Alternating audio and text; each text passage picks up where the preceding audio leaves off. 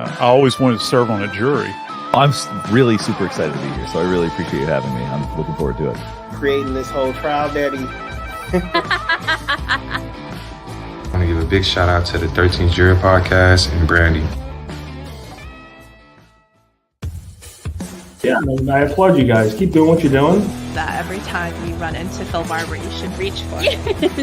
And then I just look to the jury, and it's sort of like, look. I was in the eye of the storm, and you guys were watching the storm. Hey, if you're bored of work, come pop in and say, hey, want some coffee? You are a ray of sunshine, and I love what you've done with your YouTube channel.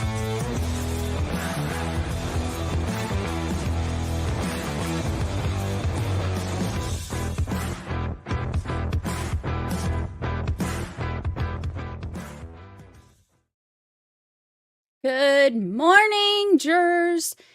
Good morning. Hello, my jurors. Hello, good morning. Happy hump day. Happy hump day. It's going to be a good day. It's going to be a good day. I'm glad to see y'all. Good morning. Good morning. Full day today. Full day today. Go figure. We'll see what we can get accomplished. I have to see what we can get accomplished. We'll see. Have you seen how Bev is getting ripped by other lawyers? Yes, I have. I have. You know, here's the thing. I've told y'all I'm not a fan of Bev. I'm not. There are some decisions she's made that I've said I think are fair. And then there are some that I don't think are at all. So I'm not a fan. So I was curious to hear other attorneys, say stuff. And there are, there are occasional good things that some will say. But for the most part, people aren't liking the way she's doing things. And I like hearing that because it makes me feel a tad less crazy than the trolls keep telling me I am. So I'm here for it. I am here for it.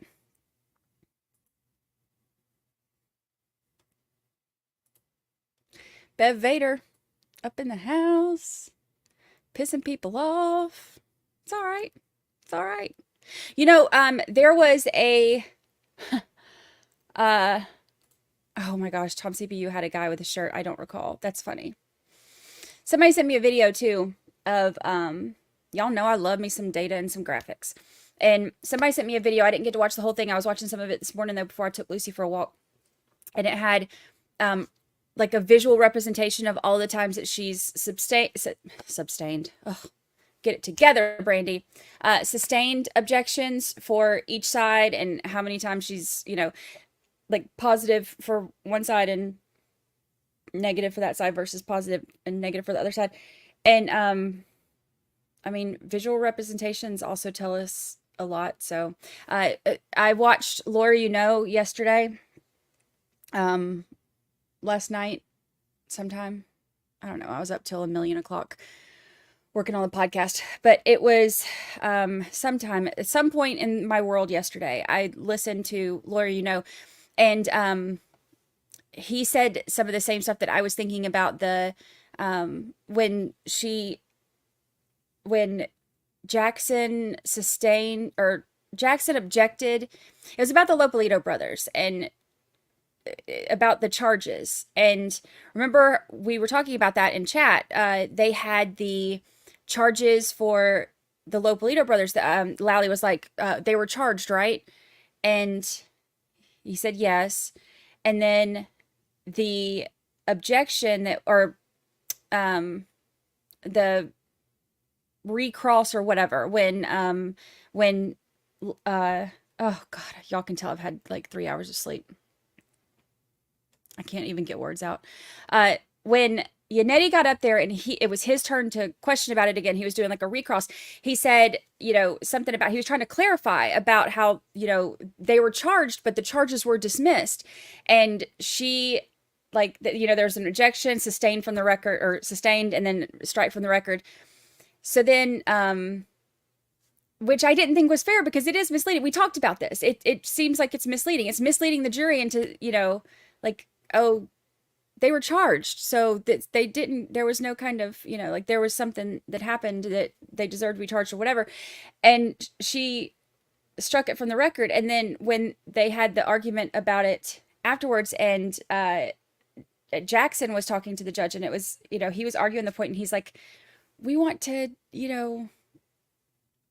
we want to, like, tell the jury, like, this is misleading, and she was like, well, they know. And he's like, no, you struck it from the record. And so there were things like that I was like, that seems really not fair. And then, so I like to hear attorneys' perspectives on it too, because sometimes I just think that, like, is it just me? Am I just, like, does she,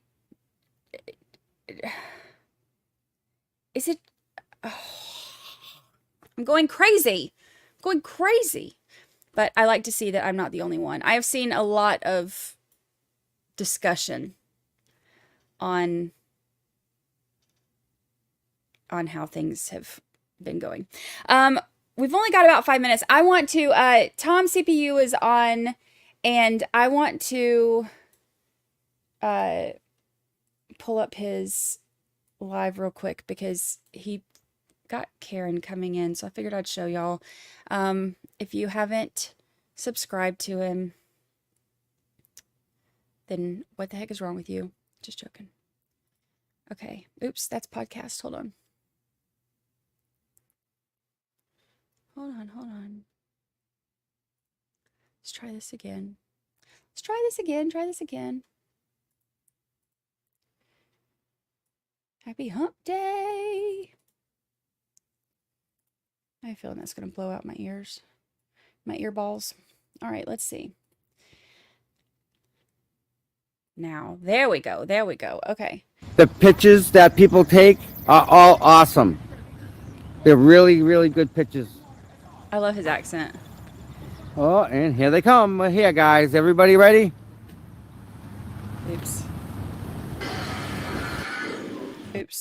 Gosh, stop pressing buttons, Brandy.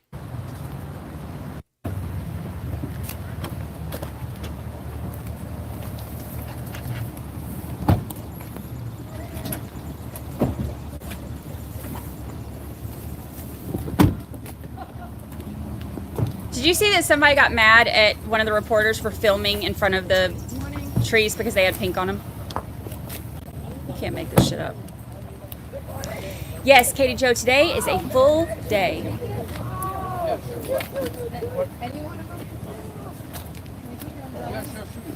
A full day. Hallelujah.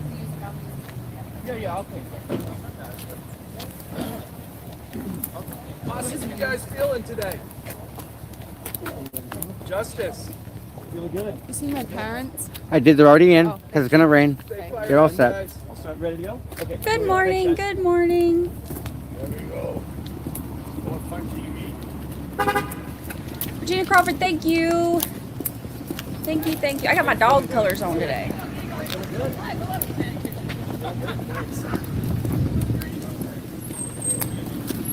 Gail said, I heard the possibility of Caitlin today or tomorrow.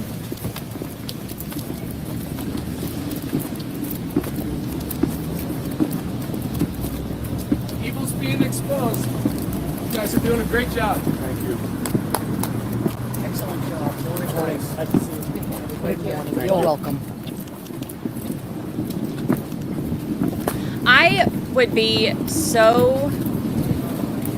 I would have such anxiety with people following me with cameras. Go to the right. I would have such anxiety.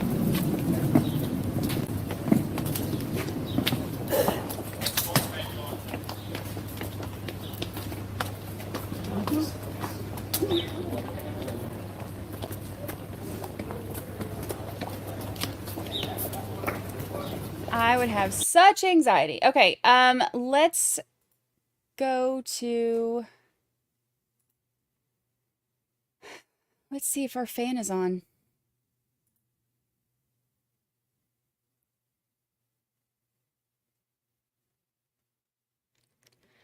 Our lovely fan. I hate the fan. Why can't we watch the state seal?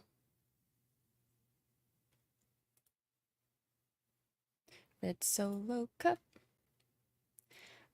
Oh, here, let me pull up yesterday real quick. I fill you up.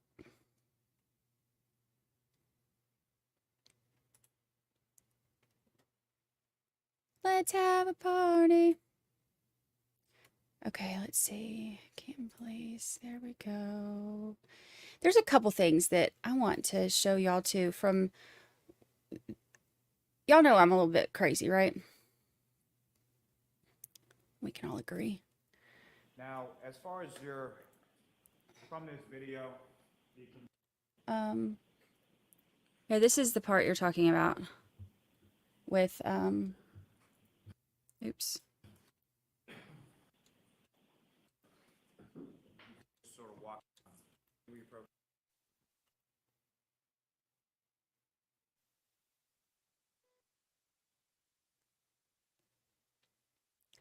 This is at the end of the day yesterday.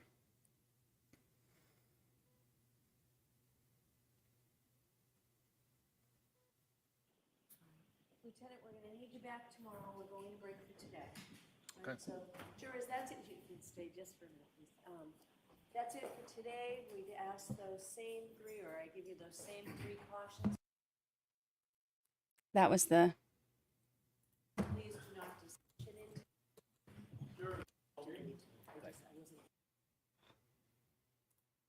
Hold on. Come on, stop pressing buttons, Brandy.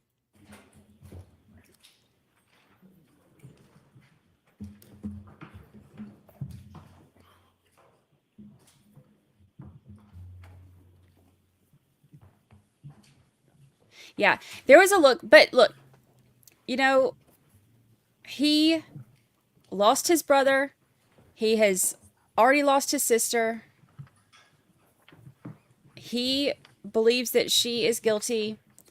So I don't fault him for giving her looks. That's it for today. We're good. Thank you. All right, you don't need me for... I don't fault her or fault him. Oh, our fan is here. Let me turn our volume back up since now we have a fan to watch. Okay, so something else. You know how I'm a little crazy, right? One of the things that I mentioned in the podcast, one of the things that I've been very sidetracked with as far as data, one of my questions, and you know I don't like questions, I like answers, I like data, I like facts, I like a big picture, I like details. And one of the, oh yeah, here, I'll cover the, now it looks like I'm a helicopter. Focus. The phone, John's phone, has been one of the things that has driven me nuts, because I've talked about this. Like, there's no mention of chain of custody. There's no mention of, and which, like, we don't have evidence. So I've thought all along, okay, well, there might be some kind of chain of, you know, like, who picked it up, who got it when, because the only thing it said was that Proctor was on scene. You know, he responded to the scene to get, you know, and he got the phone. But then we found out that Proctor never responded to the scene. And then they said, oh, well, that meant scene like the police station. Bless your heart, that ain't the scene. You can't say the scene at 34 Fairview and then in the same thing say, you know, the scene means something else. Which actually, what day was it? Yesterday, the day before? Yannetti, when he was questioning, he kind of made it a point to bring that up too. But that's one of the things that's been driving me crazy. And you know, every single person who was there when the phone was picked up has testified at this point. And not one person has mentioned the phone. So, you know, your girl is crazy. I pulled the data from the phone, and there are steps that are recorded starting at 6:04, but it's a large number of steps. But there's no movement until 6:15 and 36 seconds. So my crazy self went back and pulled the dash cam video. Let me show you. Case Carpetta, thank you so much for the super chat. Thank you. I appreciate it. I appreciate it so much.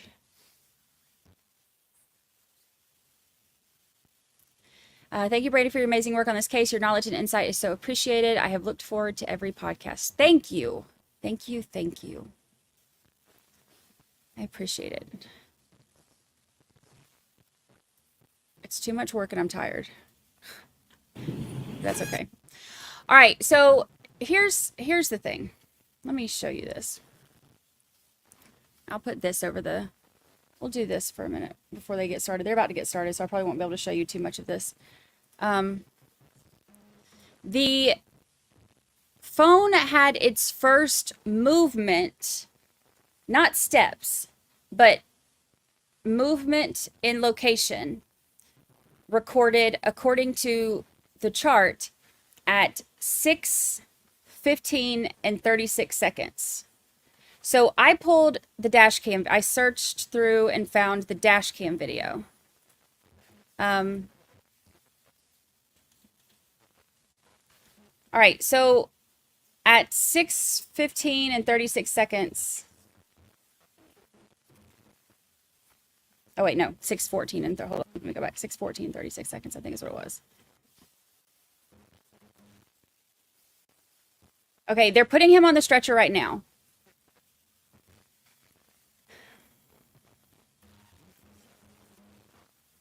They put him from the scoop to the stretcher. Or maybe it is 6:15 and 36 seconds. I don't know, but we're about to go. I have it in my notes. We're about to look at this. The time that it shows, okay, so they're putting him on the stretcher. They're taking the stretcher away. Yeah, it was 6:15 and 36 seconds. So Carrie Roberts walks over to where he was. Follow her along right here. She leans down.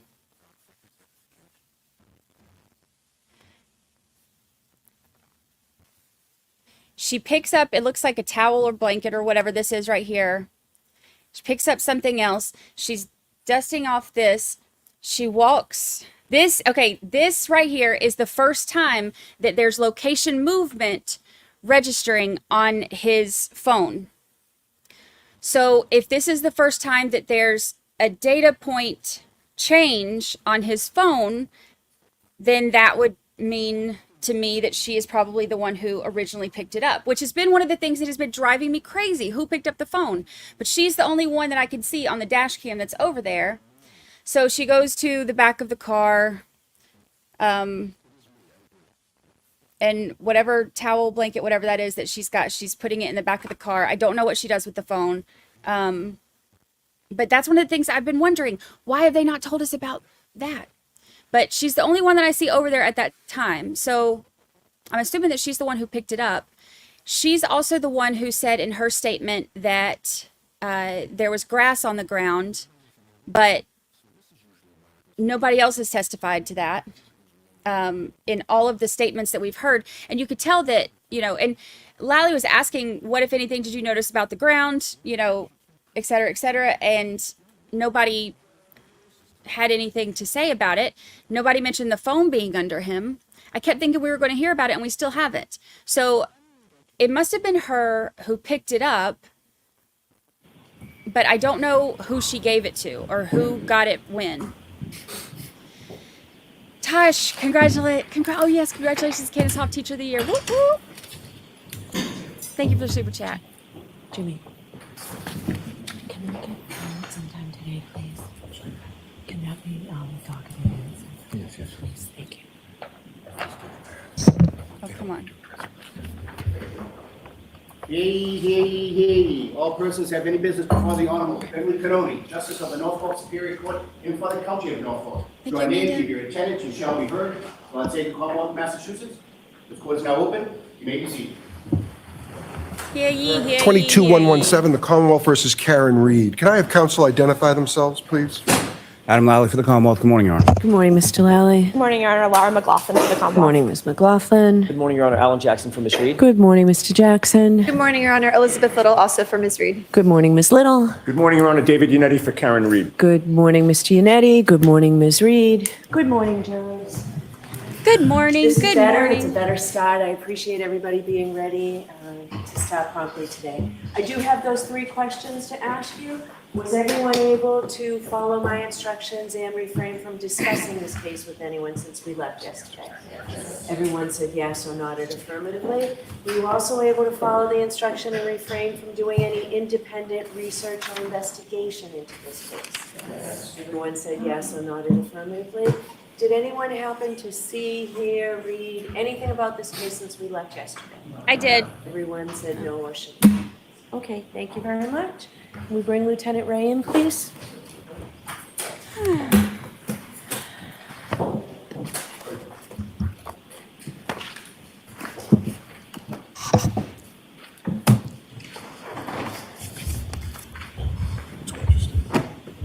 Hear ye, hear ye, hear ye. I'm going to start doing that every morning now.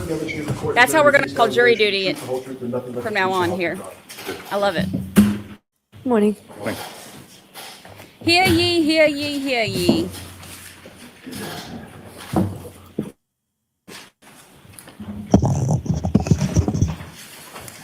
Okay, whenever you're ready, Mr. Lally. Thank you, Your Honor. Good morning, sir. Morning, sir.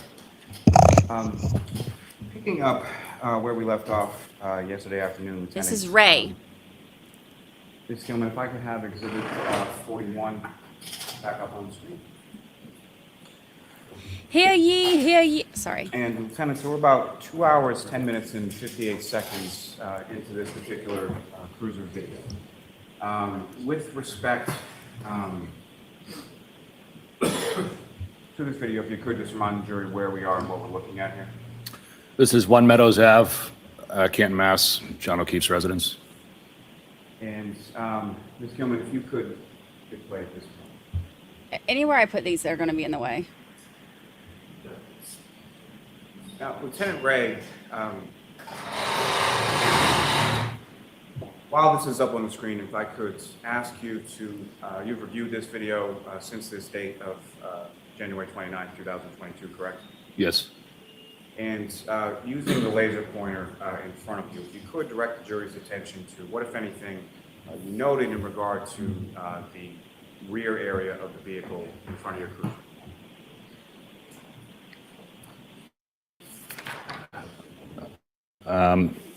This vehicle right here is Miss Reed's vehicle.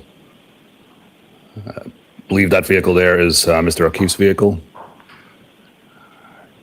And I didn't, although I didn't know it at the time, but I have since reviewed the... Move to strike. So let him finish his, you didn't know it at the time, but you have since what? I have since reviewed this video, and I can tell that there is a... Okay, the objection sustained. Continue. Now, during the course of... No, we just got to ask the question differently. During the course of your well-being check, where is it around the residence that you went? We initially went up to one of the front doors. I believe it was the one on the right. And we rang the doorbell, knocked on the door, and was seeing if we could raise anybody and get any response. And during the time that you were there, were you able to raise anybody and get any response? No, sir. And at some point subsequent to this, what, if anything, did you learn as to the whereabouts of the children at the time that you were at the residence at 8:23 approximately AM? After we left and we weren't able to raise anybody, shortly thereafter, we subsequently we did find out that the children were staying with friends or family at this time. And Lieutenant, if you know, approximately how long were you at the residence doing this well-being check? 5 minutes, maybe 10 minutes. Ms. Gilman, if I could ask you to just bring the video forward to about 2 hours, 16 minutes, and 30 seconds.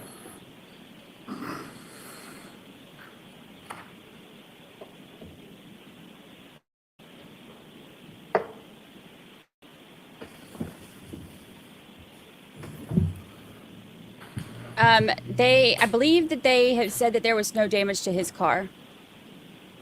You can stop. Especially last Thank you. 7 weeks, 7, 8 weeks. Now, with reference to that driveway area that was in front of your vehicle when you parked there, what, if anything, beyond sort of snow, ice, or things like that did you note within the driveway itself?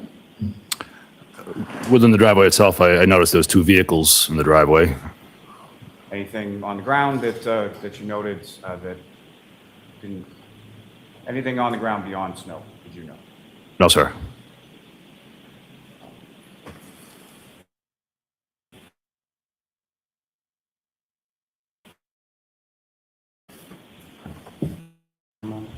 No.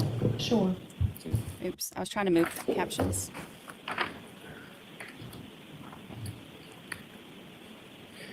Now, sir, with reference to Dang, every time I try to grab it. the residents of One Meadows Ave, are you familiar with there being a security system or a ring video system at that residence? Yes, there is a Ring camera system at that residence. And subsequently to this date, have you seen that ring video? Yes. Ms. Gilman, if I could have Exhibit 6.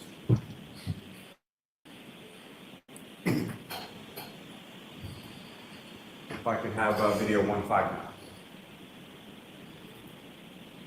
Ms. Gilman, if I could ask you to just... Now, Lieutenant Ray, what's up on the screen? Do you recognize that?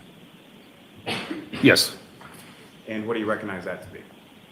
Recognize that to be the driveway of One Meadows Ave, and myself and Sergeant Lehan exiting our cruiser while in the driveway. And Ms. Gilman, if you could just play it through from there, please.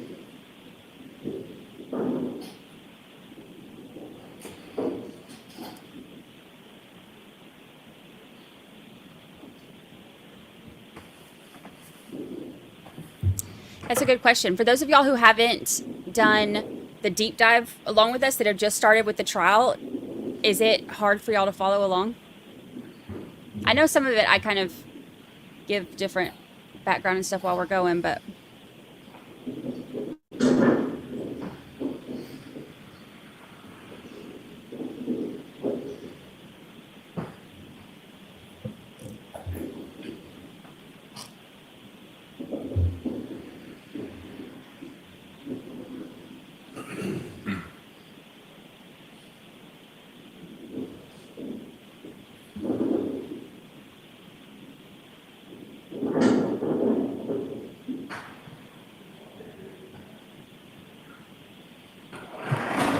And Ms. Gilman, if I can have the next video, 160. If you could just pause it for just a moment. Now, again, what's up on the screen, Lieutenant, do you recognize that? Yes. What do you recognize it to be? That's me entering, exiting the front of the residence, walking towards the driveway. Ms. Gilman, if you could play it through. Thank you.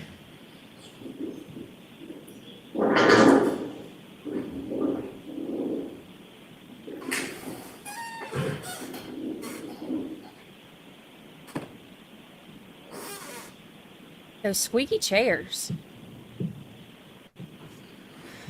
There ain't a courtroom in America that has WD-40.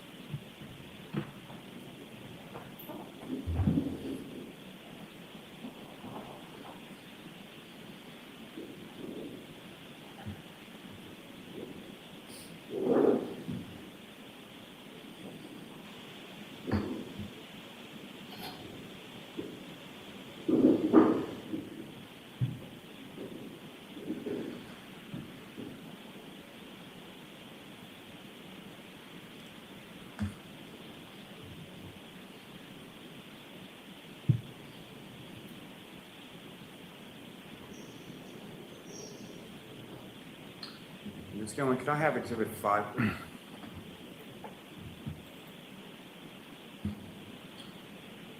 And from that, could I have video number 18? And if you could just pause it there. Lieutenant, do you recognize what's depicted up on the screen now? Yes. What do you recognize that to be? One of the front doors to Mr. O'Keefe's house, and I'm entering the frame on the left. And Ms. Gilman, if you could run it.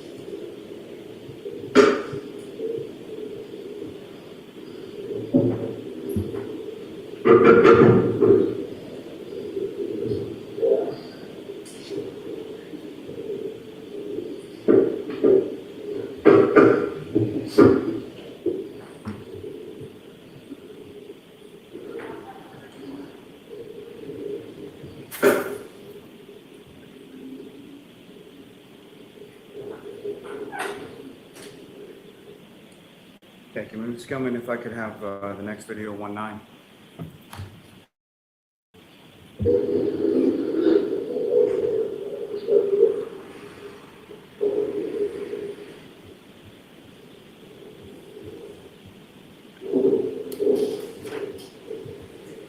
Pause it there, Ms. Gilman. Again, in addition to going to the front door and sort of in the driveway area, where, if anywhere, are you going in this video now? It looks like I'm heading towards from this vantage point to the right, which if you look at the house from the front would be to the left, to see if there's anything in plain view through the windows, if I could see anybody, any persons, any activity. Ms. Gilman, if you could press play.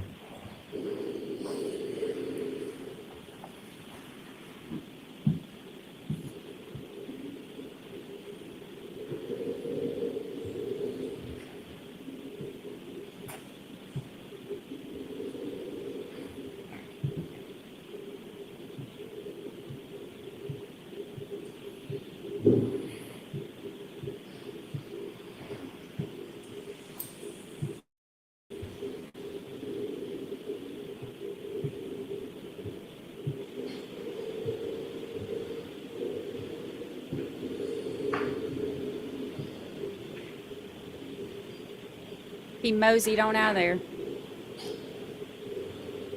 Just like he moseyed into the kitchen. Thank you, Ms. Gilman. You can take that down, and Mr. Officer, if we could have excuse me, if we could have the light back on. Thanks, sir. And Lieutenant Ray, just lastly, once you left the residence at 1 Meadows Ave, where did you go from there? I believe we went back to the police station. Just one moment, Your Honor. Yes.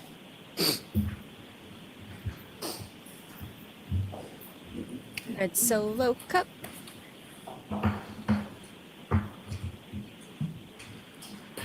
I have no further questions for this witness, Your Honor. Okay. Mr. Yannetti? The defense has no questions. Okay. You are all set, sir.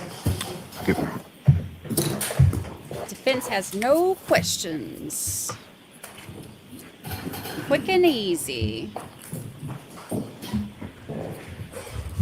There's not really a whole lot to question in that dash cam video.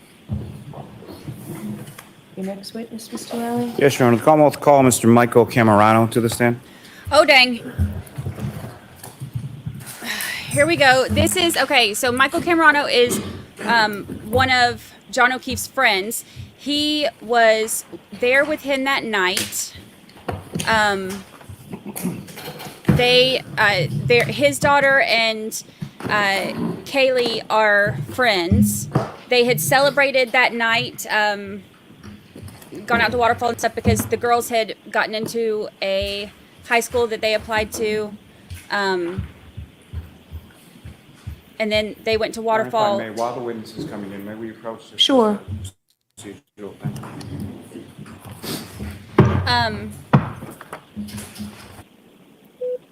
He also is the one that Karen said she told Kaylee to come pick her up, for him to come pick her up when she was going to look for John.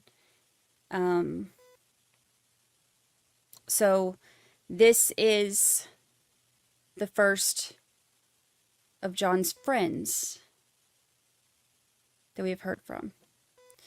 Wasn't it Colin Albert's birthday as well? I know Brian Albert Jr.'s birthday. Yeah, good thing that we waited until today to finish that. That guy's like, why did I have to come back in this morning and put on a tie and everything?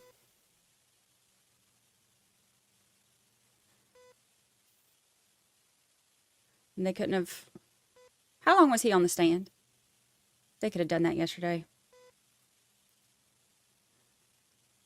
They could have done that yesterday.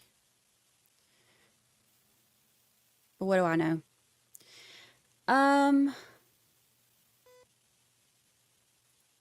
Are the friends on Karen's side? I believe that the family believes that she's guilty. And, ow, oh, gosh.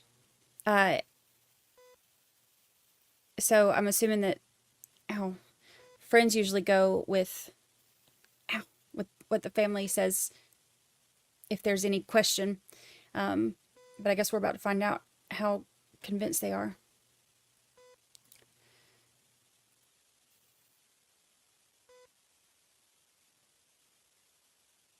But we will see.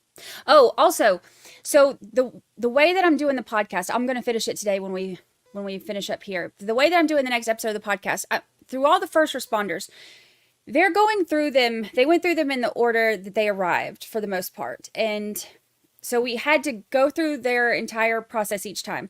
That's not the way I'm doing it, because that's not the way I'm doing the episode, because that's basically just a recap. And I don't like recaps. I like full stories. So what I'm doing is I'm walking through the scene and taking everybody's testimony to make one clear picture of what was going on at the scene.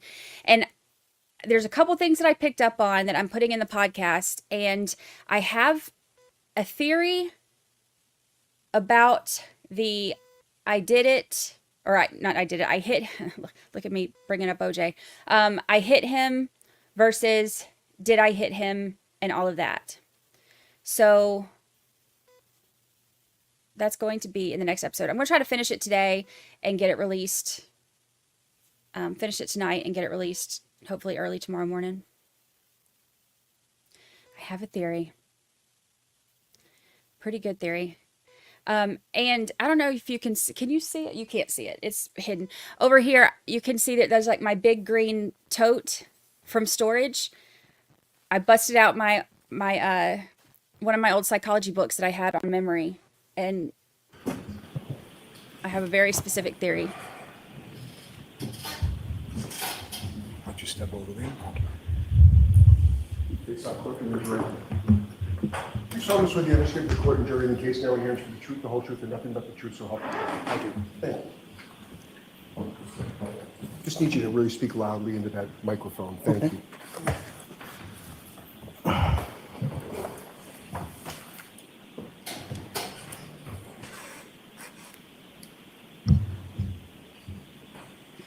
Whenever you're ready, Mr. Lally. Good morning, sir. Good morning.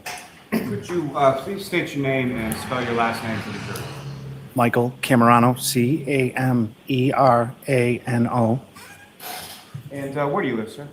292 Mechanic Street in Canton. So I'm going to ask you to keep your voice up, please, okay? Sir, if you want that microphone's adjusted around to whatever's comfortable. I bet this is nerve-wracking for them. And how long have you lived in Canton? 18 years. And that residence you live at, who, if anyone, do you live there with? My wife and 2 children. And what's your wife's name? Katherine, And how old are your 2 children? 16 and 13. And the 16-year-old, is that a boy or a girl? Girl, And Your other child, is that a boy or a girl?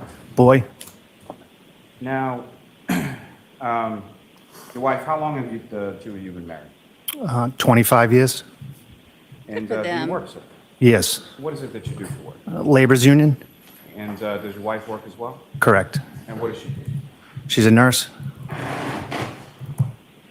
She's on the witness list Sir, too. if I could turn your attention to January 28th, 2022. Do you recall that date, sir?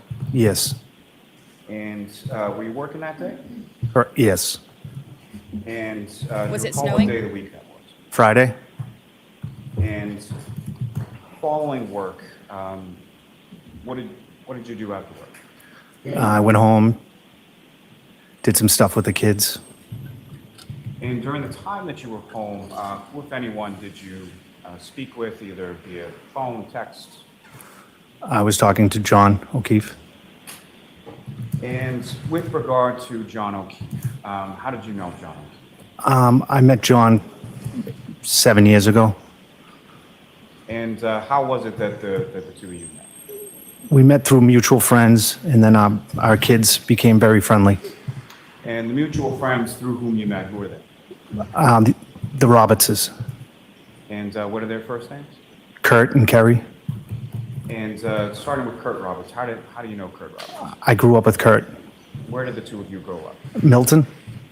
So you've known Kurt Roberts most of your life, is that correct? Correct. And you mentioned that, so you have two children. How many children did Mr. O'Keefe have? 2. And those two children, as far as their ages and genders, what were they in relation to your two children? Same. So 16-year-old girl. 13-year-old son, yes. And were each of your two children friends with Mr. O'Keefe's niece and nephew? Correct. Now, as far as friends were concerned, starting with your children and Mr. O'Keefe's niece and nephew, how close friends were they? My daughter was extremely close. And extremely close with John Kaylee. O'Keefe's niece, Kaylee? Yeah.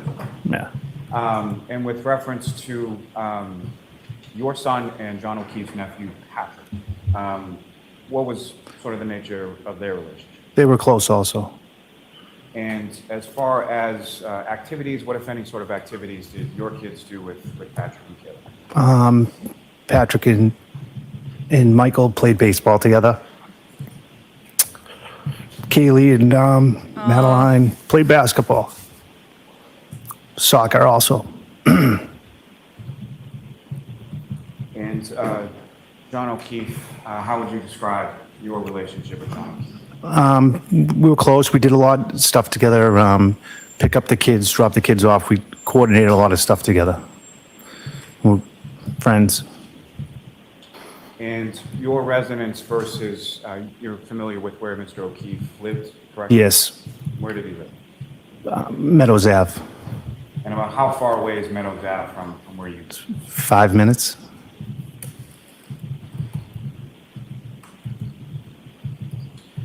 Now, with regard to the girls, and by that I mean your daughter and John O'Keefe's niece, Kaylee, what, if anything, was going on with them on that particular day?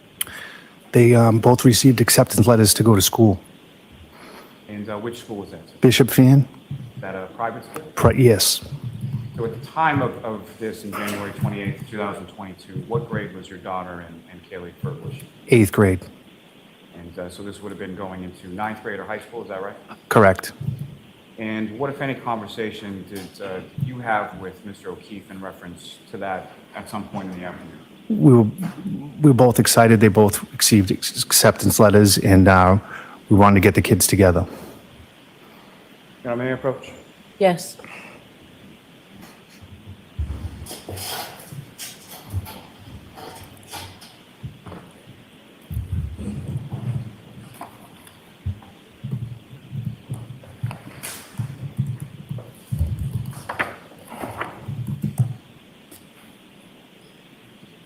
Yeah, this is Michael Camarano. He's friends with John O'Keefe. He was with him at Waterfall that night.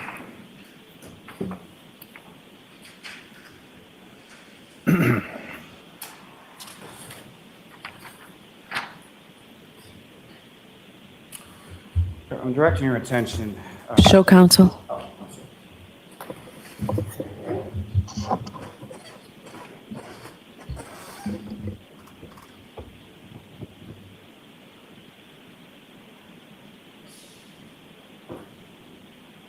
Good morning. Good morning. So I'm showing you the document. Okay. Just as far as specifically with reference to page, starting on page 188 of that document, if you could just look at that briefly in a couple of minutes. So I'm going to instruct the jury on this. These are text messages, right? All right, so folks, before you consider any electronic communications in your deliberations, you must first find that it's more likely true than not that the person who authored or sent these messages is this witness and/or John O'Keefe. If you do not find that it's more likely true than not that the messages were sent or authored by Mr. Camarano or Mr. O'Keefe, then you may not consider the electronic communication in deciding this case. Okay? Go ahead, Mr. Lally. Your Honor, may I approach this briefly again? Yes.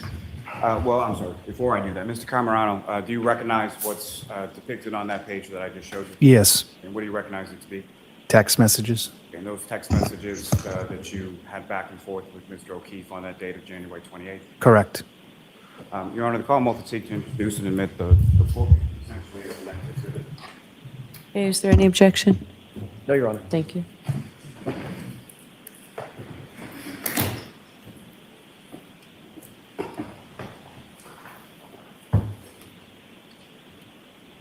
Yeah, it always hurts my heart when they choke up.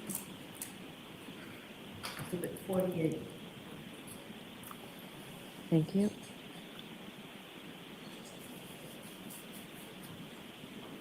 It's a court reporter. Mr. Camarano, bring your attention back to page 187 of that document. Do you see anything in there listing sort of participants in a text communication or conversation? On the bottom of the page.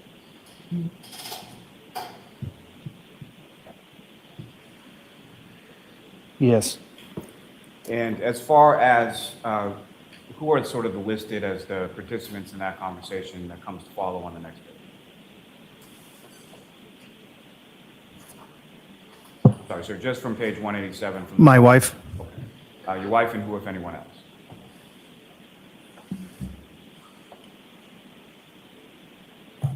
John. And your wife, John, and is your number there as well? Sorry, you have to keep. Correct. So essentially, that's a conversation between yourself, your wife, Katherine, and John O'Keefe, correct? Correct. Now,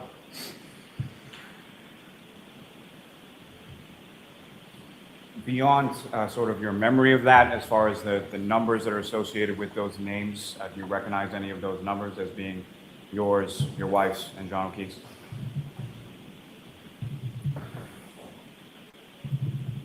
No, there's just 3 numbers there. Now, sir, if I could ask you to flip the page to the next one, 188.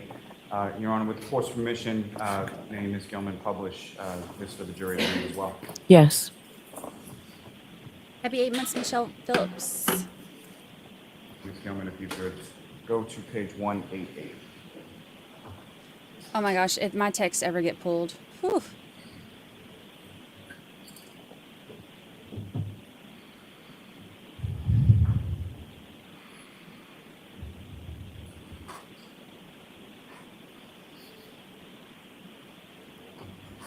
I'm sorry, Ms. Gilman, if you could just, thank you. Read my mind. So, sir, what's up on the screen right now, is that what you have before you as page 188 of exhibits, I believe it's 48? Yes. What's up on the screen, is that what you have before you? Correct. Okay. And as far as, from these conversations, there are blue bubbles and green bubbles, is that correct? Correct.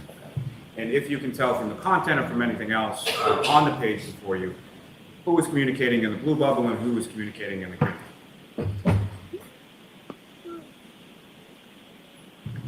Katie, my wife? From within. Oh, the no, bubble. I'm communicating. Sorry, excuse me. So there's a from and a to, is that Yes. correct? Correct. And so the sender would be in the from, is that your understanding? Yes, So this first one on the top of page 188, this is from you, is that correct? correct. What, if anything, did you say in this conversation? Congrats, this is great news. And what, if anything, are you referring to by that? Kaylee getting her acceptance letter. And Ms. Gilman, if you could just scroll down.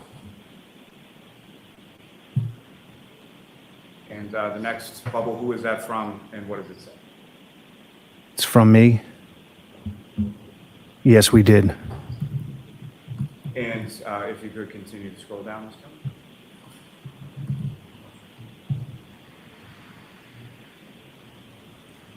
And again, from this bubble, who is this from and what does it say? It's from John. Same news, I hope. Is that still in reference to the news regarding theme? Correct. And Ms. Gilman, if you could scroll down. Yeah.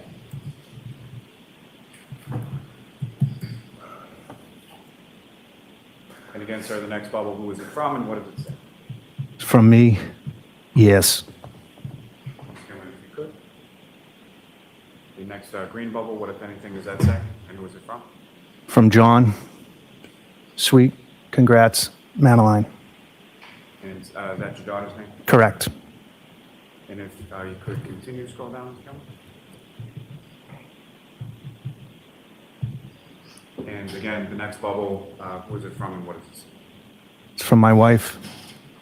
I'm so excited for these girls. Madeline doesn't know yet. Aw. Ms. Gilman, if you could continue down.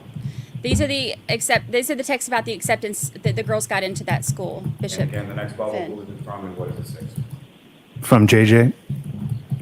And Well, I told Kaylee already, so I'm sure she's texted her by now. Poor kid is probably a nervous wreck. Aw. Ms. Gilman, if you could. And the next bubble, I know. and who was that from? It's from my wife, Kate. And if you could scroll down again, Ms. Gilman. And the next bubble, sir. From me, I am sure she is freaking out. And if you could scroll down again, please. And the next bubble, sir, who is it from and what does it say? From John. No doubt. And if you could scroll down again, Ms. Gilman. Thank you. Now, sir, if I could, may I approach on just a... Yes. Do we need the lights on? I don't. Mr. Camarano, are you able to see without these lights on? Yes, I can. Okay. So, sir, I'm going to direct your attention to within the same exhibits, page 156. He moves very slowly through everything.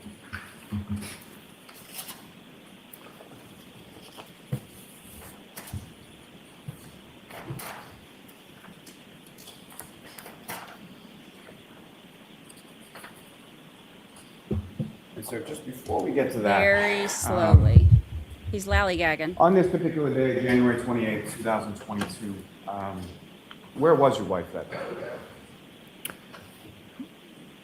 She was at home. And at some point, did she go to work on the 28th? Correct. Okay. And what is sort of her typical work schedule with reference to, at that time, what was her sort of typical work schedule with reference to weekends? She worked weekend nights, her shift. And as far as your typical schedule on Friday evenings, what, if anything, was it that you would typically do? Friday, I would be with the kids. I would, get them ready for stuff for the weekend, take care of all the activity that we have. And then in reference to that, as far as the weekends were concerned, or Friday evenings in particular, what, if any, sort of usual thing would you do with reference to Mr. Oakley? I would usually go over the O'Keefe's house every Friday. And with your children, is that correct? Correct, with at least one of them, if not both of them. So either your son's hanging out with Patrick or your daughter's hanging out with Kaylee, typically on a Friday, correct? Correct. Now, with reference to what you have before you as page 156 of this exhibit, again, towards the bottom, is there an indication as to a conversation starting on the next page as far as who, if anyone, the participants are?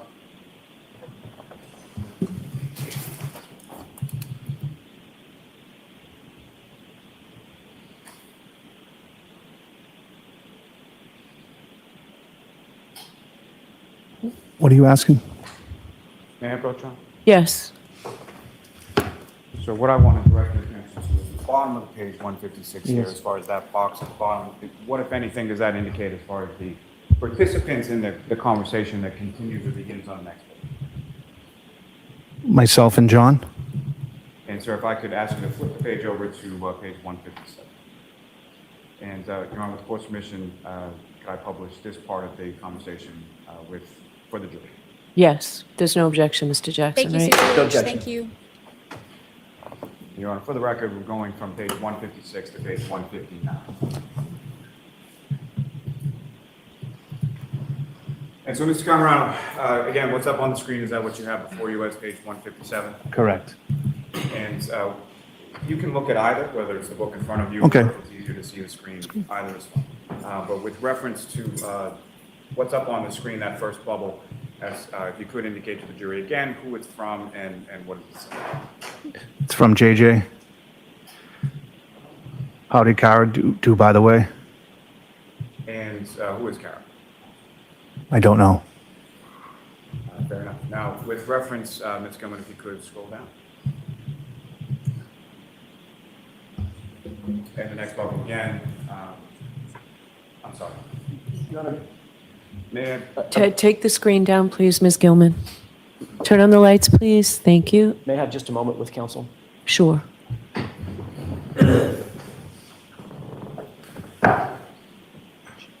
Yeah, they haven't called Proctor. I think that they are probably going to try to limit him as much as possible. They are bringing in everything that they May I can through approach everybody this else. exhibit? Yes.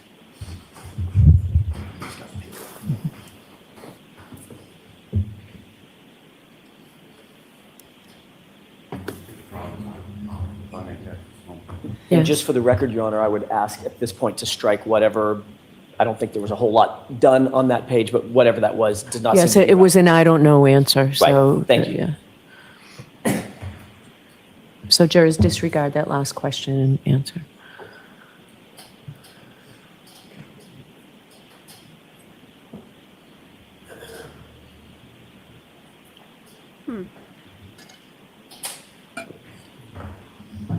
My apologies. Directing your attention, Mr. Camarano, to what's on 157 before you, is that what's up on the screen now? Yes. And so my apologies for the floor. But with regard to this first bubble on page 157, who is it from and what is it? From JJ. You guys around tonight? Ms. Gilman, if you could scroll down. And with respect to that next blue bubble, who is it from and what is it? From me. Kate is working. I'm around. Madeline Michael is going to the Loose to play with a friend. And what is the loose play? The Loose is a elementary school. Was there a play? The, or something the play, happening? there's a park down there. Activities for kids. And Ms. Gilman, if you could scroll down to the next bubble. And again, who is it from and what does it say, sir? From JJ. Okay. At the driveway with her now. I'll text on my way back. And could that be at the doctor's? Could be. And Ms. Gilman, if you could scroll down to the next bubble. And again, who is it from and what does it say? Oh, Don. From me to JJ, everything okay? And if you could, down to the next bubble, Ms. Gilman. And again, who is it from and what does it say? From JJ. Yes, stupid shit. And if you could scroll down to the next bubble. Ms. Gilman. This must have been when they were arguing about the And Dunkin' then Donuts that one's iced blank. coffee. Or as far as no text, but may have been something. Yeah. And go back to the microphone or,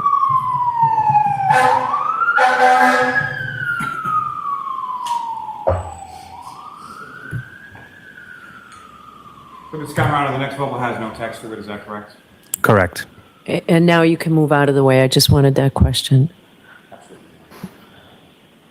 The next bubble below that, green one, again, who is it from and what does it say, sir? From Johnny.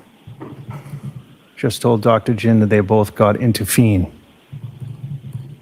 And if you could scroll down to the next bubble. And again, green bubble, who is it from and what does it say, sir? From Johnny. They called Want to drop John Madeline JJ. off Johnny. and hit the hillside for a bit. And what is a hillside, sir? It's a pub. And where is it located? Canton. And Ms. Gilman, if you could scroll down again. And the blue bubble on the screen, who is that from and what does it say? It's from me to Johnny. I probably won't get to your house till 5:30. Ms. Gilman, if you could scroll down again. Again, that green bubble, who is it from and what does it say? From Johnny. Okay. Ms. Gilman, if you could scroll down again. And again, the blue bubble on the screen, who is it from and what does it say? From me. I am leaving in 10. And if you could scroll down again. Johnny. Okay. Hold on one second, sir. Just the noise. So the one that was struck from the record, he asked about a conversation. He said, John asked, how did Kara do, by the way? And Mike said he doesn't know who Kara is. Okay, sir. And the next screen bubble. And that was Could struck you from the answer record. again, please? Yes. From JJ. Okay. Thank you. So now all this talking is the back and forth before they go to the bar together that night. Thank you. Ms. Gilman, you can take that. And when Mike No, asked him may I if he's approach okay, this he with said, Yes. yes, stupid shit, which I'm assuming has to do with the argument that he and Karen were having that day. Because remember, she texted Aaron about it too, Paul's wife. Mr. Camarano, with regard to ML, happy your 11 statement in the months. text as far as leaving now, where were you leaving and where were you going to? Leaving my house, going to John's house. And who, if anyone, was going with you at that time? My daughter. And if you know approximately what time did you arrive at Mr. O'Keefe's house? I don't.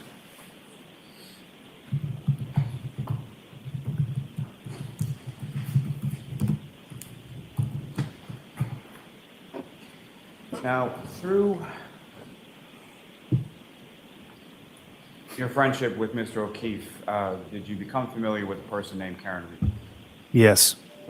And how did you become familiar with her, and who, if anyone, was she to Mr. O'Keefe as far as you? John introduced me to her. She was John's girlfriend. And just to be clear, do you see Ms. Reed in the courtroom today? Yes. Could you just identify as to where she's seated or an article of clothing that she's wearing? She's sitting right there. No, just ask the record to reflect identification and identify the witness. Yes. Now, with regard to Ms. Reed, prior to that date of January 28, 2022, how long had you known Ms. Reed? A year? Do you recall approximately when you met her? No. And as far as you were aware, where Mr. O'Keefe lived, did Ms. Reed live there as well? Yes, not full time. So she had a house of her own as far as you knew? Correct. And about how often on a given week would you see Mr. O'Keefe? Couple times. And about how often would you see Ms. Reed? I would see her also.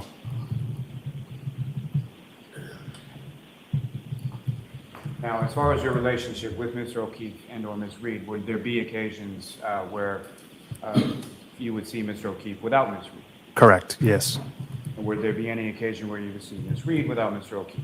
Yes. And where would that be? At the house, maybe at Fields.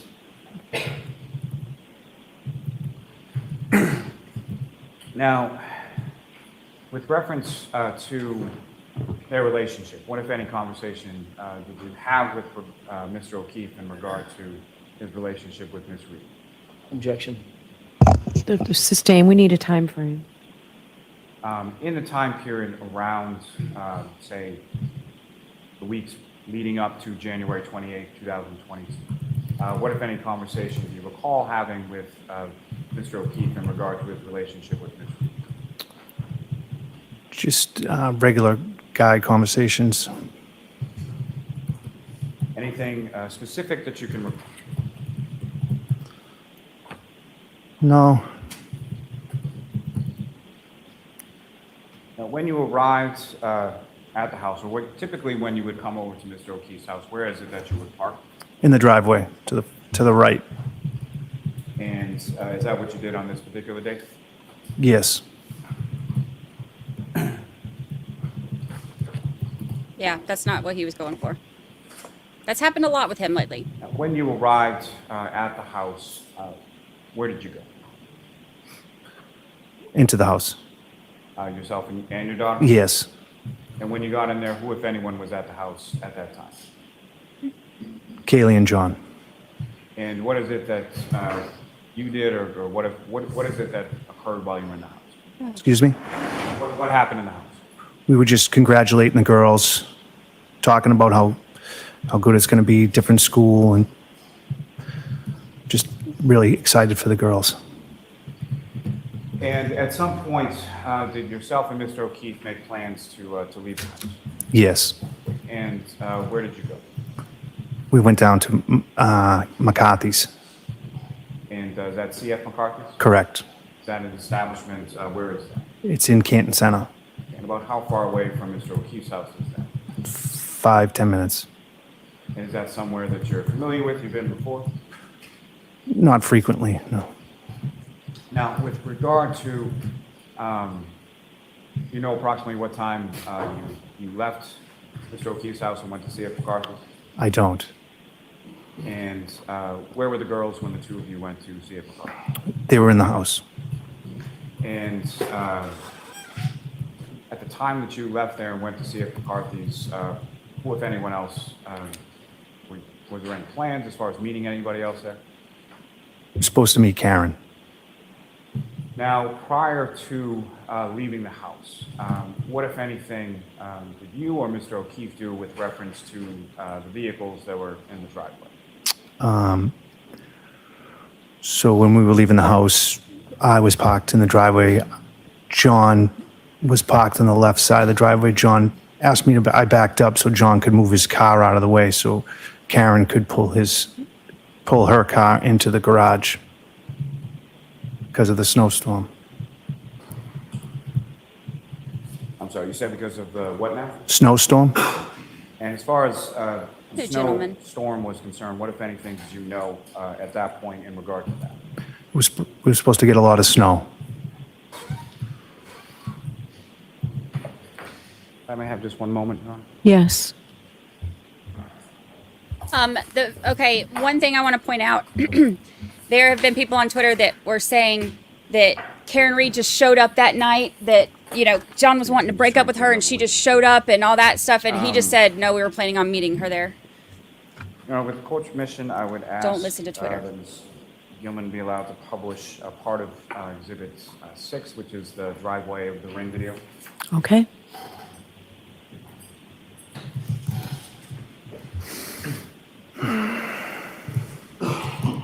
And Ms. Gilman, if I could ask for video number 145. I'm sorry, if you could pause it right there. Mr. Camarano, do you recognize what's up on the screen? Yes. And what do you recognize that to be? Myself and my daughter. And as far as May I approach the witness again, Your Honor? Yes.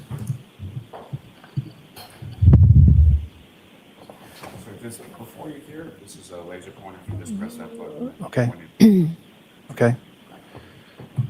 And Ms. Camarano, using that laser pointer that you now have with you, if you could direct the jury's attention to where in this video you observe yourself and your daughter.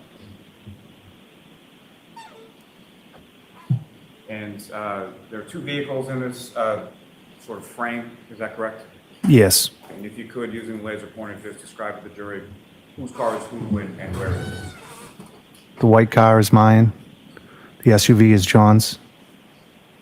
Now, as far as the ring system that Mr. O'Keefe had at his house at this time, as far as your knowledge of it, what, if anything, would the two of you do with reference to sort of picking up or dropping off kids in the ring video? Yes, he had a camera, so like I'd always wave or give him, I always knew that he was like watching. And do you know how he was watching, if he wasn't home? Yes, on his phone. So would that be sort of a running joke between the two of you? Yes. Thank you. Ms. Gilman, if you could play this.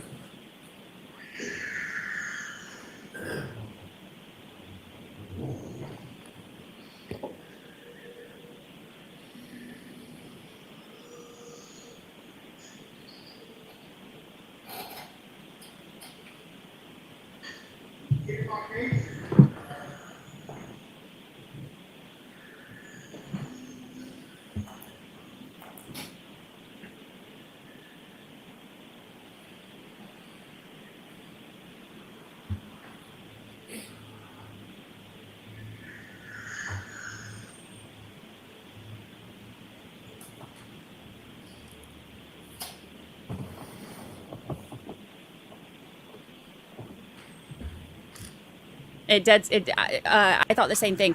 It sounded like he was about to say wave or give him the finger, and he was probably like, If no, you could just pause it there briefly. like running joke. Now, Mr. Camarano, are you familiar with Mr. O'Keefe's house? You've been there plenty of times, correct? Yes. Okay. And with reference to sort of where you and your daughter sort of exited from the screen, what, if any, sort of entrances to the home are located in that area? 2 garage doors. And are you familiar with that garage area? Yes. Is that typically how you would enter the house? Yes.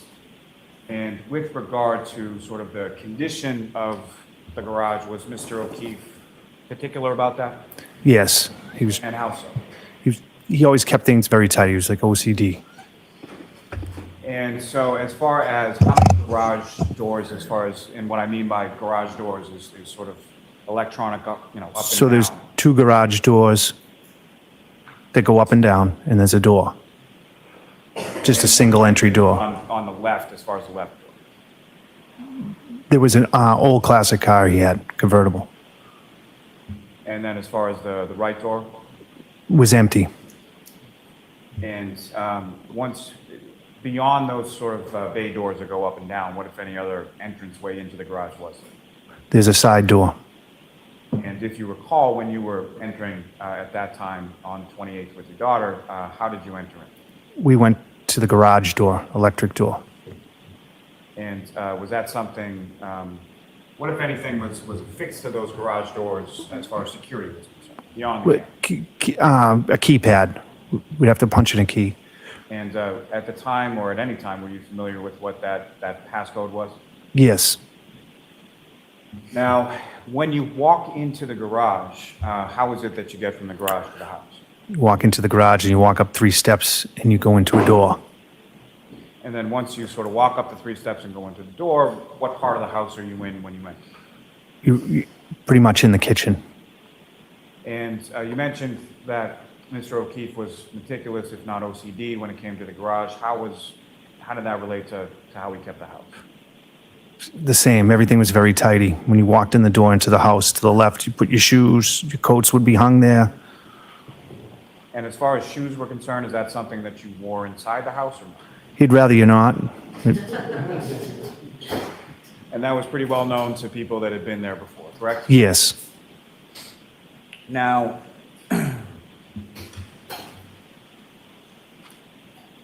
Ms. Gilman, from the same exhibit, if I could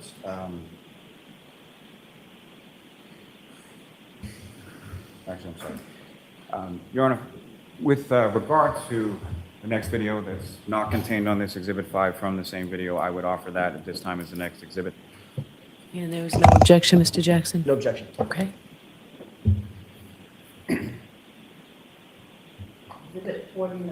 Thank you. He's just not, Lally's just not very Your Honor, engaging. for the record, this would in his relate to Exhibit questioning. 6, and it's video number 148. Oh my gosh, imagine when we get to the technical stuff. And with the court's permission, may I publish that to the jury at this time, Your Honor? Yes.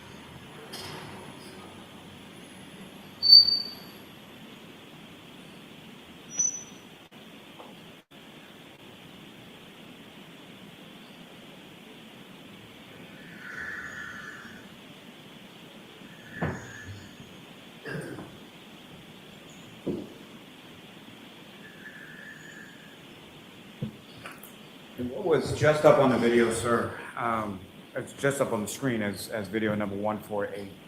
That was what you had testified to previously as far as moving the cars. Correct. And why was that again? So Karen could pull in the driveway, in the garage, excuse me. So the expectation, from your understanding, is that Ms. Reed was coming back to the house at Meadows later on that evening. Correct. Now, as Mr. O'Keefe from that video on the screen there was walking to the car, did you happen to notice how he was dressed? Yes.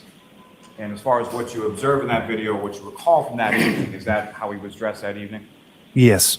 And when I say how he was dressed, for sort of the entirety of the time that you were with him? Yes. So it's January 28th. You recall, you indicated there was a snowstorm coming. It was cold out, is that correct? Correct. And with reference to that, was Mr. O'Keefe someone that would typically wear a coat? No. And ever? That you can recall? Never that I could recall. And Your Honor, with the court's permission, with reference to that same Exhibit 6, if I could publish video number 149. Okay.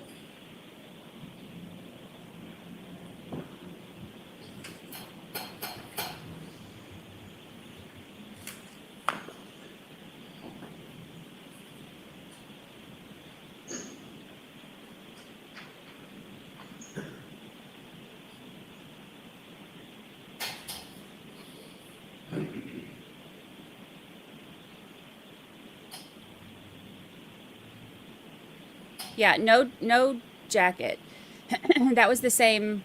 That was why Jackson pointed out that the memory that Nuttall had of the jacket was false memory. And yes, you can bring it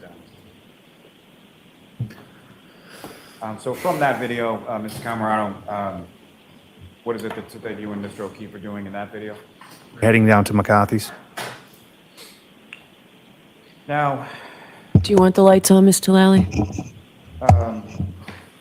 yes. Thank you.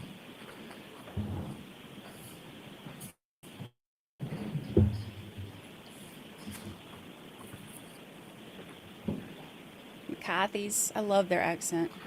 Now, at some point after you arrive at C.F. McCarthy's, who, if anyone else, sort of joins your group? Kurt? And that'd be Kurt Roberts, is that Correct. And how was it that he came to C.F. McCarthy's that night, if you know? I texted him. And in general terms, what do you recall sort of what that text communication was like between yourself and Mr. Roberts? Yes, he said he was busy. He was doing something that I texted him that he was a pussy. following that text, did Mr. Roberts eventually arrive at CF McCarthy's? He showed up, yes. And about how long after you and Mr. O'Keefe arrived did Kurt show up? I would like to say maybe an hour. And if you know, when was it that at some point you indicated Miss Reed appeared at CF McCarthy's as well? Correct. And do you know about how long after yourself and John arrived that Miss Reed appeared? I don't. Exact. Now, with reference to that establishment of CF McCarthy's, are you aware, or have you become aware that there was surveillance video from inside the bar that night? Yes. And you've seen some of that footage, is that correct? Yes. Your Honor, may I approach? Yes. I want to seek to introduce and admit the surveillance video from CF McCarthy's as the next exhibit. And there's right, no here's- objection, Mr. Jackson. There's none.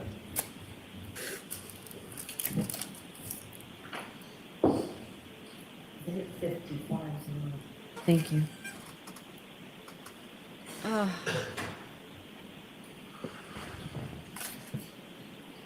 Thank you very much. What was that? Tori, 55 or 50? Your Honor, with the court's permission, I would seek to publish portions of that video for the jury at this time. Okay. And Ms. Gilman, if you could, from that video, the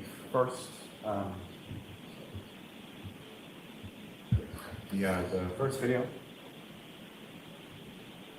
And if I could ask you to play from about 7 minutes and 40 seconds, and we'll go through about 9 minutes.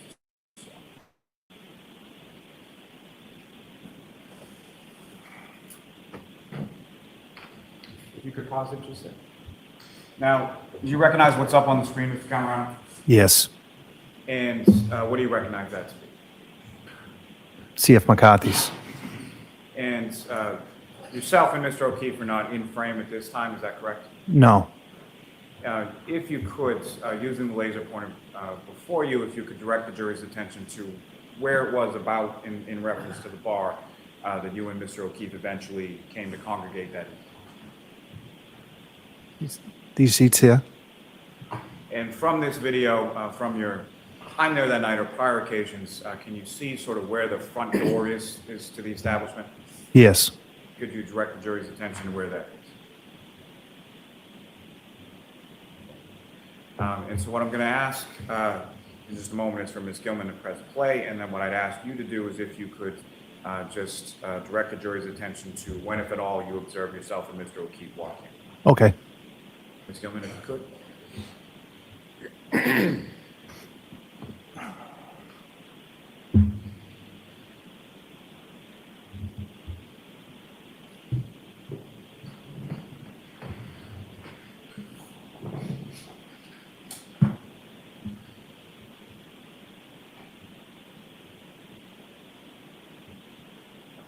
And Ms. Gilman, if you could pause it right there. And just, I'm sorry, Mr. Camarano, you're directing with the laser pointer to the Sorry. screen. If you could just describe what you're directing the jury's attention. That is me, and that is John. And thank you, sir. Well- Ms. Gilman, if you could just, again, play this through the 9 minutes.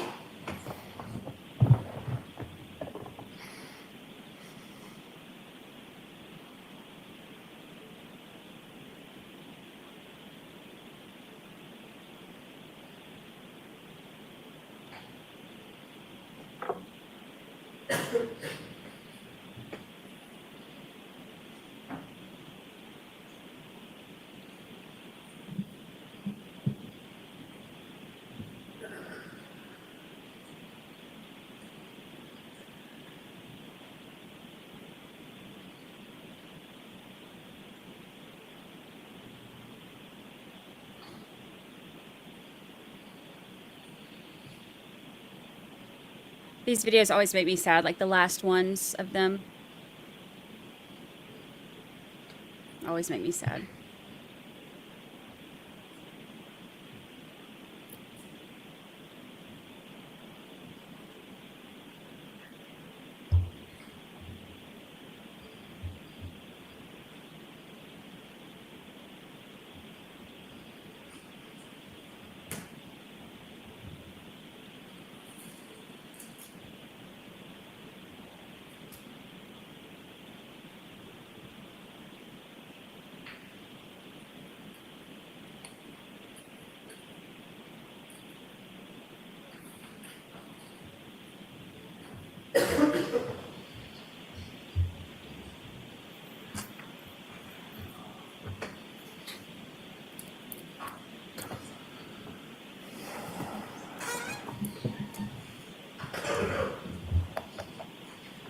And Your Honor, for the record, I think we're at about 9 minutes and 41 seconds or so. Okay. So with reference to Steve McCarthy's, you went there and had some drinks, correct? Yes. Do you recall what you were drinking or what John was drinking that night? Beer? Is that sort of typical for the two of you? Yes. Yeah. And do you recall sort of, was that from the tap, a bottle, or something else? From the bottle? And do you recall what type of beer typically you would drink or Mr. O'Keefe would drink? Bud Light? And do you recall specifically that's what you had that night, or that's just what you would typically have? Typically, I think we had Bud Light. And if you know approximately how many beers or how many drinks did you have over the course of your time at C.F. McCarthy's that night? I don't. As far as yourself versus Mr. O'Keefe. Sorry, I'm trying to move that. Do you recall sort of in relation to each other how much you each had to drink? Not, maybe 6 beers? And what I'm asking, sir, is it's not like, did one of you have 10 and one of you had 2, or was it sort of commensurate with each other? Commensurate, one for one. I would. Okay.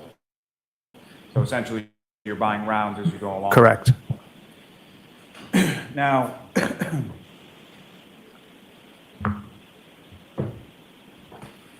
from your time at C.F. McCarthy's, how would you describe sort of the tone or sort of the demeanor within the group that you were in that night? Pretty good. So no arguments, no fighting, anything like that you recall? No. And just briefly going back to the clothing that you observed Mr. O'Keefe wearing in this and that you recall him wearing that night, what, if any, damage or tears or anything like that did you note in any of his clothing that night? I did not see any. Now, Ms. Gelman, if I could ask you to take this down and go to the third video.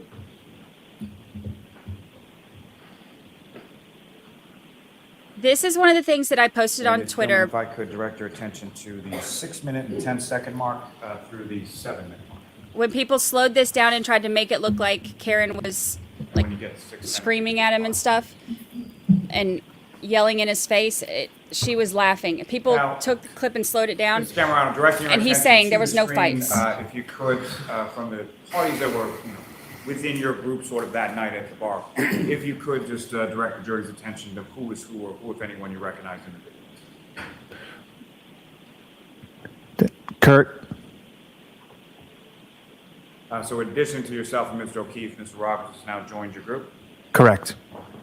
And Ms. Gilman, if you could just play it for me. If you could pause there, please. Now, with reference to Mr. Roberts, was he a beer drinker as well? Yes. And from a bottle that night, same sort of thing that yourself and Mr. O'Keefe were having? Correct. And from where it's paused at this point in the video, who, if anyone else, do you recognize sort of coming into frame or coming to join your group? Karen Reed? And so from this, is this about the time that she entered the establishment or came into the bar? Yes. Now, with reference to Ms. Reed, what, if anything, do you recall her drinking during your time that you were both at C.F. McCarthy's that night? She was drinking out of a glass. And if you know, what if anything did you observe as far as the color of what was in the glass? It was clear. And beyond sort of the clear liquid in the glass, what, if anything else, did you observe in the glass as far as a straw, fruit, anything like that? A straw, maybe.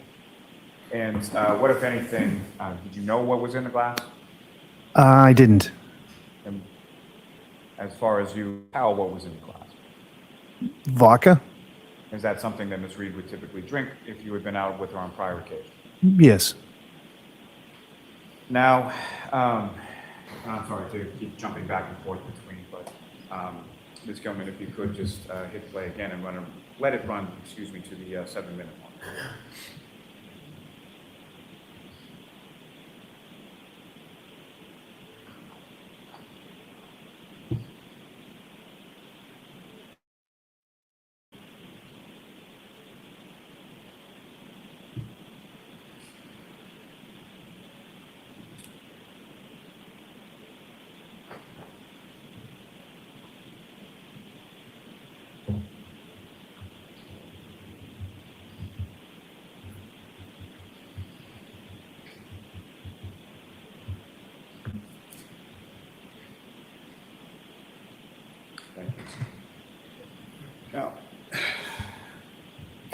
Ms. Gilman, from this same third video in this exhibit of the C.F. McCarthy's, if I could ask you to forward to the 14-minute mark and pause there.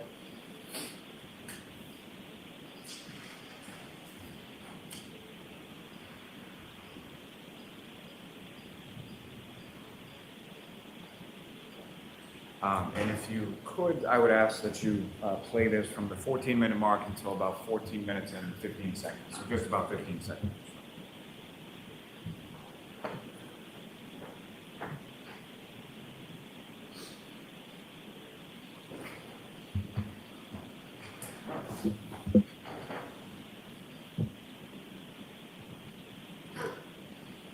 They counted all of her drinks in this surveillance video. And Ms. Gilman, you can take that down for now. So Mr. Camarano, you indicated that your son was at Luce Elementary School for a play of some sort, is that correct? He was for a little bit. And from there, where, if anywhere else, did he go that evening? He went to a friend's house to skate in his backyard. Skate as far as just skating, or what, if anything else, was he? He was skating, that little party. Well, let me ask you this. Was he a hockey player? Yes, he's a hockey player. Okay, so when you say skate, he's in the Skating, backyard. yes. Makeshift hockey rink in somebody's backyard. And at some point with relation to that, what, if anything, sort of caused you to leave C.F. McCarthy's on that night? I received a phone call that my son was hit in the face with a hockey stick and he lost his tooth. Aw. And so upon receiving that call, where did you go? I went to go get him. And do you recall about what time that was that you left C.F. McCarthy's to go get him? I don't recall.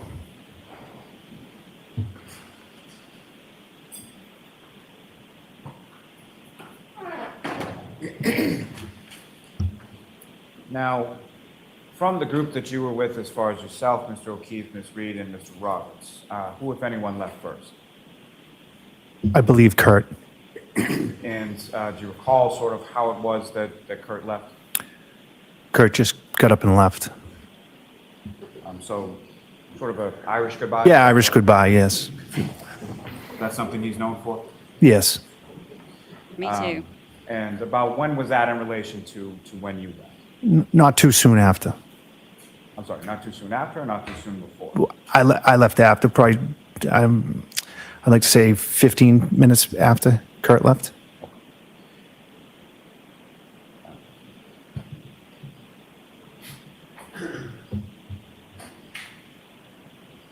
Now, with That's the court's always permission, sad Your for Honor, me. I'd just like to publish just 2 more segments from this. Okay. So Ms. Gilman, if I could direct your attention to the 4th video. Let's see if they scream and fight in this one. And if I could ask you to forward it to about 19 minutes and 40 seconds. Harry Potter's beard, welcome. Welcome, welcome. You could play.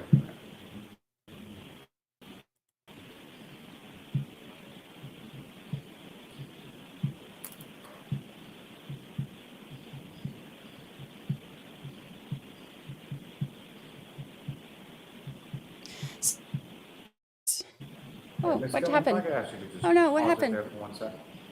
Now, Ms. Camarano, from your looking at this surveillance video here, or from your memory of that night, you see Mr. O'Keefe speaking to another gentleman, is that correct? Yes. Do you know who that person is? Yes. And who is that person? Sully? And do you know his first name or anything beyond his Sully?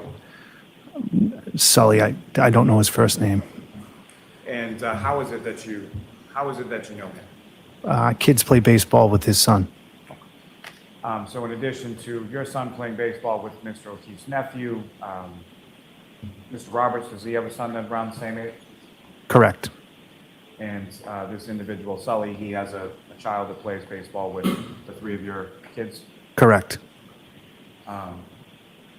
Is that someone that you had contacted to meet there, or he just happened to be there? He just happened to be there. Okay. Ms. Gilman, if you could just hit play again and just run to about the 20-minute mark or so. Now, Ms. Gilman, if you could move that forward again to 24 minutes and 10 seconds.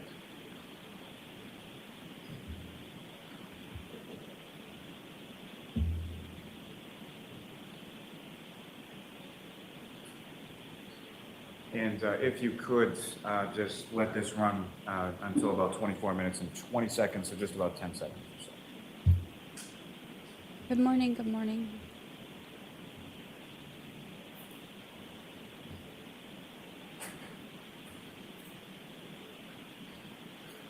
And so, Mr. Camarano, did you see yourself in that portion of the video?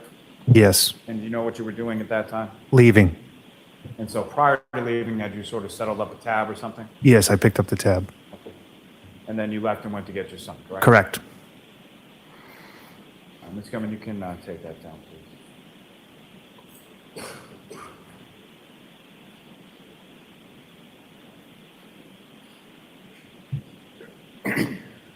Now, Mr. Camarano, you left there and went to pick up your son, is that correct? Yes. And following picking up your son, where did you go from there? Back to John's house. And why did you go back to John's house at that time? My daughter was there picking her up. You went to pick up your daughter? Correct. And you recall approximately what time that was? 11. And when you came back to the residence at One Meadows, did you park in the driveway again? Correct. And did you physically sort of go in the house to pick up your... No, I did. No, I did not. Now, as far as from the time that from the time that you left with Mr. O'Keefe to go to see if McCarthy's versus the time that you came back, anything changed as far as position of Mr. O'Keefe's car? No. What, if anything, did you note as far as the garage doors were concerned, or any damage or anything like that? Everything looked normal. And, Your Honor, with the court's permission, I would seek to just publish another video or two from Exhibit 6. Okay. Bless you.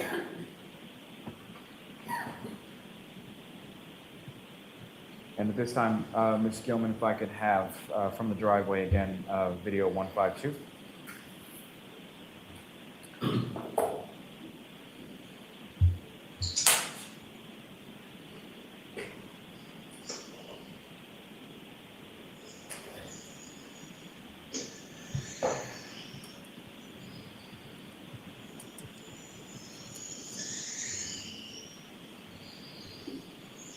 If this is the video of him picking up his daughter, that might be why they're not playing this one and why they didn't play the other one, because they're not going to show a minor on the public view, which I don't blame them for. Yeah, they did end up finding the other shoe in the hat during searches later.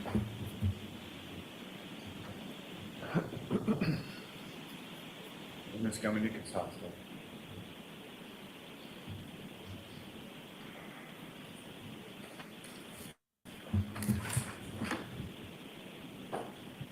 Now, from that video 152 that was just up on screen, sir,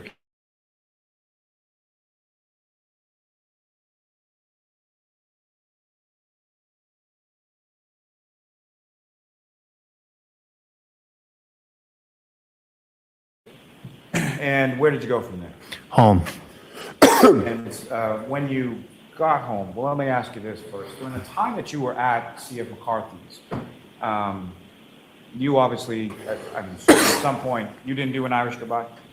No. Okay. So at some point, you indicated to Mr. O'Keefe and or Ms. Reed that you were leaving to go pick up your son? Yes. And what, if any, indication did they give to you as far as where they were going, or what were their intentions for the rest of the evening? They were heading either across the street or to the hillside. And when you say across the street, what, if anything, was across the street? There's another bar room. Is that the waterfall? Waterfall, yes. You familiar with that establishment as well? Yes. And where is that in relation to C.F. McCarthy? Across the street to the left, if you were coming out of C.F. McCarthy's. Walking distance, is that correct? Correct. And you leave, you get your son, you pick up your daughter at Mr. O'Keefe's house, and then you go home, correct? Correct. And when you get home, about how much longer were you up before you went to bed? Wasn't up much longer. And when you typically go to bed, what, if anything, did you do with your phone? Put them on the charger. Where is the charger located in reference to? In the kitchen. And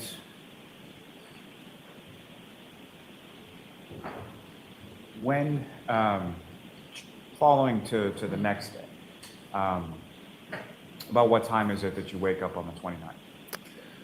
5:36 a.m.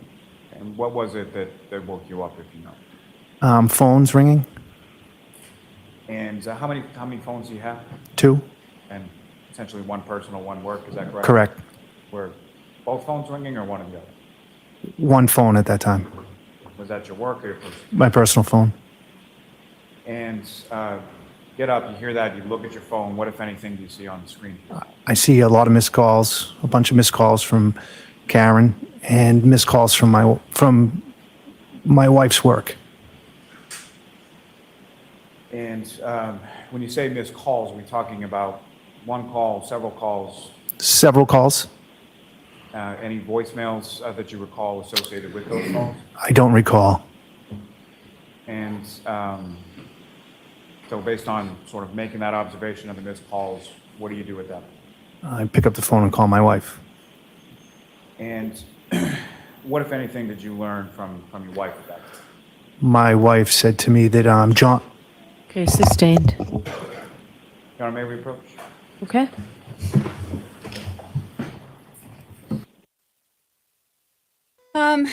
So, hold on. While they're on a sidebar, for some reason, my internet just did a funky thing. Let me see what's going on. The way that he goes through all of this is exhausting. He's not, like, Lally's not the best when it comes to questioning and stuff sometimes, but all of this is basically to just walk through the night and everything that happened before. They're pointing out the drinks that she had, that she, I'm assuming that he probably pointed out that they're drinking Bud Light out of a bottle because they probably have bar receipts. So they're going to need to, establish who drank what and all that. That's just a guess. But it's kind of tedious the way he goes through everything, but he can be hard to follow and So, Mr. pay attention Camarano, to. you call your wife, and what, if anything, is it in general that she tells you?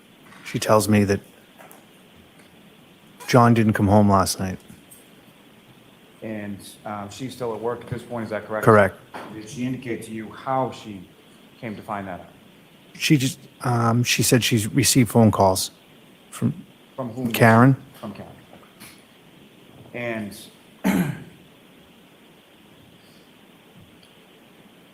then based on that, you have a conversation with your wife about John's niece and nephew, is that right? Yes, my wife says to me, go get Kaylee. Kaylee is home. So at that time, your wife tells you that Kaylee is home in Meadows Ave by herself. Yes. And so based on that information, what is it that you do next? I realize that Kaylee's home alone, so I throw some clothes on, go out to the car, clean the car off real quick, and get in the car and go. When you say clean the car off real quick, what, if anything, did you have to clean off? I cleaned the snow off the front windshield. And again, you sort of drive over to John's house to get Kaylee. Correct. And when you get there, do you pull in the driveway as well? Yes. And when you get to John's house and you pull in the driveway, what, if anything, did you observe about sort of the condition of the garage doors at that point? When I pulled in, I could tell the garage door was open, left open. Which one? The one to the right or the one? To the one to the right. And you go inside that door? I do. And what, if anything, did you do once you went inside? Once I went inside, I saw Kaylee. I asked Kaylee get whatever she needed and to come and get in the car. While she was doing that, I started clearing some snow. I thought maybe snow hit the sensors, so that the door couldn't go down. And so you start clearing the snow with a shovel? With the shovel that was in the garage, yes.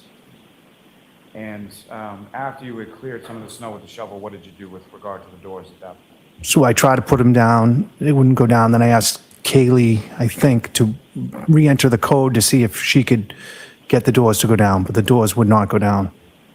The door. And at some point, how did you get the? So I manually, there's a red rope. I manually pulled that, shut the door, locked the doors. There's 2 side locks on the garage door, and I went out through the side garage door.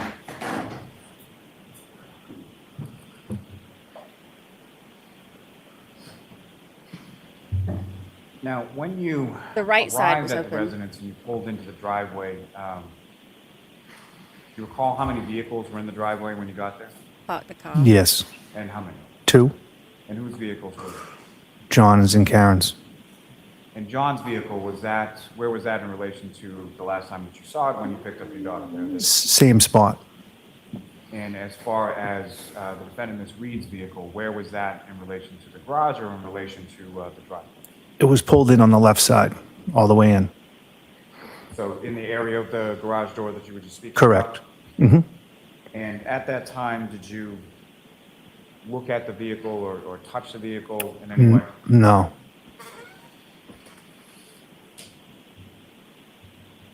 Fair to say that your focus was sort of on the garage door and the fact that it was open, correct? Correct. And why was that? Maybe self-evident, but why was your focus on? Because I figured John would go crazy when he came home and all the snow was in his garage. Aw. Now, at any point in time when you initially got the call from your wife, did you yourself reach out to John at any point? I did not.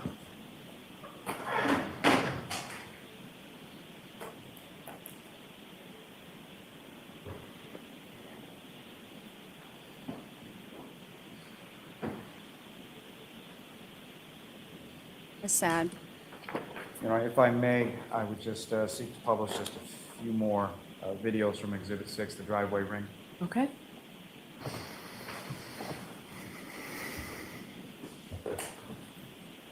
And Ms. Gilman, if I could have from those, first starting with video 155, and essentially it's going to go 155 through 158.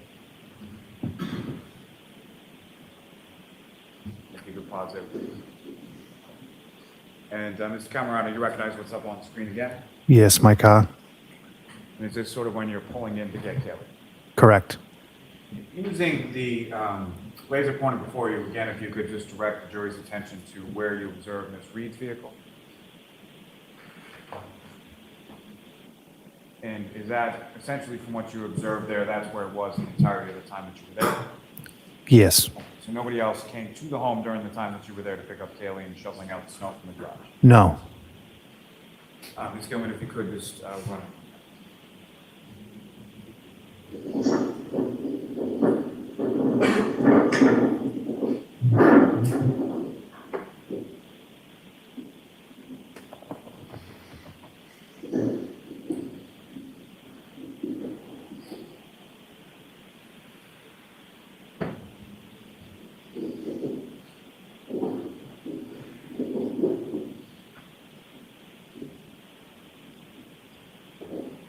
I think his daughter's in it, and she's a minor, so they can't show her in there.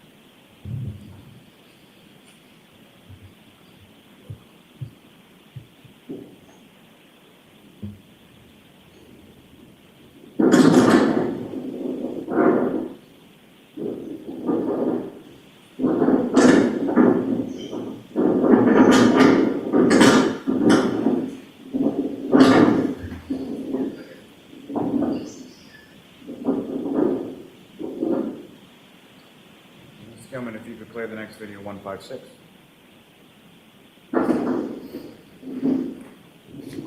I think that she said she knew that he wouldn't have been out all night with Kaylee being home, so that was part of why she's panicking.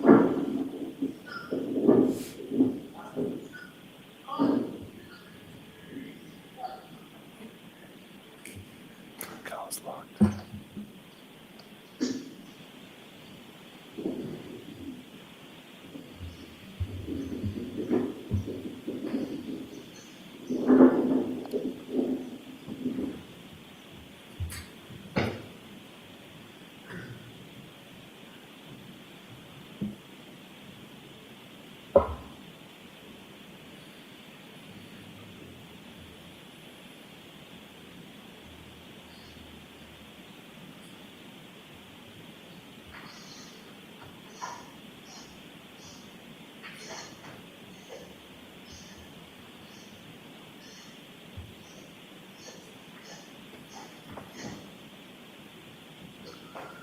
Ms. Gilman, the next video, 157.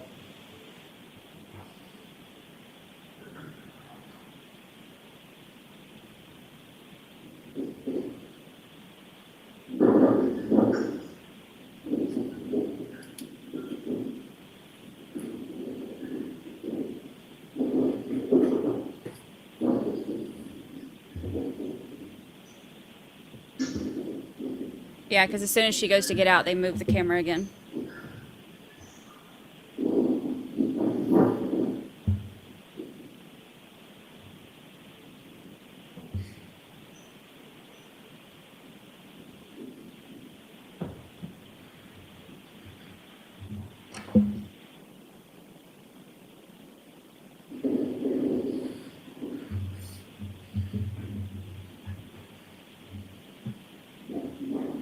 To a Midwesterner, this is not much snow. I've heard that so much with this trial, because to me, that's like a blizzard.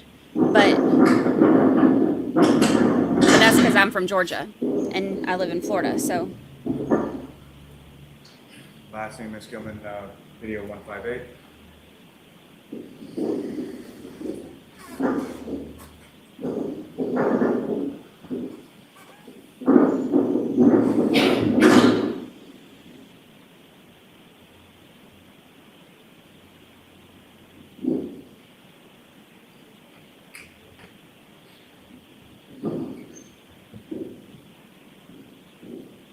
Yeah, see, y'all saying it's a dusting. To me, that's so much snow, but that's because I'm not used to getting snow.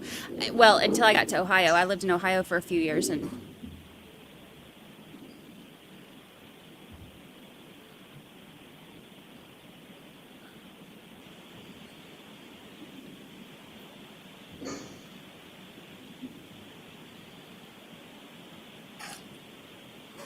Ohio's the only time I've ever seen a snowplow in real life.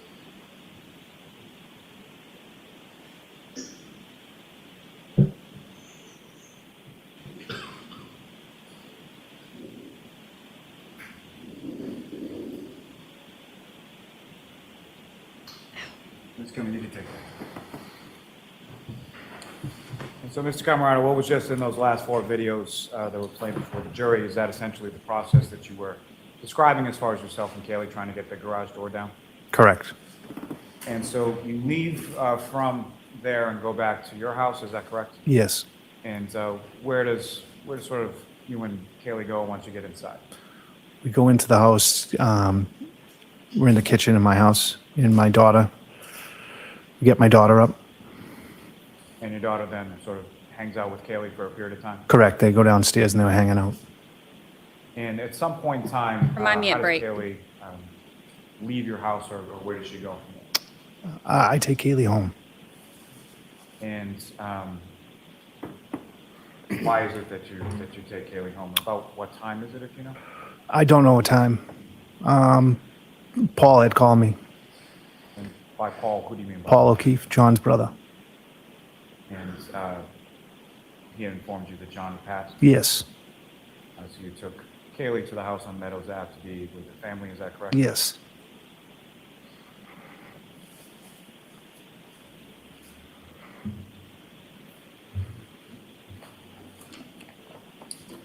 Thank you very much, sir.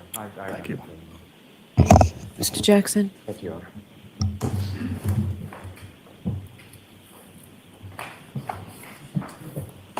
Mr. Camarano, just a few questions. You and your wife did spend a lot of time with John O'Keefe and Karen Reed as a couple, correct? Decent amount, yes. Would you have considered John one of your best friends? A good friend. In fact, you were close enough that your children spent a lot of time with John O'Keefe and Karen Reed as a couple and their kids, correct? Correct. In fact, isn't it true that sometimes they would even vacation together with Mr. O'Keefe and Ms. Reed? Correct. There was a trusting relationship that you had with both Mr. O'Keefe and Ms. Reed to put your kids in their care. Correct. You mentioned this wonderful news about your kids, your daughter, getting into this great school. I think it was called Bishop. Bishop fan, yes. Before the acceptance, there was actually a sort of a process, like an open house. that you needed to take the kids to, correct? Yes. You took your daughter, right? I don't recall. You remember being at an open house and a tour of Bishop with Karen Reed and John O'Keefe and John's niece? I do recall being in an auditorium. I do. Yeah, big auditorium, big tour of the school. Yes. So all the kids getting in. Yes. Okay. To make sure it's the right fit for the kids. Correct. And Karen was there, sort of as a She was. matriarch for John's niece. Yes. Your daughter spent a lot of time just with Karen, Miss Reed, Correct. running errands, going to Miss Reed's house, having Miss Reed care for her, Correct. and you had no issues with that No. because you liked Karen. You Correct. liked Miss Reed. Correct.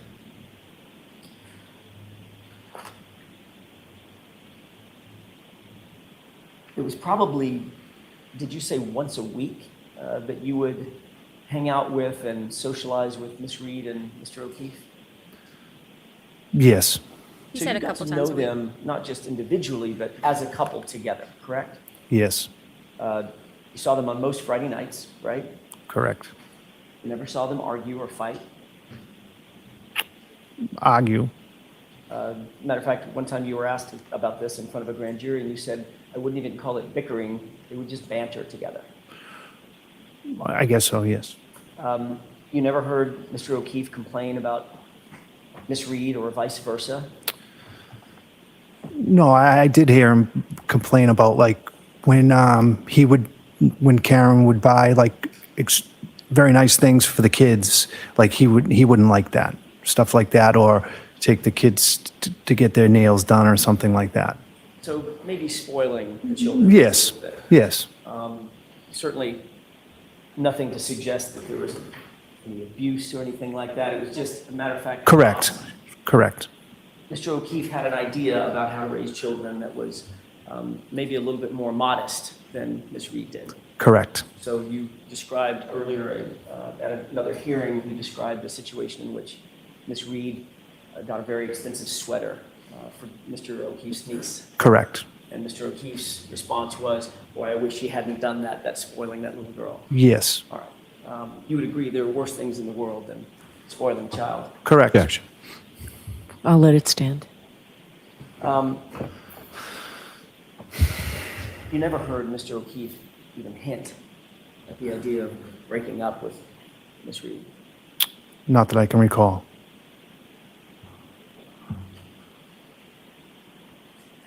I want to turn your attention to January 28th, if I could.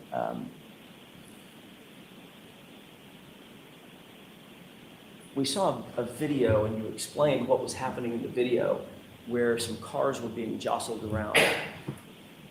That was Mr. O'Keefe actually moving his car to facilitate Miss Reed bringing her car over to his house to put it in the garage, correct? Yes. Kind of a chivalrous thing to do for your loved one. Yes.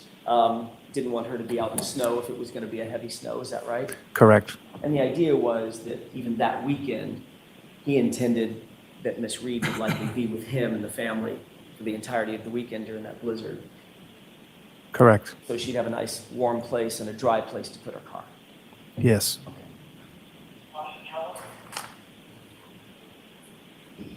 Lucy is snoring.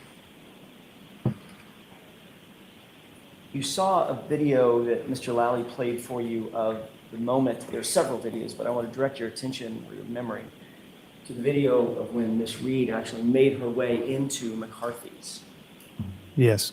You have that scene in your mind? Yes. You saw in the video when Miss Reed actually walked into the location how Miss Reed and Mr. O'Keefe greeted each other, Objection.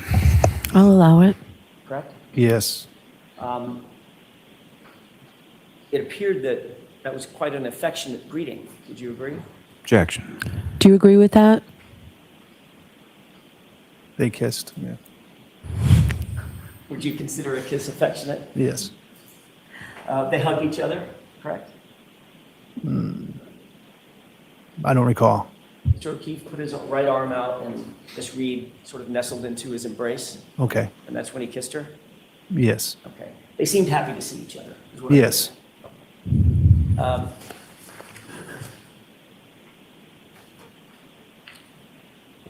didn't observe while you were at CF McCarthy's with them, you didn't observe any arguing or bickering between the two of them? No. As a matter of fact, they were sort of the normal, affectionate, laughing, happy couple that you were used to seeing, correct? Yes. There didn't seem to be any tension between them at CF McCarthy's, is that right? Not that I recall. All right. I want to just ask a couple of more questions. During the span of time that you knew them to be together, would you describe their relationship as being normal and caring? Objection. I'll sustain that. I want to just draw your attention to the month before Mr. O'Keefe's passing. Would you describe their relationship to be normal as far as you knew it to be? Yes. And on the day before Mr. O'Keefe's passing, would you describe their interactions to be normal and caring and affectionate? Yes. That's all I have, Your Honor. Thank you. Okay. Anything, Mr. Lally? No redirect, John. All right, Mr. Camarano, thank you very much. You're all set, sir. All right, jurors, why don't we take our morning recess? We'll take 15, 20 minutes. Jurors, Okay. if you'd fold and close your notebooks, placing them on their chairs, taking your belongings. So All rise, jury out. Let me mute it for a second. So let's break this down a little bit. Here's the things that we can get from that. It took, I mean, with Lally, it's like pulling teeth. Oh, it's lollygagging. I know that it took us 84 years to walk through that, but there are a few important things that the video pointed out, the Commonwealth pointed out, and the defense pointed out. So, a couple things. One of the big things with the motive that they've talked about is actually, while we're doing this real quick, let me see if I can fix my internet swapped over to I have like one that's specific for my condo. They're both fiber.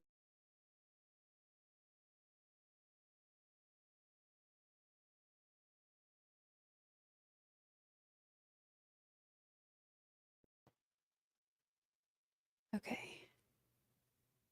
There we go. I like doing mine because it's protected. Okay. Sorry. So, the last question that he asked, the month before John's passing, was their relationship normal, caring, and affectionate?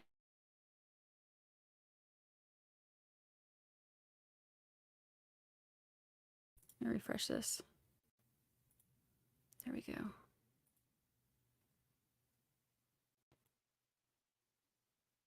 Refresh. Now I gotta fix all my stuff. Okay.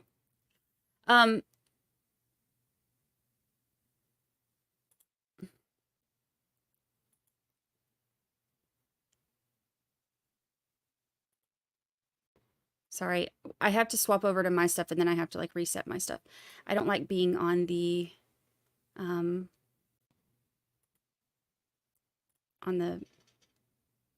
buildings fiber. I like being on my own. Okay. The month before, remember that Lally is bringing in all of this stuff from the Aruba trip and talking about, how this is a motive for her to, to kill him because they got into an argument in Aruba. And so that's, and she brought it up multiple times, in text messages and stuff since then. And when she thought that he was cheating on her, then how did they word it? That she explored the possibility of something with Higgins, but it never went anywhere. We're going to hear that we're going to hear all the romantical, is the fan too much here? I can just take it off and I'll put it on when they come back. But so this is one of John's very closest friends. And he's saying that in that month that led up to John's death, that their relationship to him, and he said that he saw them a couple times a week, was normal, caring, and affectionate. He said that on that day it was normal, caring, and affectionate, and that there were no like arguments or anything like that at the bar. That was important for the defense to point out for their case because it goes directly against what Lally is saying. The stuff that the defense pointed out too about how she was, close to them, close to the kids, that she was the matriarch, role when they did the tour of the school and all of that. And, he trusted Karen with the kids. We hear more again, like everybody says that I guess they're, one of their biggest issues was that she spoiled the kids, would buy them nice things, get their nails done and buy expensive sweaters and stuff like that. So that is something that we've heard a lot about how he wanted them to have a more modest type upbringing and that she liked to spoil them. Something else that I made a note of is the right side of the garage door was open. And then we saw him, of course, shoveling the snow, thinking that the sensor was covered and it wouldn't go down, manually pulled it with the rope and all of that. But the right side of the garage door was open. We also, with the video, we saw the way that they were interacting. There was, like he just pointed out, like she came in and they hugged and they were, he kissed her and they were laughing. Everything seemed very happy and in good spirits, which is not what we have been led to believe was supposed to be the case. What else did I make notes on?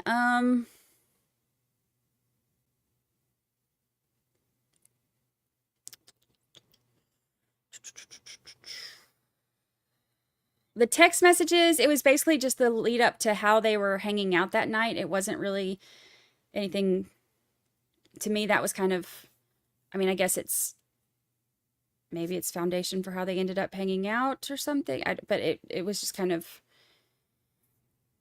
tedious. But the whole point of it was they were texting back and forth. They were excited. Oh, yes, I will tell my shovel story. They were excited for the kids. They decided to hang out for a little while, and then they went to Waterfall. And he did say that Karen was planning on meeting them there.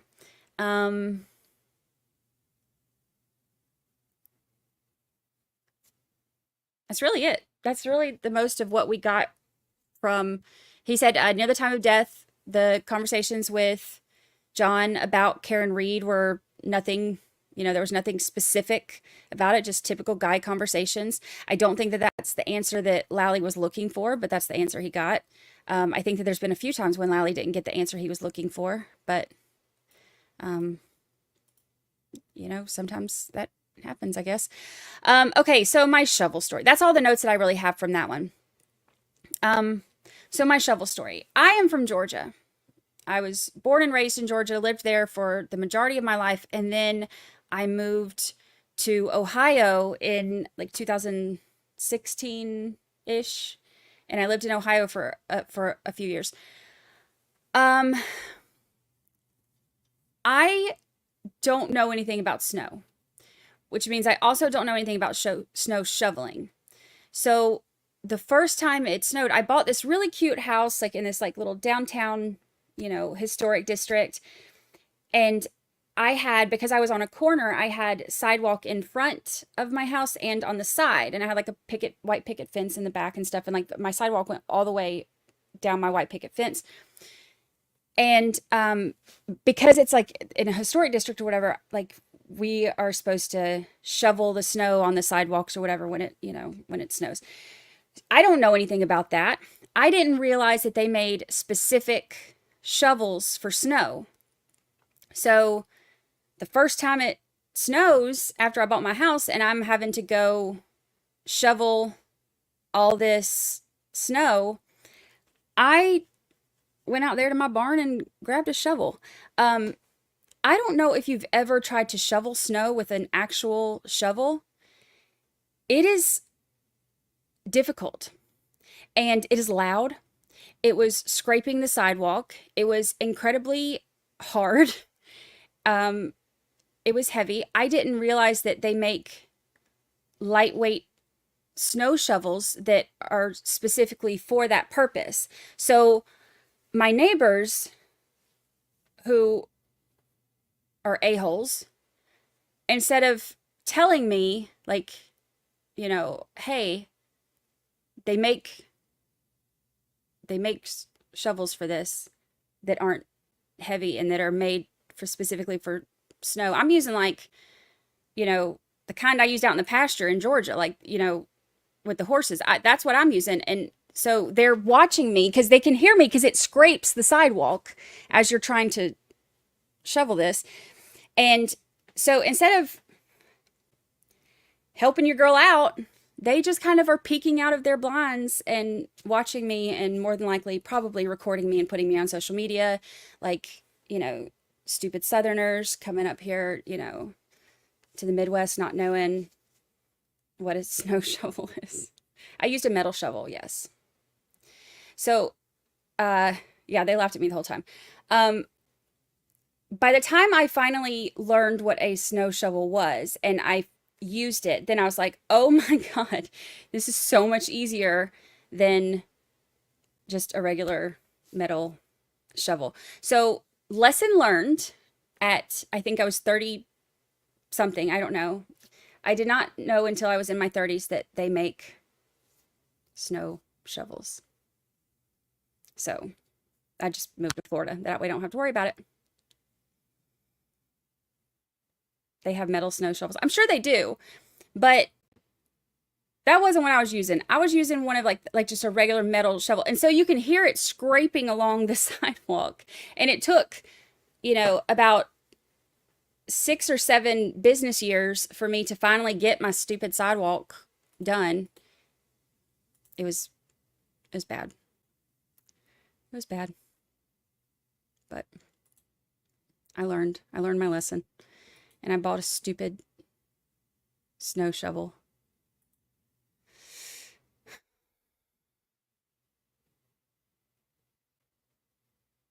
Hateful neighbors. They were laughing at me.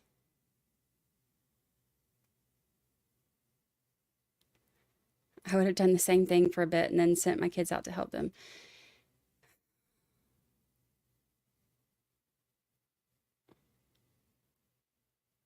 Once I actually figured out that they make these snow shovels that are easy to shovel snow, go figure, then I kind of liked it. I was like, oh, this is nice. It's like they're wide and they move all the snow without, you know, I kind of liked it. It was fun to do, but. Oh, yeah. If you, for whatever reason, if you don't put a space after, if you put like a period and then another letter, like in a sentence or whatever, Streamlabs thinks that you're trying to post a link. So it gets mad at you. And I don't know how to make it not do that. Not very neighborly. Yeah, I guess they were like breaking me in or something. All right. Y'all ain't invited to the 4th of July cookout. Or any cookouts.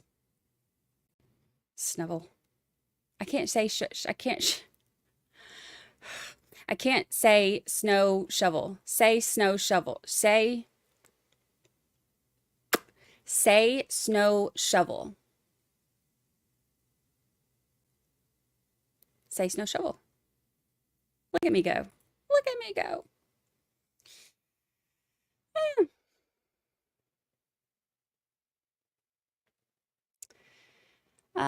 Let's see.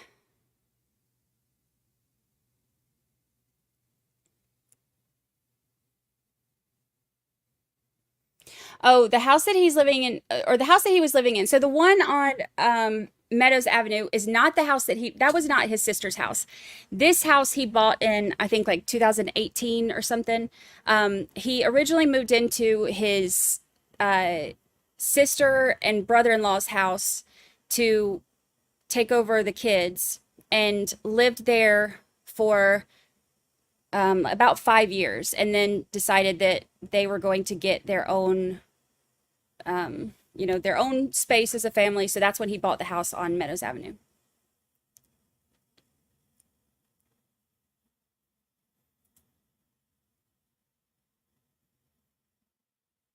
Karma gonna get them neighbors. Snow blowers are much better. What about leaf blowers? Stop and Shop bags.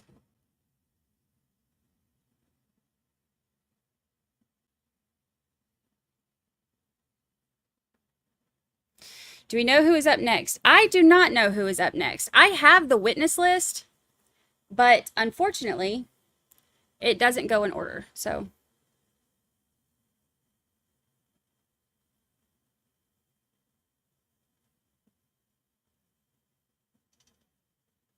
thank you, Pippi. Pippi would have bought me a snow shovel and helped me. Thank you.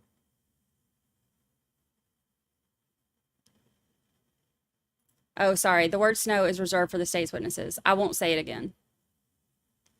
What, if anything, are you tired of hearing? The word snow.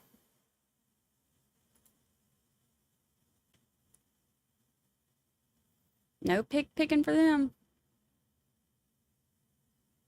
Mm-mm. The leaf blower.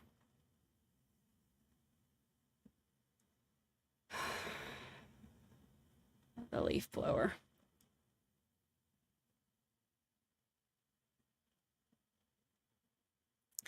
Mrs. Angel says lots of people overuse the word OCD. Yeah, it has become kind of like the way that people describe somebody wanting to be very neat and organized and clean.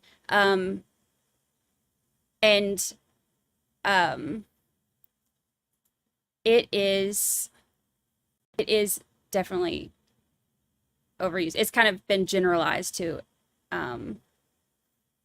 explain that. Being actually diagnosed OCD is very different.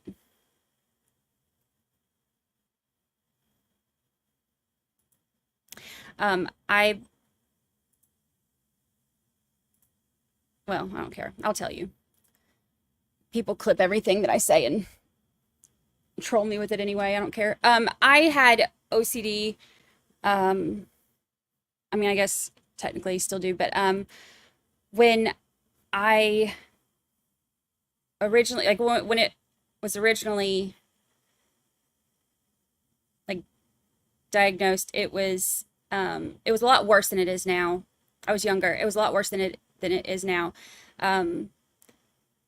I had to do, like, I don't know if you've heard of like the rituals and stuff, like you have to, I had certain rituals I would have to do, like different things, like you'll hear like some people with OCD have, like there's different variations of it, but some people you'll hear like they have to flip the light switch, however many times before they leave a room or something like that. Like there's different things like that. And I had a few things like that I did, and it is like to the point where if you don't do it, it's really like you have to, like, you obsess over it. Like you have to do this or this or this, or you can't think about anything else. But yeah, we all do it. It's become kind of like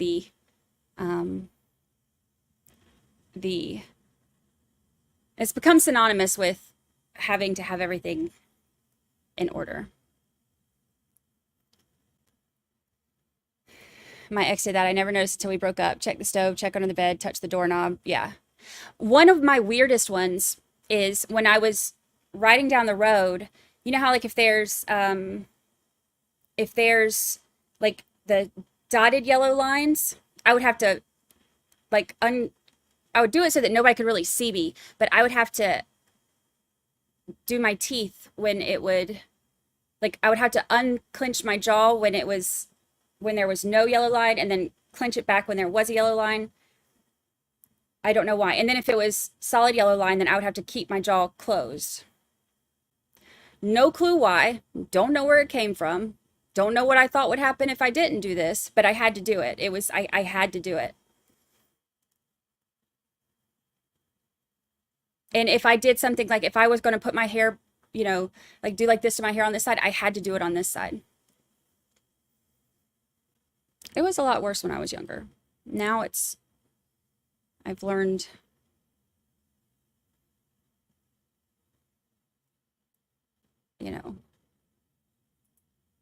different ways to coach, but then having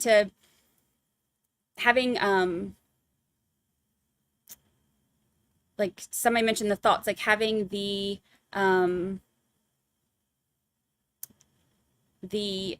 it's almost like you can't if something's not done exactly how you have it in your head that it should be, then you can't just let it go. Like, or if you are having a specific thought, you can't just let it go. It's really, actually, that's what my tattoo is for on this one. Let it be.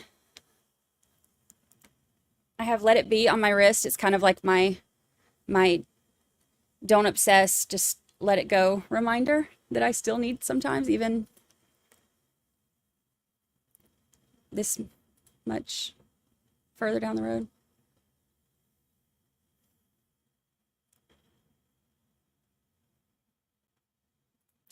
Get in the car says, I've had OCD and PTSD since I was 5 and still have it. It took me 30 minutes to get from the parking lot to the class because I kept having to go back and make sure lights were off. Yeah, like the checking stuff. Yeah, we learn to cope better as we get older. I'm actually lucky that it was, I was much younger when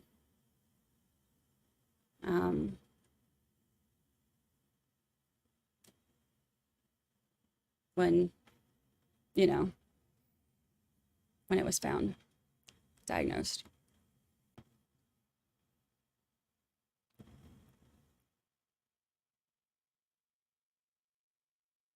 Do you have eyes on the courtroom? Yes, it is the fan, but I know it makes people seasick. So I have it on my screen, on my third screen right here, so that I can watch it as soon as they come back. I'll go ahead and unmute it so we can hear it too. Even though it's just kind of staticky. Do you think Proctor will be last or even called? I think that they will do him somewhere in the middle, because I think that they're going to want to bury that. They don't want to end.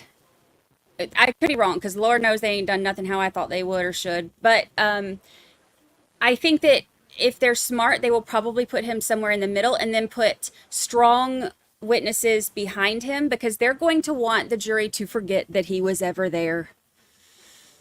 But that's just my guess. I could be totally wrong.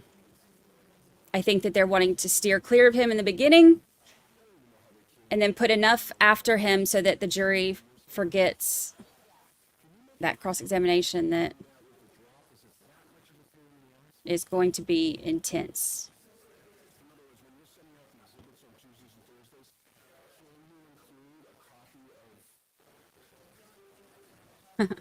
Fans everywhere. Only fans. It's the only kind of OnlyFans I'll have on here. Other than other than whatever Lucy's doing over here. She gets confused about what kind of show this is. Until the defense calls him back up and shoves it in the jury's face. I mean, it's a bad situation for,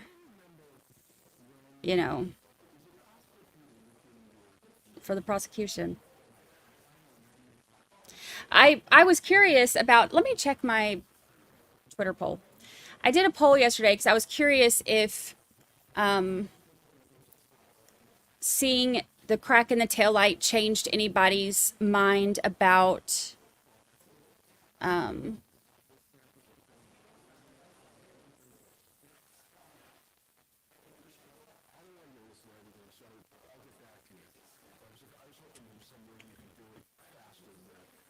let's see.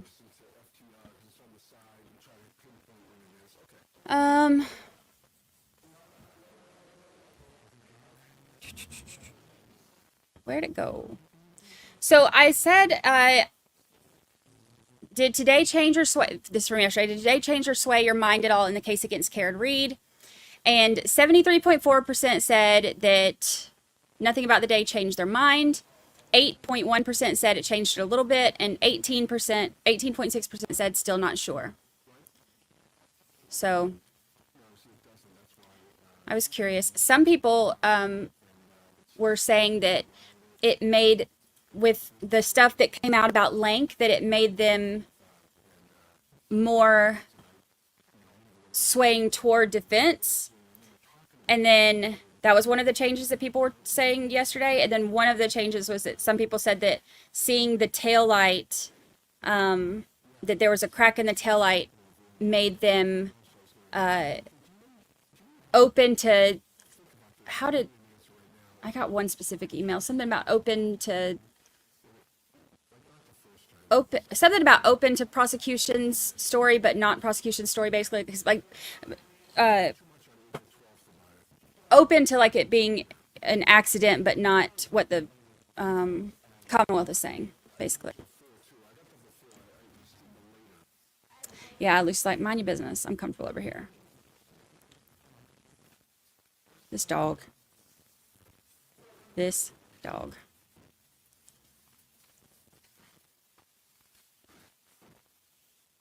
Legally Blonde says, seeing the taillight shifted me a smidge toward prosecution, but only a smidge.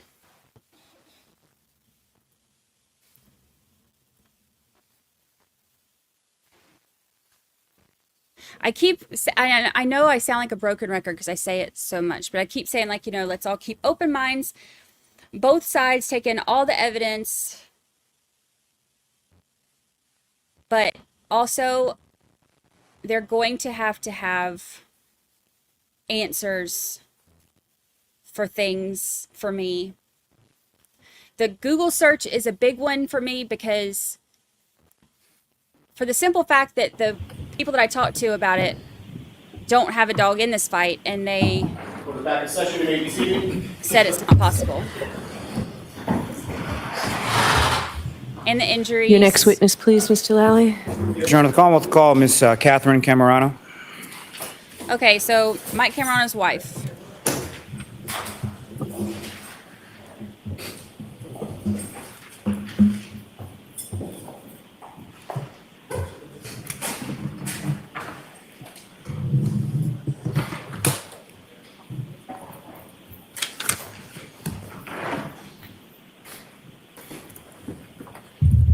Step up. Reach right hand. Do you solemnly swear the evidence given in the court and jury in the case that I'm hearing to the truth, the whole truth, and nothing but the truth, so help me God? Yes. Thank you. Just slide right up and close to the mic. Here we Let's go. get close to that microphone and speak nice and loudly. Thank you. Yeah. Okay, whenever you're ready, Mr. Lally. Good morning, ma'am. Good morning. Could you please state your name and spell your last name? Katherine Camarano, Camerano. And where do you live? Canton.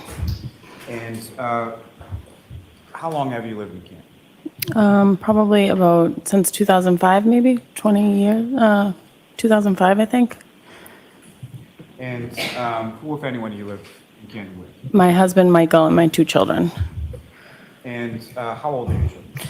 Right now, 13 and 16. And starting with the 16-year-old, is that a boy or a girl? Girl. And the 13-year-old, is that a boy or a girl? Boy. And as far as activities are concerned with your kids? Do they play sports or do they do other sorts of activities? They play sports. Yep. And which sports does your 16-year-old daughter play? Currently, right now, softball. And has she played any other sports in the past? She played soccer. She played hockey for a little bit, but mostly soccer and softball. And your 13-year-old son, what, if any, sports Hockey, player does he play? hockey and baseball. Now, do you work, ma'am? I do. What do you do? I'm a nurse. And how long have you been working as a nurse? 21 years. And your husband, does he work? He does. And what does he do for work? He's a laborer. And how long has he been doing that? Probably 25, maybe even 30 years, actually. And how long have the two of you been together? Married? Married. 20 years? 20 years. 2004. Now, ma'am, if I could turn your attention to January 28th, 2022 into January 29th, 2022. Do you recall those couple days? Yeah. And do you recall what days of the week they were? It was Friday into Saturday night. And starting with the Friday of the 28th, were you working that day? I was working that night. And sort of typically what kind of shift do you work as I work 7P to 7A, nights, mostly weekends. the weekends would be sort of typically when you'd be at work? Yes. And around this time of January 2022, when you were at work, do you know what sort of your husband and your children would be doing typically on like a Friday night? Friday night, they went to Johnny's house a lot, and the kids hung out, and they all just hung out together on a Friday night. Now, starting with Johnny, who you refer to, you mean John O'Keefe, is that correct? Yes. How is it that you came to know John O'Keefe? My husband got introduced to him, and then the girls started hanging out probably 2018, fourth grade. The boys around the same time when he moved to Meadows, probably around that time. And so Mr. O'Keefe, he had a niece and a nephew of who he was a guardian, is that correct? Correct. And he had a niece named Kaylee and a nephew named Patrick, correct? Correct. And they lived with him, is that correct? Correct. Now, with regard to his niece Kaylee and your daughter, how did they know each other? They first met on the soccer team, probably soccer. Yes, they met soccer fourth grade, or was it it could have been basketball. She played basketball when she was that little, Madeline. Basketball team, fourth or fifth grade.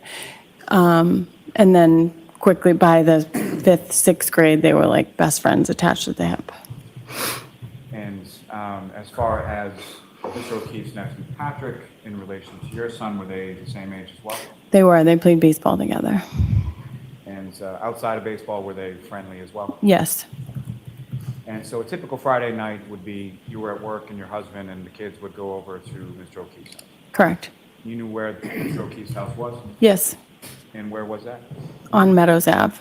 And about how far away from your house was Mr. O'Keefe's house on One Meadows Ave? Maybe 2 miles, maybe. I don't know.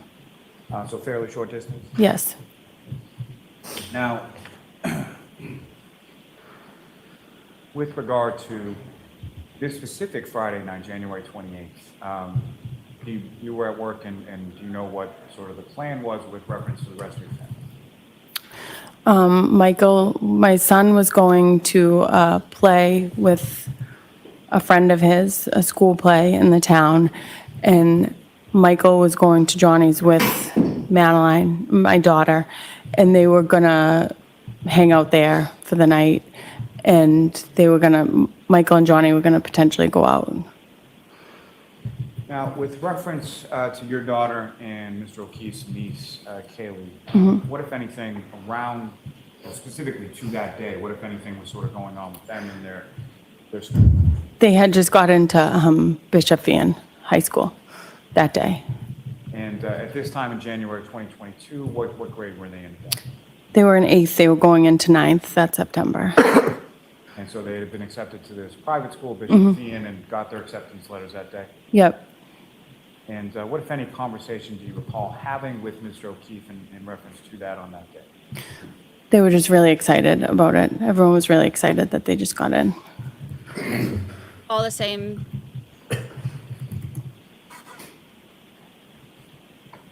If he asks her if it's snowing, I'm throwing stuff. Now, at some point, well, beyond sort of, if you could just sort of describe the nature of your relationship, and by you, I'm using it plural, as far as you and your husband, with regard to Mr. O'Keefe. He was our friend. He was really good to me and my kids. And as far as the kids were concerned, what, if any, sort of interplay did you have with regard to his kids and he have with regard to you? I worked weekends and he would take my kids to sporting. I would do a lot of the stuff during the week if I was around the practices. And him and my husband would always do the games. The kids used to call them my two dads. It was like they had a lot of fun together. It was like a well-oiled machine. Now, through your friendship with Mr. O'Keefe, at some point did you come to know someone by the name of Karen Reed? Yes. And who was Karen Reed in relation to Mr. O'Keefe? She was his girlfriend. And just to be clear, when we're talking about Karen Reed, do you see Ms. Reed in the courtroom I today? do. Could you just identify as to where she's seated or an article? Yeah, she's right there. No, just ask the record to reflect identification of the defendant by the witness. Yes. Now, with regard to the defendant, Mr. Reed, prior to this date of January 28th, 2022, about how long had you known her? Whenever they started dating, probably 2 years. During COVID. When was COVID?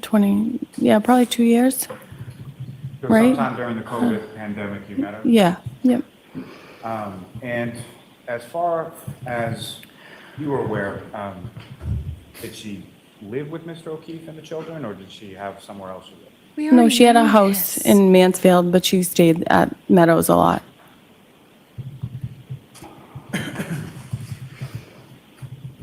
Like, she's obviously upset. These are things we already know. Get her And so her during the through course this. around this time of January 2022, general time, about how often would you see Mr. O'Keefe? Probably 3 days a week, I would say.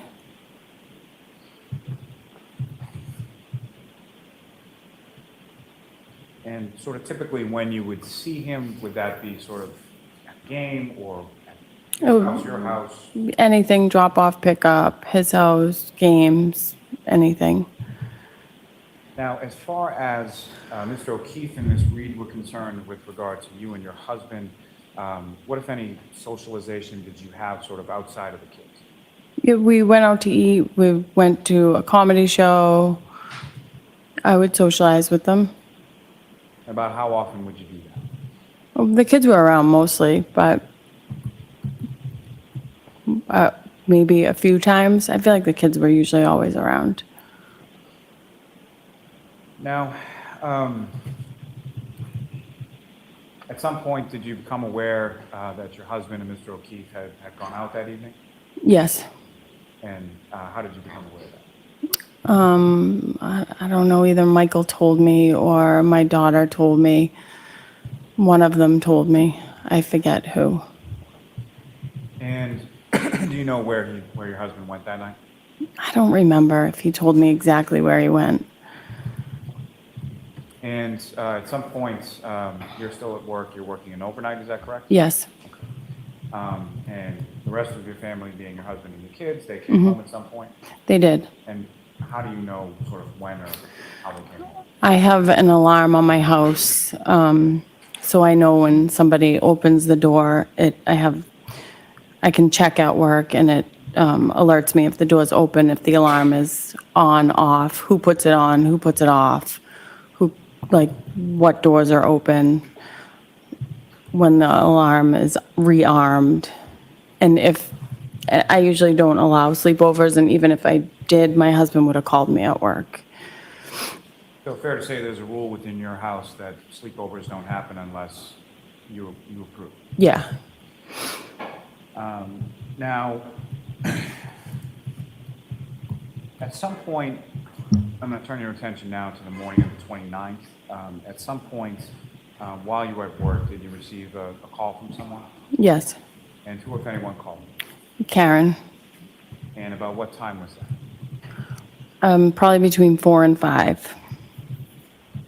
And what, if anything, did the defendant say to you when she called you around 4 or 5 in the morning? She was just screaming, "Where's Mike? Where's Mike?" And was that a typical sort of situation that you would get a call from the defendant at that time? No, not at all. And the screaming that you heard, or the phraseology of "Where's Mike," is that something she said once, or more than once, or something else? She just kept saying it. She just kept saying, "Where's Mike?" And what, if anything, did you say in response to that? I was just like, hold on, calm down. And as I was doing it, I was rechecking like the alarm. I said, he's home with the kids. Let me call him. And at some point I hung up. I called my husband, like, I don't know, probably, it felt like 100 times. Now, you're at work and when you get this call, is that right? Mm-hmm. And do you recall sort of where you were, what you were doing when you got the call? I was getting ready to draw like morning labs, so I knew it was between like 4 and 5 a.m. Somewhere early As far morning. as this sort of screaming, as far as "Where's Mike," what, if anything, did the defendant indicate as to why she was asking? John didn't come home. And from your knowledge of John O'Keefe, was that something that was normal or no? No.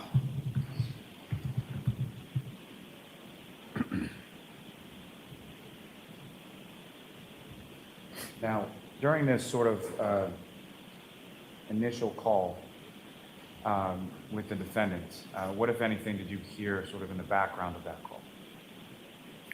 That first call?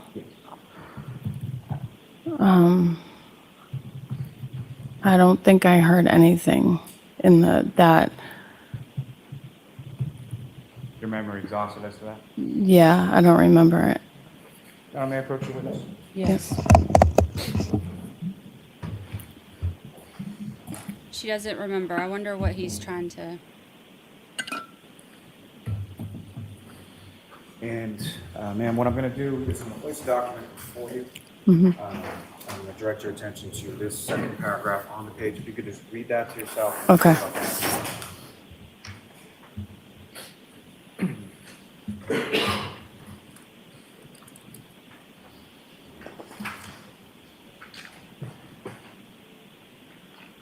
She does look nervous. I bet this is really, really tough for them. Oh, okay, yeah. I didn't know if that was the. Anything further, may I approach Yep. this with you, John? Yes. Oh, yeah, sorry. And so, Ms. Camarano, after reading what I just placed before you, is your memory refreshed as to what, if anything, you heard in the background of that Yeah. initial call? I could hear Kaylee in the background. And you hang up on that call, and then what did you do? Call Michael. And At any point when you're calling Michael, I think you said you felt like it was about 100 times, did your husband Michael answer the phone? he never answered. No. And so after you called your husband many times, he didn't answer, what did you do then? I called either Karen's phone or Kaylee's phone back. I texted John, I think, twice. And then I could, whoever's phone I called, I could hear Jen in the background, that someone had called Jen too. So you were speaking on the phone with either the defendant or Kaylee, correct? Yep, And you could hear someone named Jen in the background? yep, I could hear her in the background. And when you say you could hear someone, Like it sounded, sorry, no. So just as far as Jen, who is that? Jen McCabe. She was one of Madeline's basketball coaches, so I know her voice. Heard her sort of voice on the sidelines? Yeah, yep. And did you know her personally at all? I knew her as Madeline's coach. And at some point, you were talking to Kaylee on the phone, correct? Yes. And what is it that you were saying to Kaylee at that time? I was just saying to her, is everybody okay? And she said they're gonna go out looking for him. I think she said they were gonna go out looking, or she went out, she's gonna go out. No one knows where he is. And then I think I like hung up with her. And then at some point I maybe texted Kaylee or called, and I said, is Karen out alone? And she said, no, she's with Jen and Kerry. So I said, okay, as long as they're not alone. Now, the second phone call, you're talking to Kaylee, and you can hear the defendant talking to Ms. McCabe, is that correct? Yes. And you hear one side of the conversation or both sides of the conversation? I don't really recall exactly. I felt like it was just like a lot of like screaming, like he's not home. I don't really recall 100%.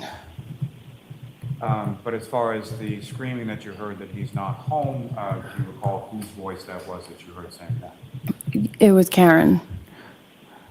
And beyond that, as far as the conversation that you overheard, what, if anything, specific about that conversation in addition to that do you recall? I don't. And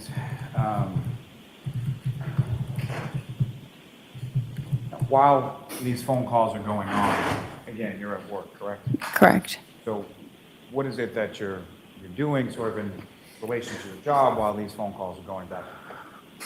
I'm trying to like, in between, draw labs for my patients, and then I'm like going in the back room, texting or calling, and then I'd go back out to the desk, out to the patients.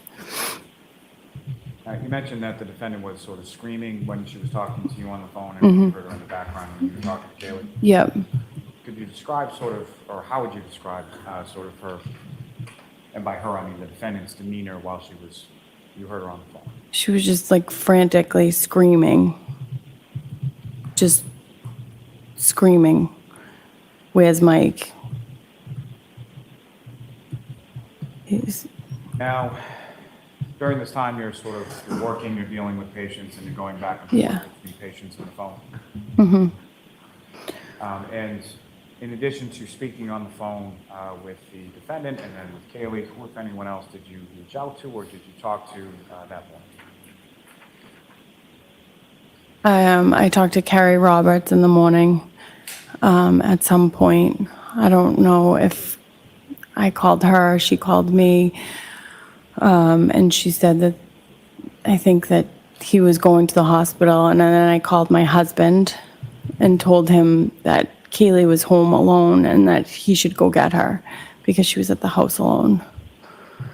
Is it your understanding that your husband, Michael, then went to Meadows to pick up Kaylee? Mm-hmm. Is that yes, ma'am? Yes, sorry.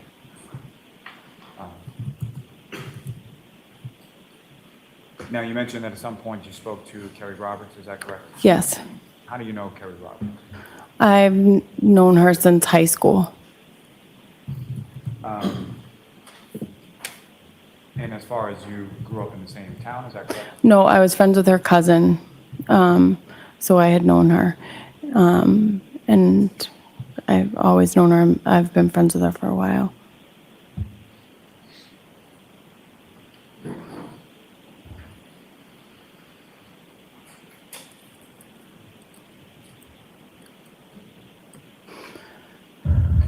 The jury doesn't have a chat to talk to either, so think about how tedious his questioning process is and trying to pay attention and stay focused in chat, especially when he asks so many of the same questions over and over to everybody.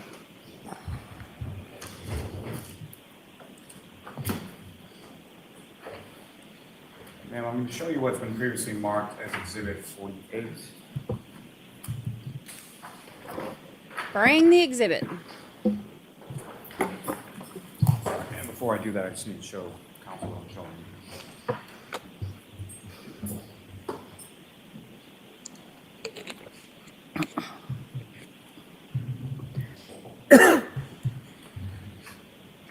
Can I approach him? Yes. Showing you what's been marked as Exhibit 48, specifically on page 22. With respect to that box, white box sort of towards the top of the page, you see a listing as sort of participants of that conversation? Yes, As a text conversation? yes. And who is sort of listed as the participant within that conversation? Katie Camarano and JJ. And is JJ another sort of name or nickname for John O'Keefe? Yep, And the content, there's two blue bubbles on the bottom of that page, is that correct? correct. And do you recognize the content of those bubbles? Yes. And what do you recognize those to be? My text messages to him. Those are text messages you just testified about as far as sending to John that morning. Correct. And both of them are from you with no response from Mr. O'Keefe. Correct. And about what time are the two text messages sent to Mr. O'Keefe according to that document? 5:10. May I approach this to retrieve now? Yes. Mhm.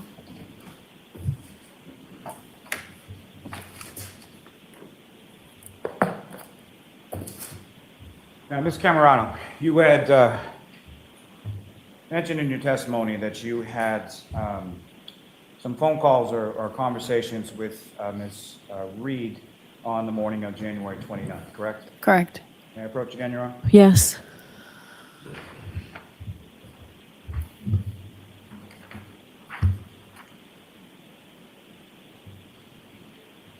He's so tedious. Showing you another document, ma'am. Mhm. I ask that you look at that and look up when you're finished.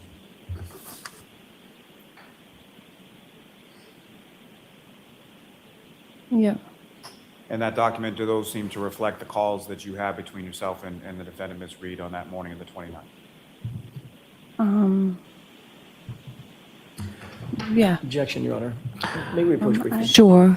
Could I please see that?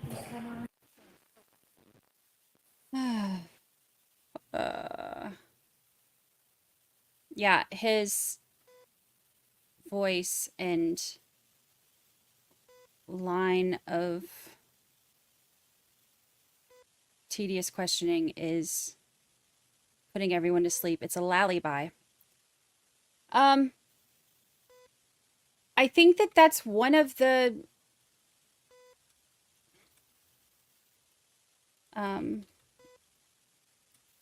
sidebar. I think that that's one of the things that makes this look. Some attorneys can keep your attention. I feel like people like us who watch these regularly pay more attention, but people who don't, you have to be able to keep their attention. I don't think he does. And you can tell that the witness is struggling. Get what you need instead of all the Ms. same Camarano, stuff from and let her go. that document, does that seem to be the phone calls and the timing of the phone calls between yourself and Ms. Reed that morning? Okay. Yes. May I approach again, Your Honor? Yes. I'll open seek to introduce in a minute the next exhibit. Any objection, Mr. Jackson? Not at this time, Your Honor. All right, thank you.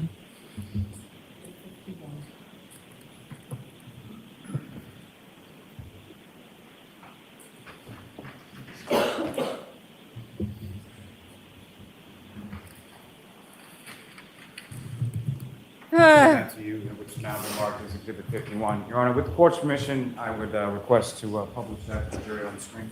Okay.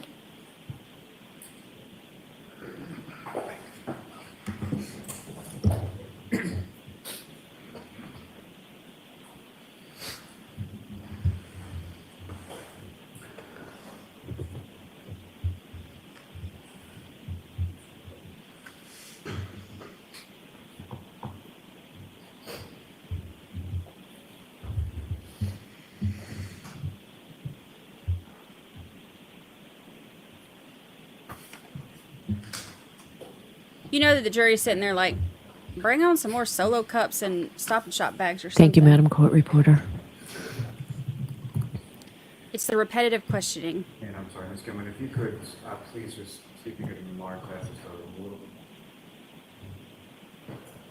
bit. Mr. Lally, keep your voice up and step aside so all jurors could see this, please. Yes. Just before we get to what's up on the screen, is that what you have before you as Exhibit 51? Yes. No, Ms. Camarano, starting from sort of as far as the order of these, do you see sort of to and from and sort of date times on there? Yes. And does it appear as if the earlier times are sort of towards the bottom and then it goes on in time and chronology towards the top? Yes. Ms. Gilman, if you could scroll to sort of the bottom of the box. Now, with reference to essentially there are 6 boxes, am I correct in that? Correct. And with regard to box 6, if you could just tell the jury sort of. It says 1/29/2022, 4:49 a.m. to Katie Camarano, answered 2 minutes and 51 seconds. And the box above that, number 5. It looks like I called her at 4:56 on 1/29 for 2 minutes and 57 seconds, answered. And the box above that, number 4, please. I called her 5 a.m., 2 minutes and 4 seconds, answered. And then I called her again at 5:32 for 8 seconds. That was answered. And then I called her again at 5:34, was missed. At 5:34 was missed. And then I called her again at 6:44 and 49 seconds, and that was not answered. Thank you. And approach just to retreat, Your Honor. Yes. You can take that down. Thank you.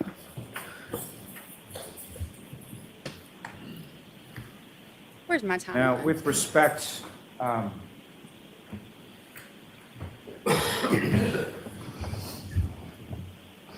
is your testimony that in addition to the phone calls that you had with the defendant, you also had some text back and forth that morning as well? Correct. And Your Honor, may I approach? Yes.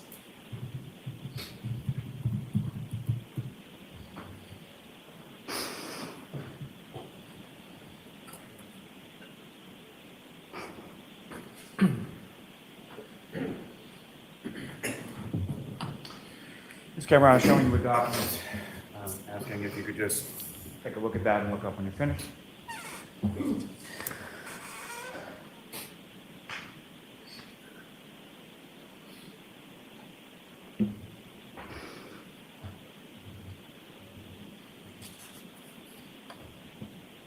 Yep. And do you recognize what that what's in that document? Yes. What do you recognize it to be? It's my text to Karen.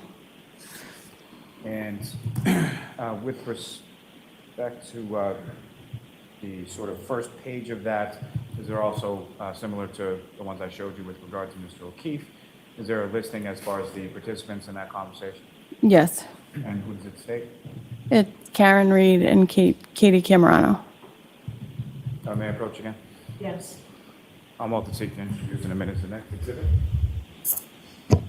No objection, Mr. Jackson? No objection, Your Honor. All right, thank you.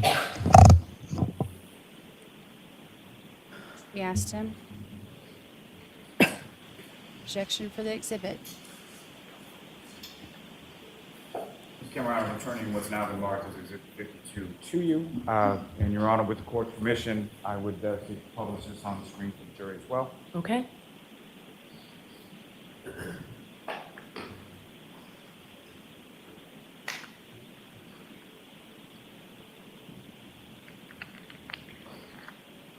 Now, Ms. Camarano, if I could direct your attention to sort of the content of this, there's blue bubbles and green bubbles, is that correct? Correct.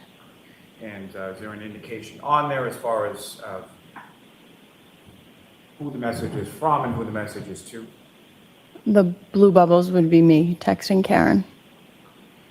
And if you could, starting with the first bubble on page 1, if you could just describe to the jury, and we'll sort of go through it, as far as who the bubble, who the text is from and what the content is.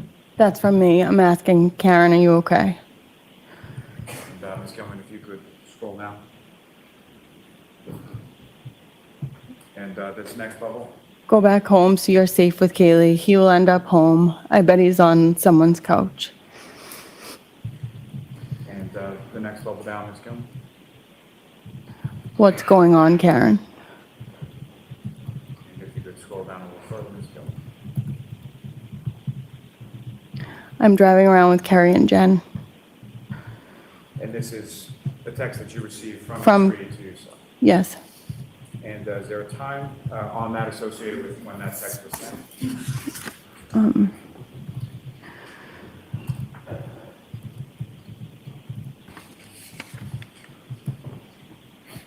I can't read that from there. 5:53, does it say? 5:53 a.m., is that correct?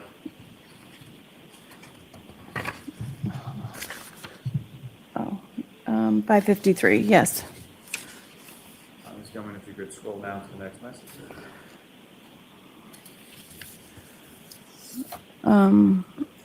Okay, is one of them driving?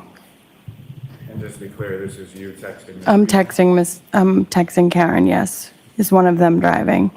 And then, And why were you texting that, or why were you concerned about that? because she was so hysterical, I didn't want her driving. And Ms. Gilman, if you could scroll down to the next message. And what, if any, response did you receive from Ms. Reed? Yes. And Ms. Gilman, if you could, scroll down to the next. And I said, okay, keep me posted. Gilman, if you could, scroll down. At his brother's or mom's, ? Or the station he works at. Both of those messages, about what time were those? 6 a.m. And what, if any, Ms. Gilman, if you could scroll down, and then what, if any, response did you receive from the defendant, Ms. Reed, following those texts? I don't think so. His bro is in West Bridgewater, W. Bridgewater. Ms. Gilman, if you could scroll down again. The next message, ma'am. Right, I'm sorry, I'm just brainstorming. The next green bubble, ma'am. It's okay. And the blue bubble below that. Any luck? And that was a text you sent at approximately what time, ma'am? 6:34. And Ms. Gilman, if you could scroll down to the next one. And what was Ms. Then- Reed's response? He's dead. And again, at what time did you receive that text message from Ms. 6:34. Ms. Gilman, if you could scroll down again. What, Karen, are you serious? That's a blue bubble, your response to her last statement. Yes. Ms. Gilman, if you could scroll down again. And then Karen, do you have any idea where he is, or did you find him? And lastly, Ms. Gilman, if you could scroll down one more time. He was in the snow. And that last message that you received, what time was that? That was at 6:36. Ms. Gilman, you can take that down. And Mr. Officer, if you could collect that. Thank you.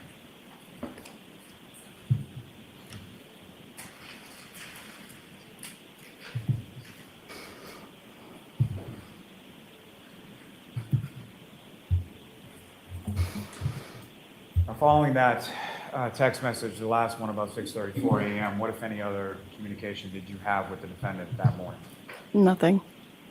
What, if any, other communication did you have with the defendant since then? None.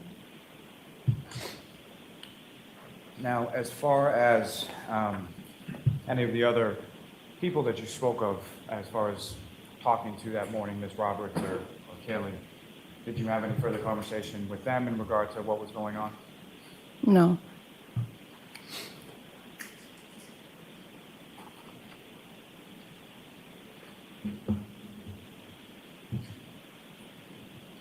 If I may have just one moment, Your Honor.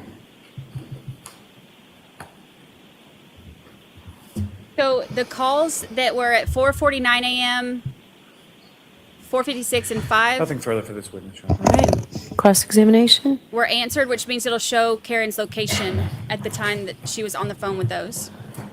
Mrs. Camarano. Hi, how are you? I'm good. I'm good.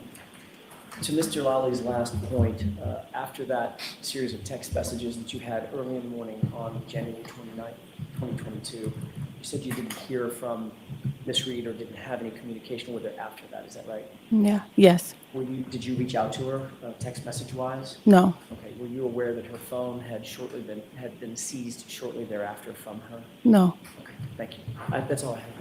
All right, Ms. Camarano. Oh, there's nothing else, Mr. Lally, right? All right, Ms. Camarano, you're all set. Thank you. Okay. Thank you.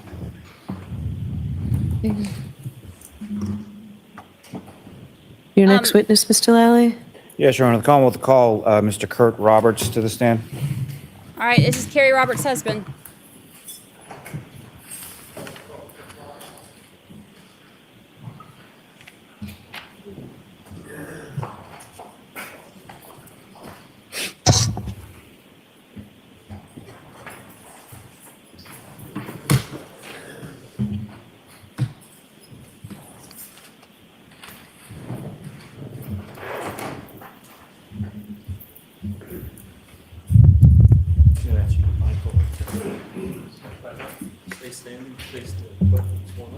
Do you solemnly swear the evidence you give the court and jury in the case now and hearing should be the truth, the whole truth, and nothing but the truth, so help you God? Thank you. Just nice and loud into that microphone, thanks. Great. All right, whenever you're ready, Mr. Lally. Thank you. Good morning, sir. Good morning. Would you please state your name and spell your last name for me? Kurt Roberts, Roberts. And where do you live, sir? Canton, Mass. And how long have you lived in Canton? About 12 years now. And who, if anyone, do you live in Canton with? I live with my wife and 2 children. And your wife, what is your wife's name? Kerry. And how long have the two of you been married? We've been married 15 years. And you mentioned you have 2 children, is that correct? Yes. And how old are your kids? My daughter is 14 and my son is 12. And do you work, sir? I do. And what do you do? I'm a heavy equipment operator. About how long have you been doing this? 26 years. And your wife, Carrie, does she work as well? She does. And what does she do? She's a executive assistant. And do you know about how long she's been doing I think about 18 years. And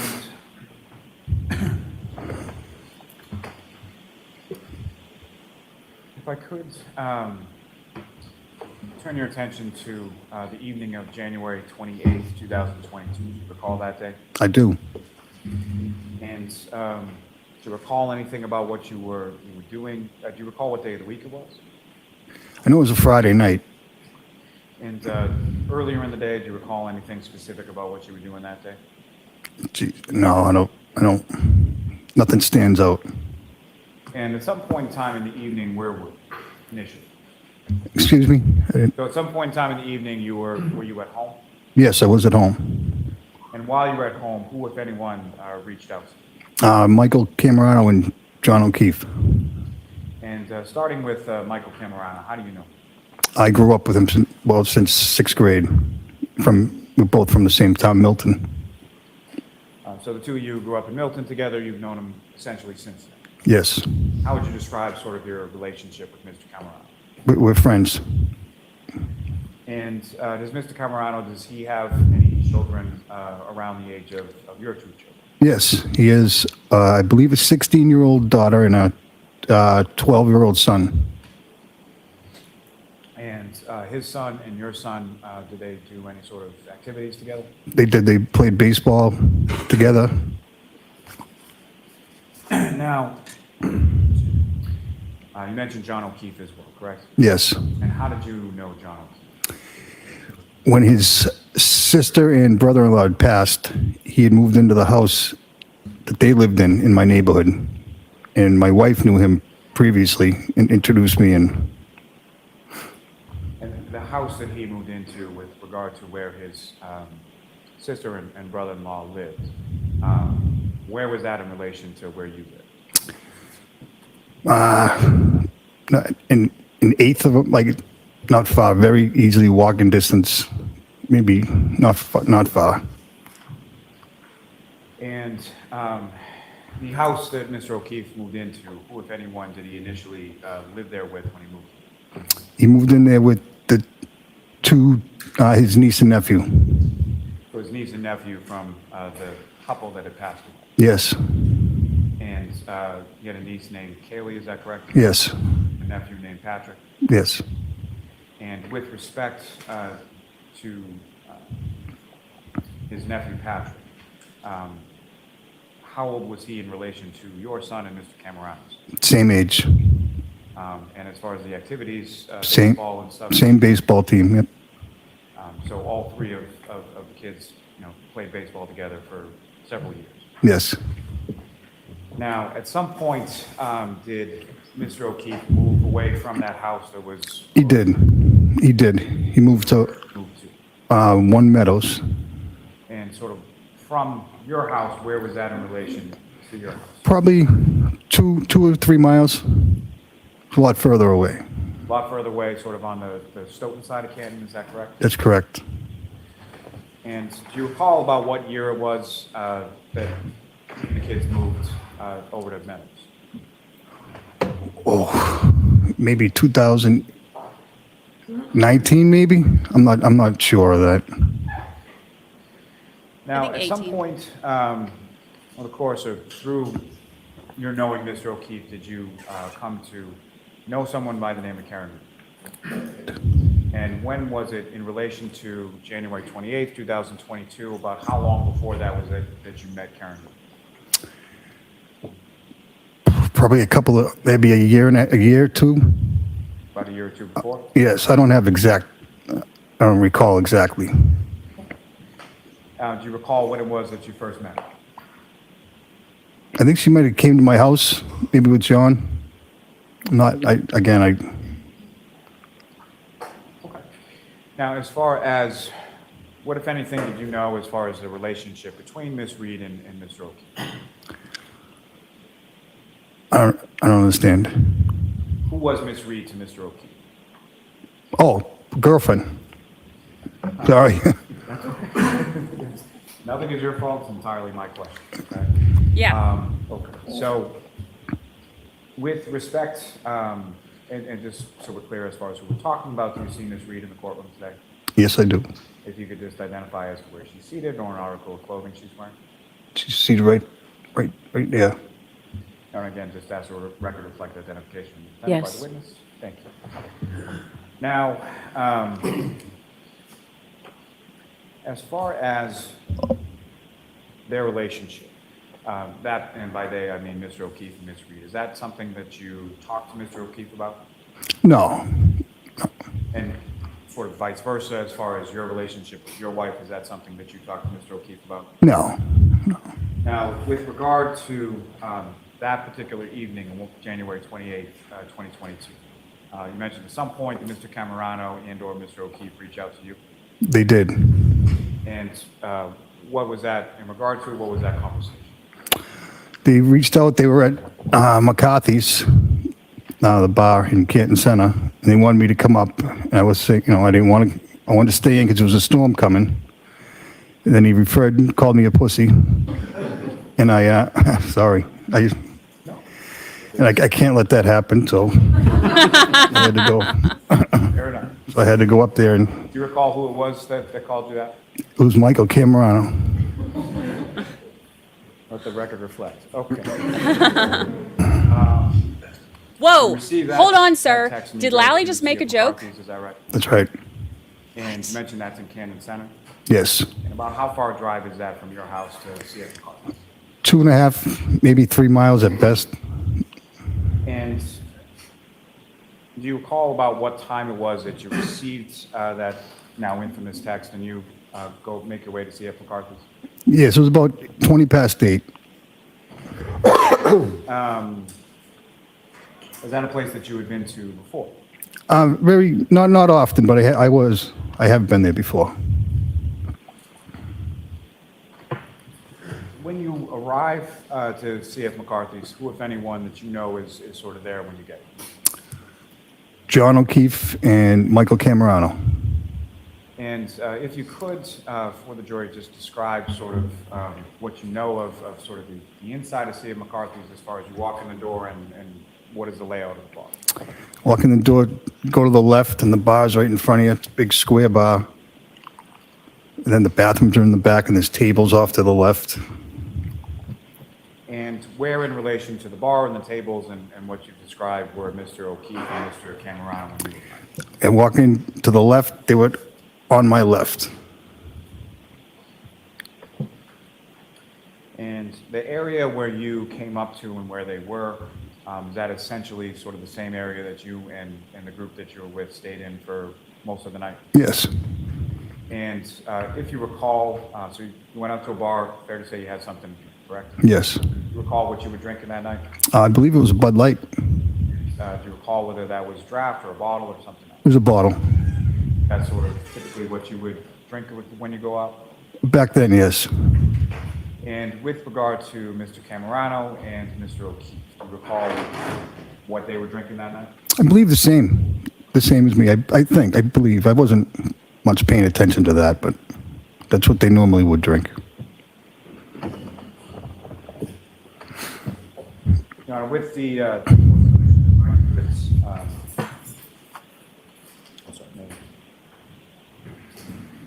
The only reason I could think that he would be doing that is to, if they're going to pull the bar receipts and show the drinks, to show with that court's permission, if I could publish to the jury portions of what's been marked as Exhibit 50. if they're showing her, if they show her receipts and show the drinks that she's getting, this could be to show that none of the drinks were for anybody else, because that's not what they were drinking.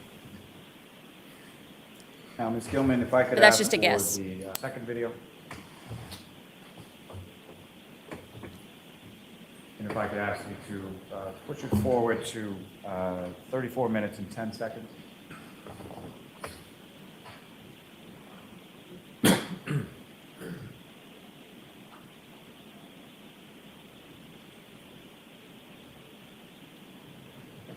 If you could pause it there just for a moment. Now, Mr. Roberts, direct your attention to the screen, what's been marked as Exhibit 50. Also, I believe there should be a laser pointer on the desk in front of you. So if you just click on that button and point it in a direction, you can sort of highlight it. So if I could ask you, first of all, do you recognize what's depicted up on the screen as Exhibit 50? Yes. And what do you recognize it to be, sir? I see John right there and Michael right there. And does this appear to be consistent with what you recollect as far as the interior of CF McCarthy's on January 20th? Yes. And this area that you just pointed out to as far as where Mr. O'Keefe and Mr. Camarano is that the area where you just testified to they essentially were during the time that you were? Yes, it is. Now, with respect to Mr. O'Keefe, you can see sort of what he's wearing in this video, is that correct? Yes. And the clothing, at least as far as you can see, is that the clothing that you observed Mr. O'Keefe to be wearing that night? Yes, that was what he was wearing. And Ms. Gilman, if you could, I would ask just to play this from the 34:10 mark until 35.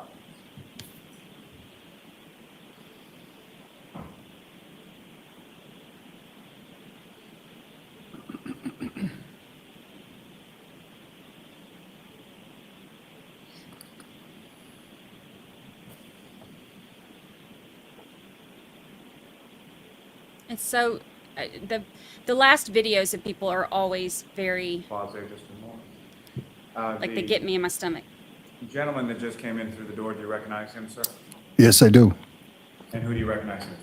That's me. So that was about the time that you arrived, is that correct? Yes. Ms. Gilman, if you could just continue it for another 30 to 40 seconds.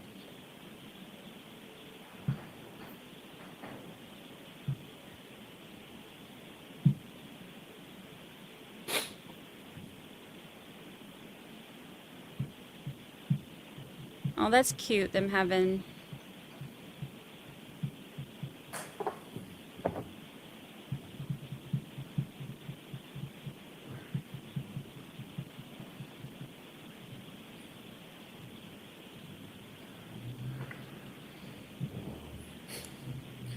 Directing your attention still up to the screen, Mr. Roberts, there's another individual around yourself, Mr. O'Keefe and Mr. Camarano, was that correct?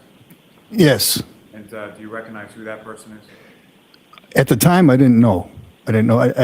He doesn't look the same in this picture right now, but I believe it's Sully. And that's someone at this time on January 28th, you didn't know who that was? No, I did not. You now do? I do now, yes. Okay. Who do you know him to be in relation to sort of yourself and Mr. Camarano and Mr. O'Keefe? Well, I know his son plays baseball on my son's baseball team. And I met him that night. We were talking. This would have been the first time that you had met this person you now know as Sully. Yes. Thank you, sir. Now, with reference to this evening, at some point, who, if anyone else, sort of came into the bar and joined your group? Karen Reed. And that was sometime after you had initially arrived, is that correct? I believe so, yes. It was after I had already been there, I believe. And Ms. Gilman, if I could, from the same exhibit, but going to the fourth video down.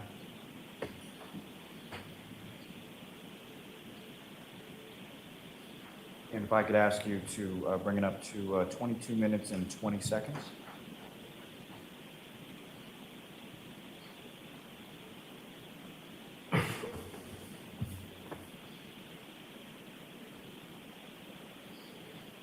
If you could just pause. Now, as far as Ms. Reed, you see Ms. Reed in this video? Yes, I do. And if you could, just using that laser pointer, direct the jury's attention to where you see Ms. Reed? Right there. Now, Mr. Roberts, you were, fair to say, a little reluctant to come out that evening, is that correct? That's correct. And as far as timing, about how long was it that you stayed at C.F. McCarthy's before you left? It's a good hour. 1 hour. An hour or so? So I was home by about 10:15. I was home. And if you recall, about how many beers did you have while you were there? Probably 3 or 4. And what you were drinking, was that, as far as amount was concerned, was that the same, less, more so than sort of the other people that you were with? Probably one more. I would think. I kind of drank them kind of fast because I was taking off. So you may have lapped them by a round or something? Sure. Yes. Now, you mentioned what you and Mr. O'Keefe and Mr. Camarano were drinking. What, if anything, did you observe Ms. Reed to be drinking at that time? It was a clear glass with probably a lime in it. I'm assuming a vodka tonic, maybe. I'm not positive what it was, but it was a clear glass with. And from your prior sort of interactions or socialization with Ms. Reed, is that something that she would typically drink? Yes, I guess I would say. And about what time was it, again, that you left? I think I left about 10 o'clock. It took me a few minutes to get home, so. And with regard to when you left, did you sort of announce that to anybody, or how did you? I usually don't, because then I'll have to deal with it again, but when we walked out, me and Michael Camarano, I believe, about the same time. I might have been a minute or two before him, that's all. So you sort of exit, and then at some point in time, around the time that you left, Mr. Camarano left as well. That's right. And Ms. Gilman, from what's up here as Exhibit 50, if I could ask you to just play from this point, so about 22 minutes and 50 seconds. What'd I miss?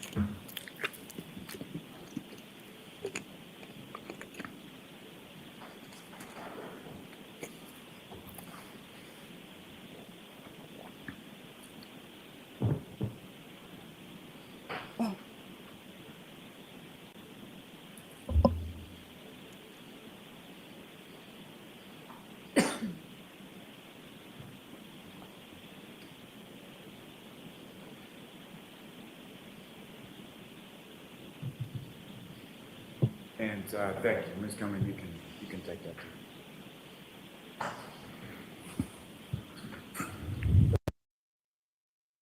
Correct. I believe so, yes. So fair to say that was about the time that you got. What is happening? During the time that you were at McCarthy's with this group, including yourself, Mr. O'Keefe, Mr. Camarano, and Ms. Reed, how would you describe sort of the general tone or demeanor of the group while you were there? Everything very, very normal. Just a few friends out having some drinks. Nothing that stands out. No arguing, no anything? No, nope.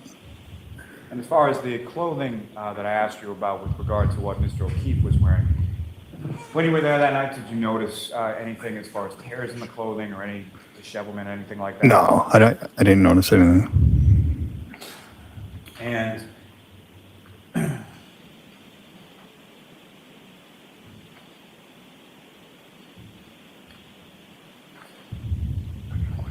when you were there and you were talking to Mr. O'Keefe, what, if any, sort of injuries or anything about him did you note as far as his face or anything else that you could see?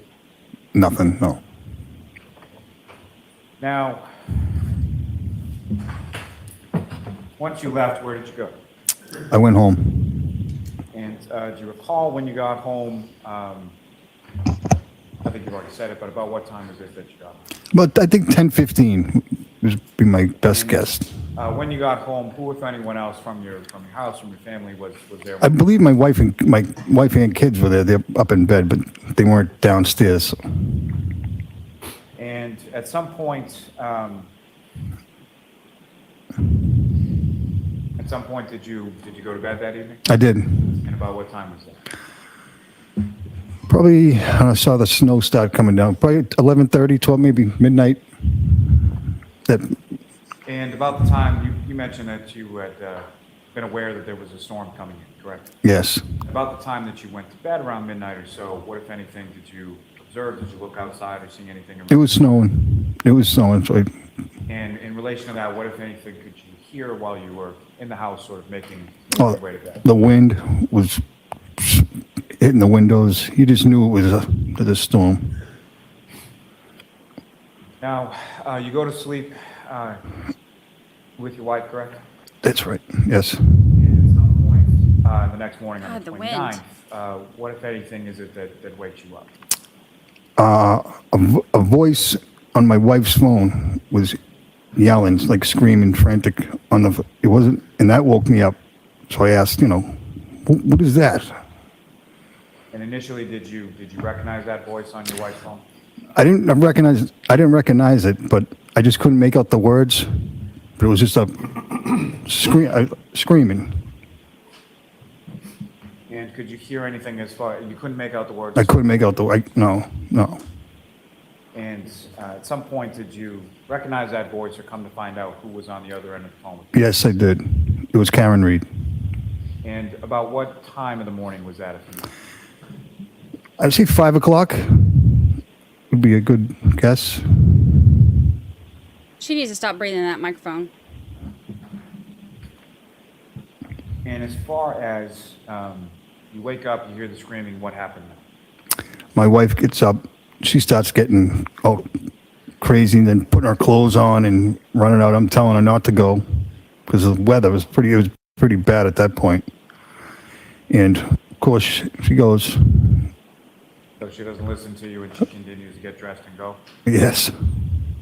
And when you say the weather was pretty bad at that point, can you expound upon that as far as what you saw? It was snowing. It was very windy. It was snowing heavy.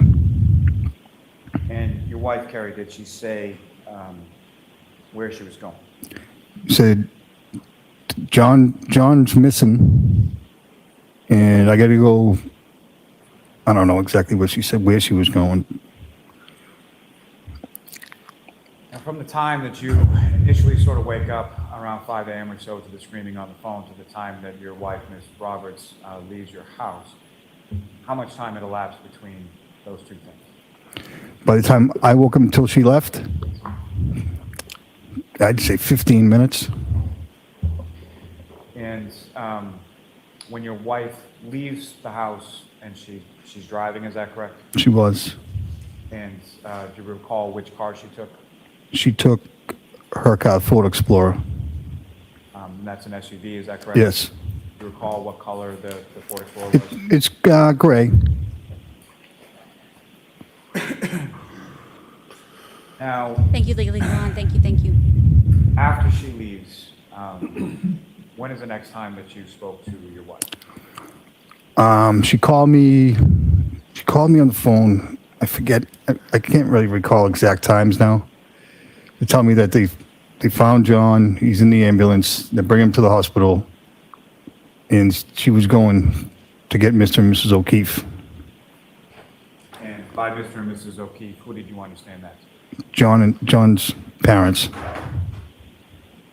And did you know John's parents? I did. Did you know where they lived? I did.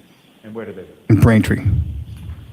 So your wife calls you, tells you Mr. O'Keefe's in an ambulance and she's going to Braintree to get his parents.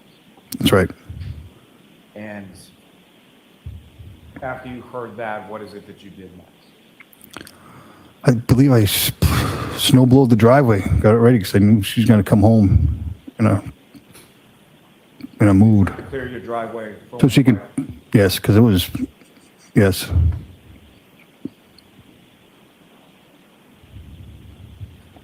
Now, when you go out to clear the driveway at the time that your wife calls you, about how much snow was in the driveway at that point? I'd say there was drifts of at least a foot or so. It was pretty good. It was a lot. Tough to get the car in. And if you know about what time was it that your wife returned home after?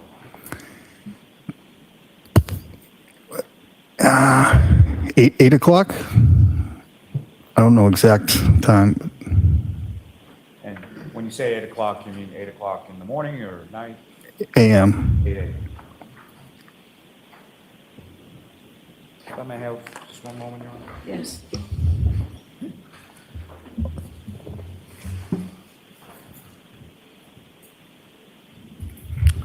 No further questions for this witness, Your Honor. All right, cross-examination? Thank you, Your Honor.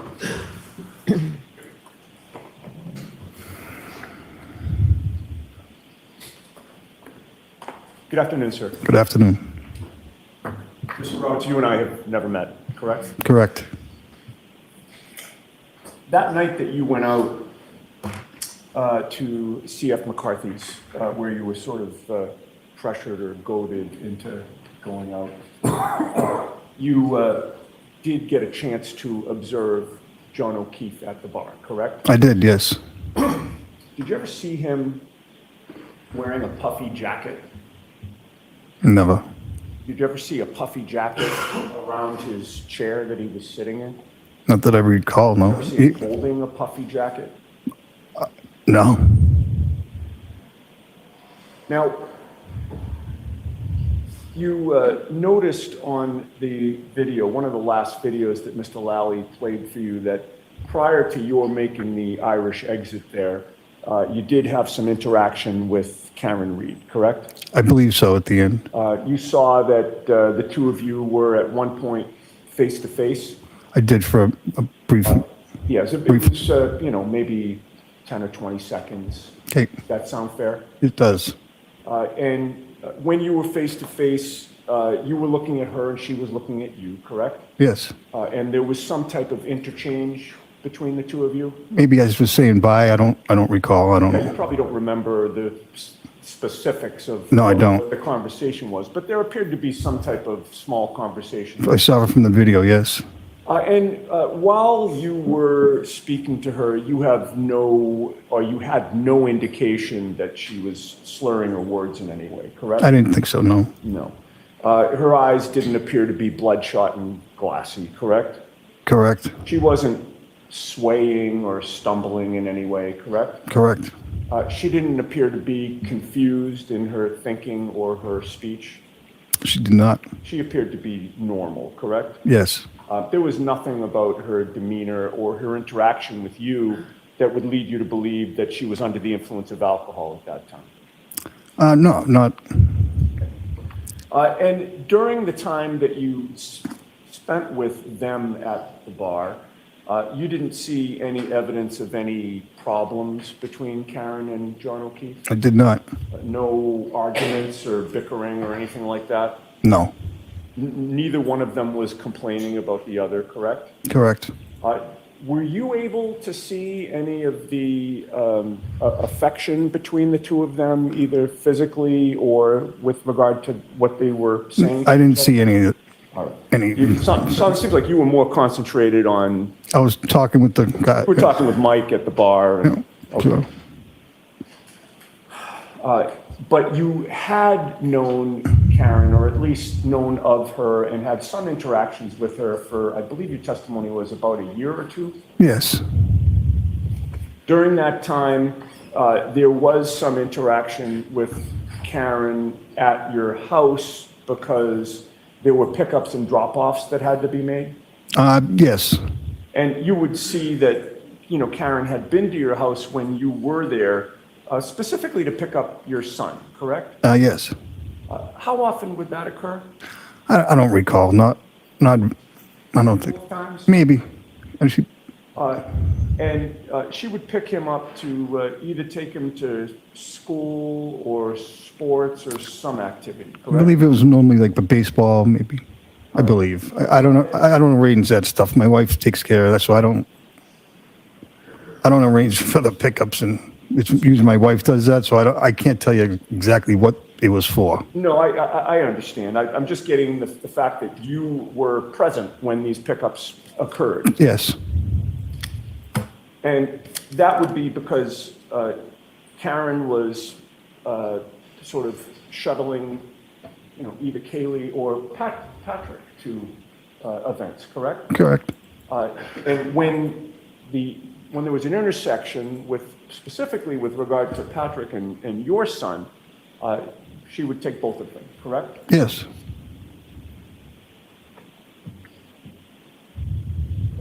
And from your observations of Karen Reed during that 1 or 2 years that you had come into contact with her, the contact you had was mainly surrounding what happened with the kids, correct? Yeah, I would say. And she appeared to be responsible, correct? Objection, Your Honor. The objection sustained. Ask it differently, Ms. Giannetti. Sure. She appeared to be caring toward the kids, did she not? Objection. Overruled. May we approach? Okay.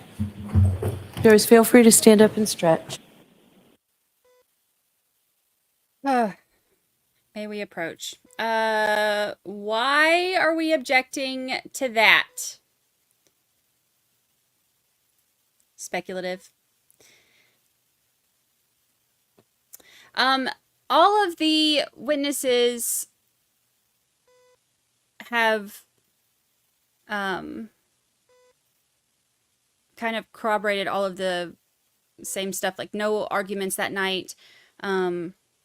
Everybody's in good spirits. Everybody in all of the statements said the same thing about Karen not seeming, didn't seem like she was drunk.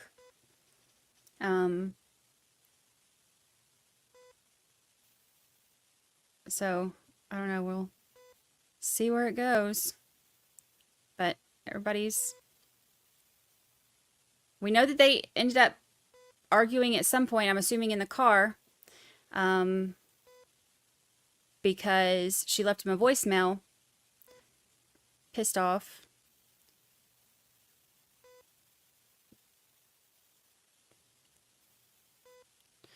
Who is winning the day so far? Well, I mean, there's been nothing that has gone in favor. I won't say gone in favor. I mean, there's been nothing that has scored points, I guess, for the prosecution.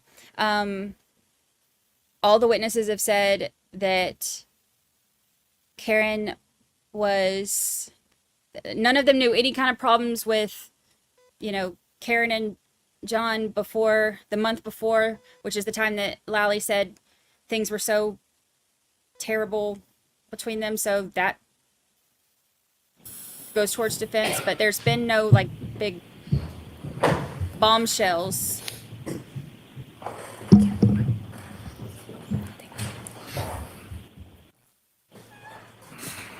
Just one question for you, just to sort of alter the last question that I asked you. From your read on this, it appeared to you as though Karen was caring for the kids and caring about them, correct?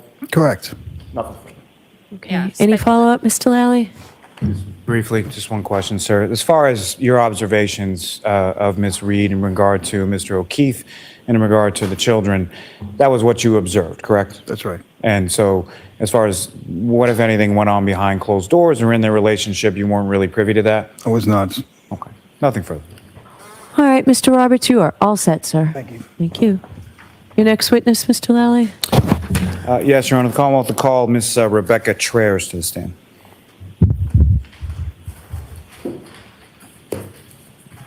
One more down. All right. Oops. Stop pressing buttons, Brandy.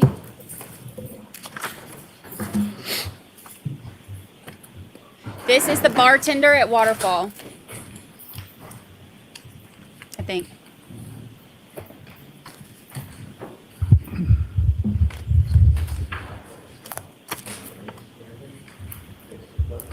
Excuse me, sir. Do you solemnly swear the evidence you give the court and jury in the case hearing here should be the truth, the whole truth, and nothing but the truth, so help you God? Or maybe I don't. I think. keep your I could voice be up, wrong. please. We'll see. All right, whenever you're ready, Mr. Lally. Thank you, Your Honor. Good afternoon, ma'am. Good afternoon. Could you please state your name and just spell your last name for the jury? Rebecca Traers, Trayers. Ms. Traers, what do you do for work? I am a bartender. And where is it that you work as well? Waterfall Bar and Grill And where is that located? in Canton, Massachusetts. And how long have you worked there in that capacity? About 7 years. And in relation to where in Canton, Massachusetts is the Waterfall located? We already know where it's In the at. center. And We know. is there a typical sort of shift or nights that you would work in regard to working at the Waterfall?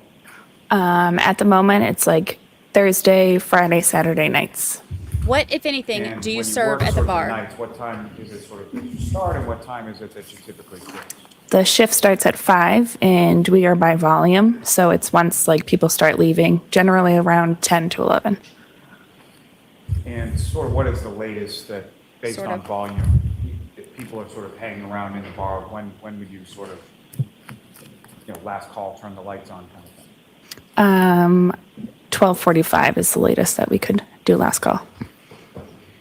Now, during the shifts that you work, about how many people, or what does sort of the staff look like in regard to sort of your evening shift? For upstairs, there's typically 2 of us with a couple of food runners. And with regard to entertainment, does the Waterfall have certain nights of entertainment, sort of live entertainment within? Fridays and Saturdays. And what kind of entertainment would be there on a Friday or Saturday? Bands. Is that sort of the same bands over and over, or is it sort of different bands as it goes? They rotate throughout months. What, if anything, do they play on their Now, were you playlist? working at the Waterfall in that Hey, Mindy. capacity around, or on January 28th, We love RA. 2022? Yes. And Let me ask you, stepping back for a second, just more general questions. What time does the waterfall typically open? Open, like 11 a.m. So basically 11 a.m. to 11 p.m. or based on volume when you close? Is that yes, ma'am? Yes, ma'am. Now, with respect to the waterfall, if you could just sort of describe, I know it's located in the Canton Center area, but what kind of building is it? What, if anything else, is sort of around it? It's in a condo unit. So in a condo sort of complex? Yeah. And is there a parking lot associated with both the complex and with the waterfall? Yes. And as far as entrances and exits, how many of those each are there? 4. And what is sort of the typical entrance that people would come in? There's typically 2, one in the front and then one on the back by the patio. And so the one by the front, where is that in relation to the parking lot? It's right outside the parking lot.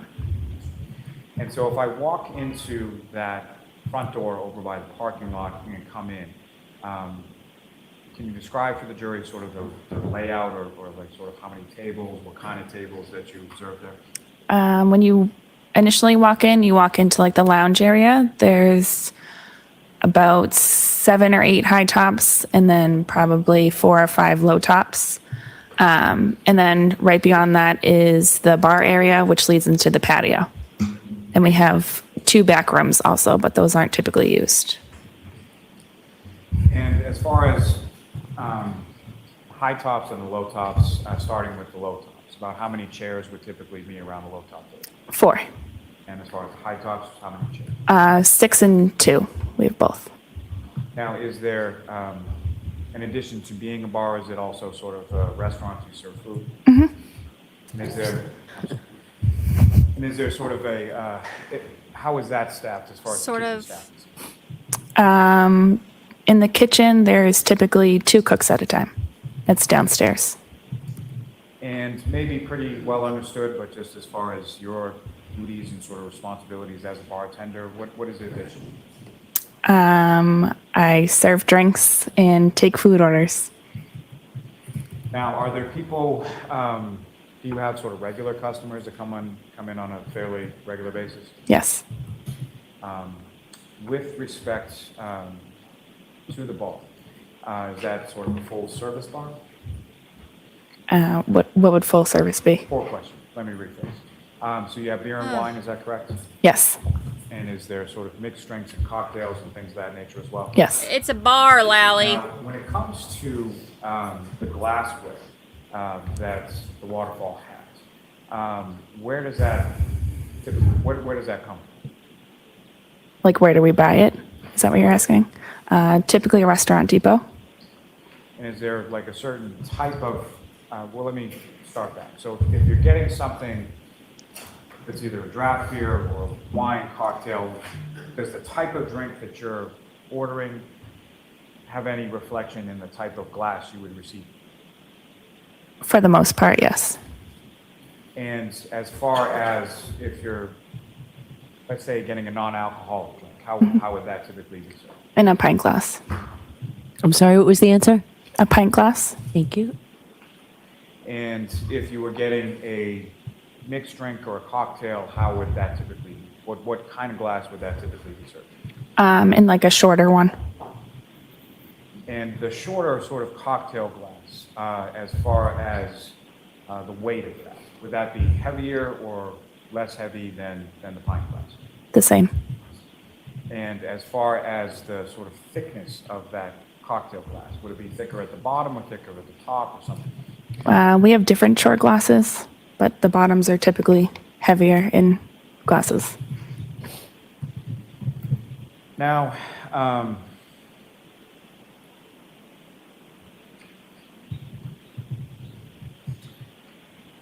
that particular evening of January 28, 2022, do you recall whether or not there was any sort of musical entertainment in the bar that night?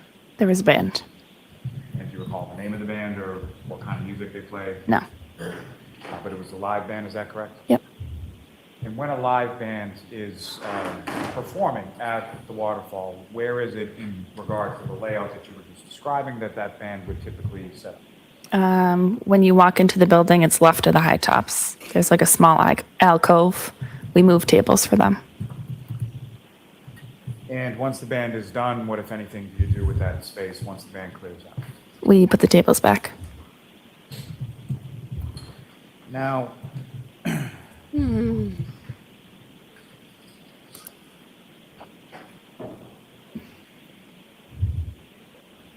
Get there, Lally. Get there. Come on. You can do it.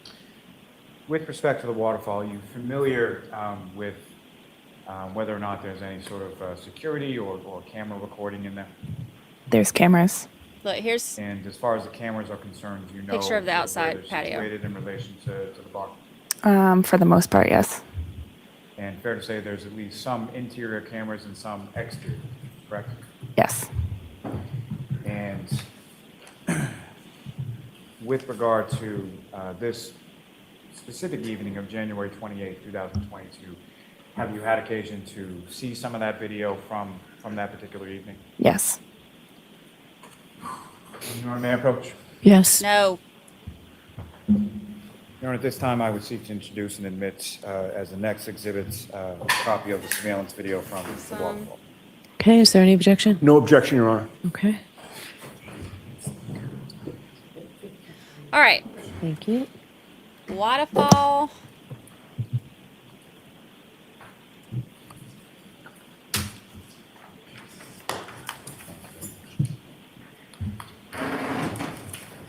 Bring the footage.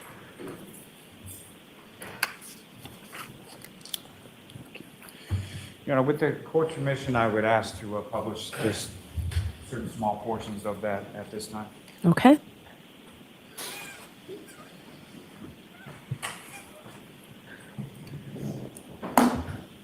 See if there's Now- any bombshells. Ms. Gilman, if I could ask for just the first video with the label as far as channel 1. If you could just pause right there. Now, Ms. Traers, what's up on the screen? Do you recognize generally what that is? Yes. And what are we looking at? Waterfall parking lot. And so this is the parking lot that you were referring to as sort of the front door that leads out to the parking lot for both the condo place and for the bar. Yes. And the video, as far as you're aware, is date and time stamped, and those dates and times are accurate, correct? The If date, you know. yeah.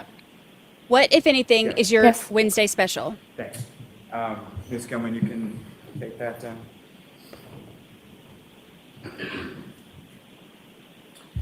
And Ms. Gilman, if I could have from channel 3 the first video associated with channel.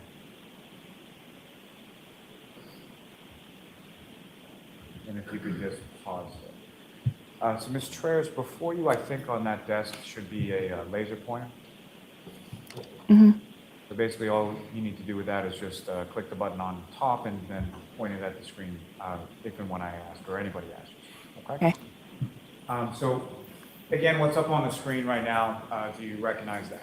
Yes. And what do you recognize that? The lounge area of Waterfall. And if you could, using the laser pointer, direct the jury's attention first to that area that you were speaking about where a band would normally perform. Let's find it right here. And that's where the band was that night. Yes. And the high tops and low tops, if you could direct the jury's attention to where those would be located. So these are the 6 people ones, the 2 people, and then low tops. And as far as the bar area, or sort of where you would be situated within the establishment when you're working as a bartender, whereabouts, if you could direct the jury's attention to whereabouts that would be. All the way back here. And sort of immediately adjacent or right in front of sort of where the bar area is, what kind of table or what, if anything, is closest to the bar? High top. Now,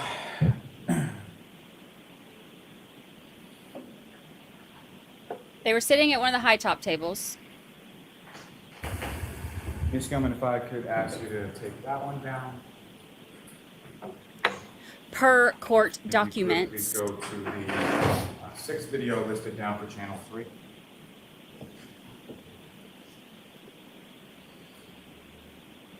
And if you could pause there for a sec. Now, Ms. Trey, directing your attention up to the video for the, up to the screen for the video that's now up there. You recognize this to be the waterfall as well? Yes. The timestamp on it says 1:29:12:01. Is that the AM? Is that correct? Correct. And fair to say that or what if any difference do you note sort of about the lighting in this video versus the one from earlier about 10:30 p.m. So, This one's brighter. and why is it? We are getting ready to close. You would've He's like, turned you the lights ain't on got at to that go point. home. Yes. And as you're closing, what are some of the sort of final things that you're doing as you're Got to get up out of here. Cleaning up. Duh, Lally. Ms. Gilman, if I could ask you to What, if anything, is your score go on to Yelp? about 15 minutes and 45 seconds.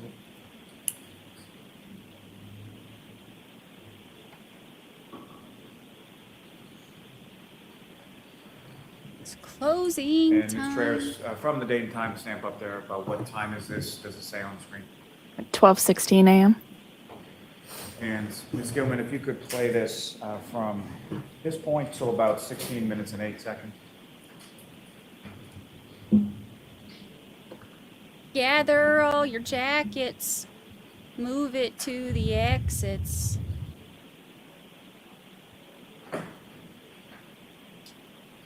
Isn't that the words? Pause there just for a moment. The individual sort of walking from the top of the screen down towards the bottom, towards that front door area, is that where the front door is? Yes. And again, if you could, just for the jury, just using the laser pointer, direct their attention to where that front door is. Right here. You recognize who that person was? Yep. Okay. Who was Yes. that? That's me. And you were basically taking the trash, correct? Yes. Ms. Gilman, if you could just run that 16 over. Get your puffy jackets. You can Move it stop to there and the take that down, Ms. exits. Gilman. Thank you very much. I know who. I'm not singing to you, Luce. It's okay. I was about to hit my notes. It's okay. It's okay. Now,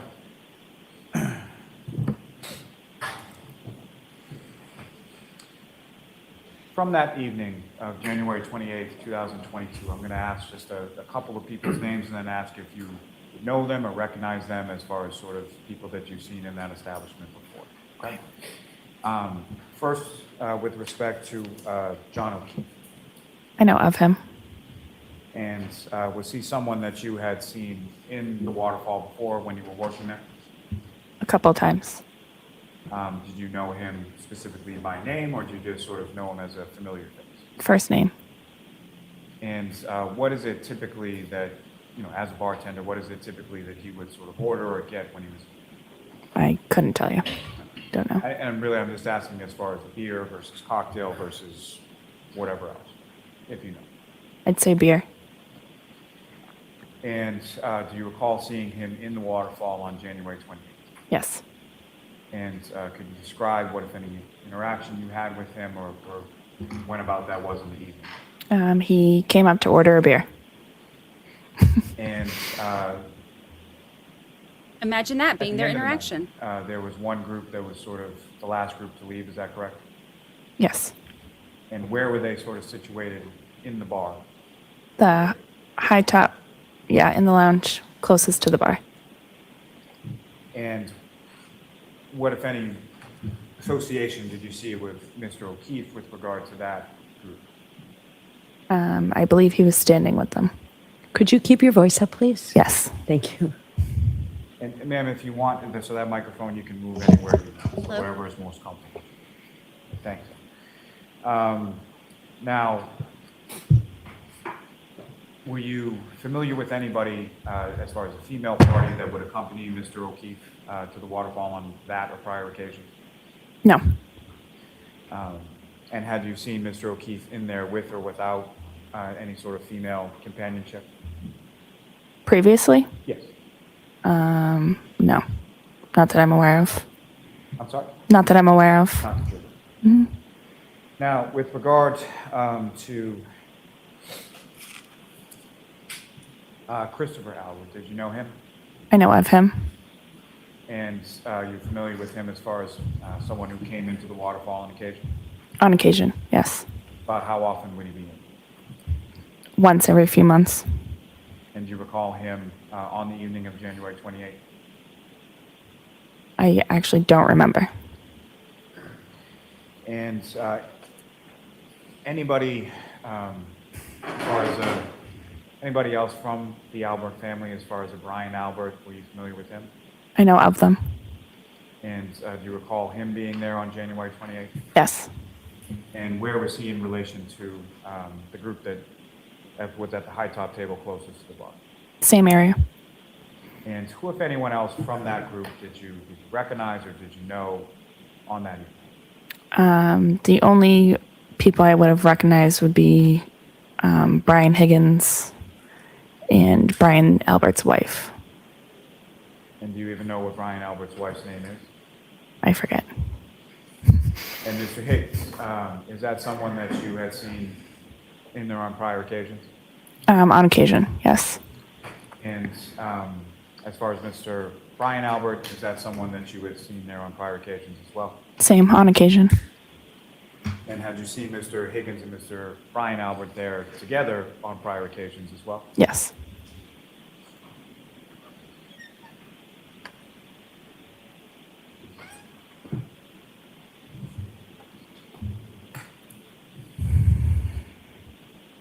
I may have just one moment, John. Okay.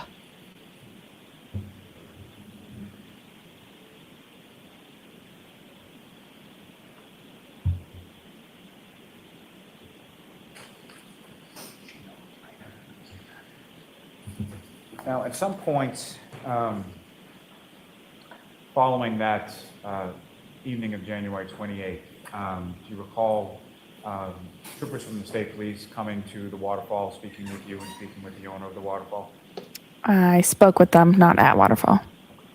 And are you at least aware that they received from the establishment not only the video, but some receipts from that evening as well? Yes. And have you seen those receipts on some prior date? One. Your Honor, may I approach? Yes. Told y'all this morning that's probably where they're going with all this. Receipts. Thank you.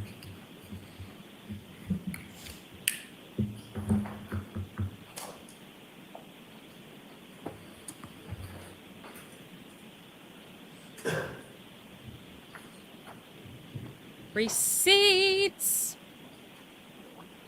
Thank you. May I approach the witness, Your Honor? Yes.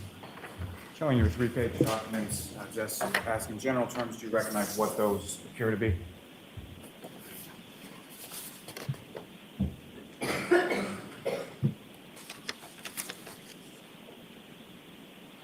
Yes.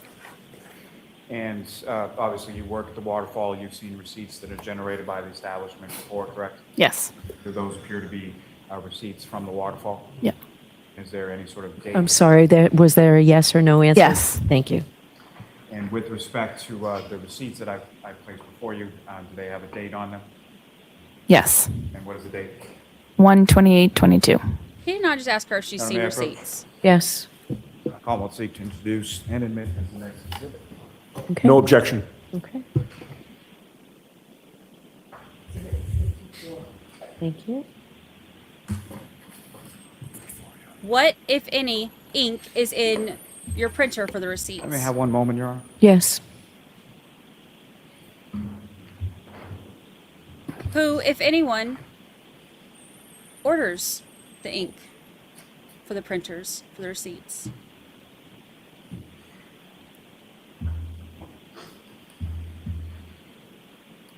What, if any, kind of pen do you use?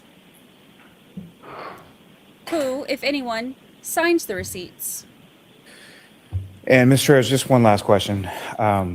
With regard to some of the people that I'd asked you about, as far as Mr. O'Keefe, Brian Albert, Brian Higgins, Christopher Albert, any of those parties that you knew them sort of exclusively through your work at the waterfall, correct? Yes. Okay.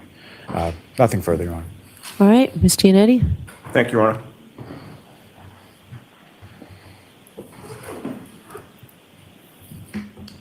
I know who Good Good afternoon. We've never met, correct? to No. take me home.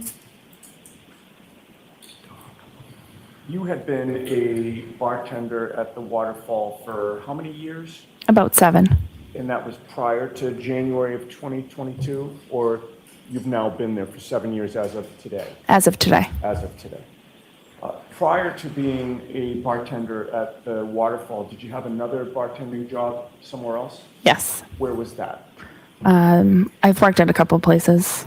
In what towns or cities? A couple in Canton. And the couple in Canton, was that immediately prior to moving to the Waterfall? Yes. All right. And we don't have to get into the names of them, but how many years were you a bartender in Canton prior to going to the Waterfall? Prior to the Waterfall, about 4. Okay. So for about the last 11 years, you've been a bartender at one establishment or another in the town of Canton, correct? Yes. Are you from Canton? I am. Did you grow up in Canton? Yes. And you no longer live in Canton? I recently moved back. Now you're back to Canton. I got you. Okay. And you had, I believe, testified on direct examination that you either know or know of the Albert family, correct? You would agree with me that they are a well-known family in the town of Canton? Objection. Overruled. Do I answer that? Yes, you can answer. You can answer. Said overruled, so you can. I would say yes. Bless her. Okay.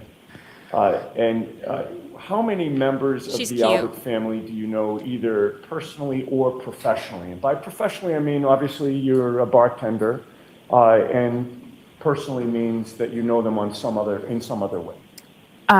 It would only be professionally, and Okay. I'd say 3 or the whole family of the Alberts. Is that what you're asking? Yes.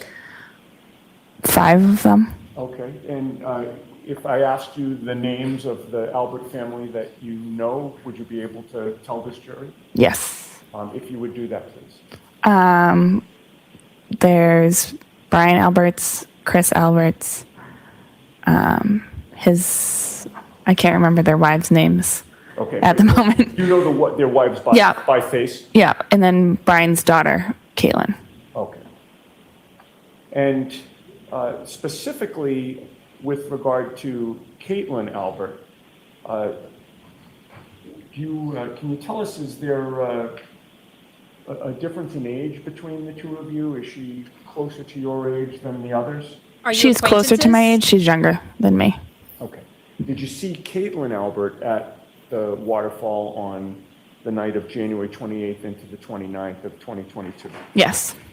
You also mentioned that you had seen somebody named Brian Higgins there, correct? Correct. He was somebody that you recognized prior to that day, correct? Correct. And how did you know or come to recognize Brian Higgins? From Waterfall. Did you know his name, specifically his last name, on January 28th when you were working that night? Yes. When did you learn his name, if you remember? I don't remember. At some point in the past, when he'd been in the bar, for some reason you knew his name, Brian Higgins. Yes. And you had testified, I believe, on direct examination that you had seen Brian Higgins with Brian Albert at the Waterfall on prior occasions. Correct. So, Ms. Gianetti, it's time for lunch. I don't imagine you'll finish in 5 minutes, right? It won't be too much longer than that, but it's probably good to take a break. Okay, thank you. All right, Ms. Treyes, I'm going to ask you to come back at 2, and jurors will take lunch. Okay. Whereas if you would fold and leave your notebooks on the chairs, taking your property with you. All right, jury out here. Take me home. Now that song's stuck in my head. Goodbye. Peace out. I wish you could program that thing to say peace out.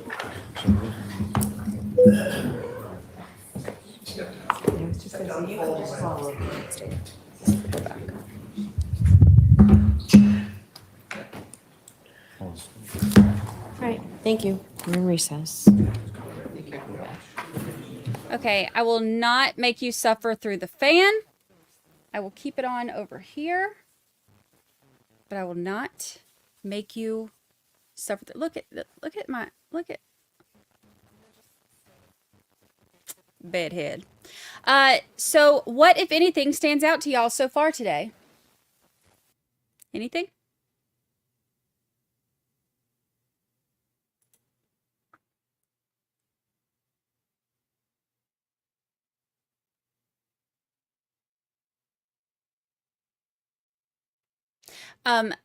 The she said nothing. Oh yeah, you want the beach. Oh yeah, I can give you the beach instead of the fan. Let me do that. I can do that. I know who I want to take me home. Every time I sing, Lucy thinks I'm singing to her. Take me home. Let me get y'all some beach action going. Oh, it's a pretty day outside. So jealous. Y'all, if I could figure out a way to make my fiber internets work out there, we would be streaming from out there every day. Look how pretty it is. It's so pretty out there today. Oh.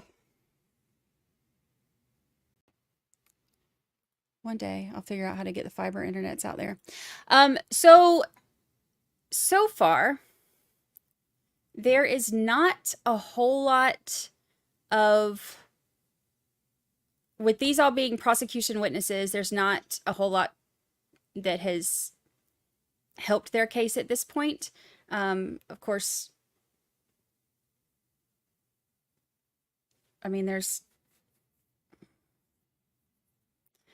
a lot of this is, I guess, foundational stuff, but the only things that stood out to me, of course, are the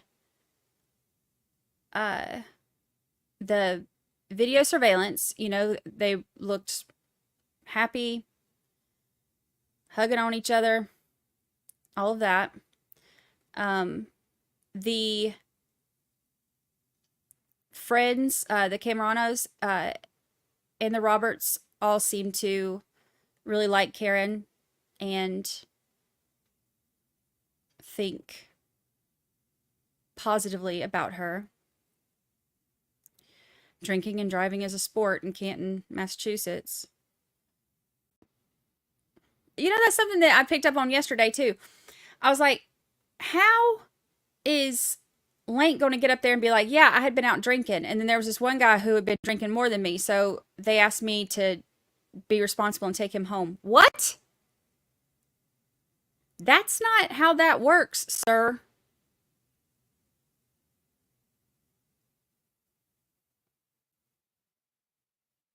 It's not like, hey, who's the least drunk?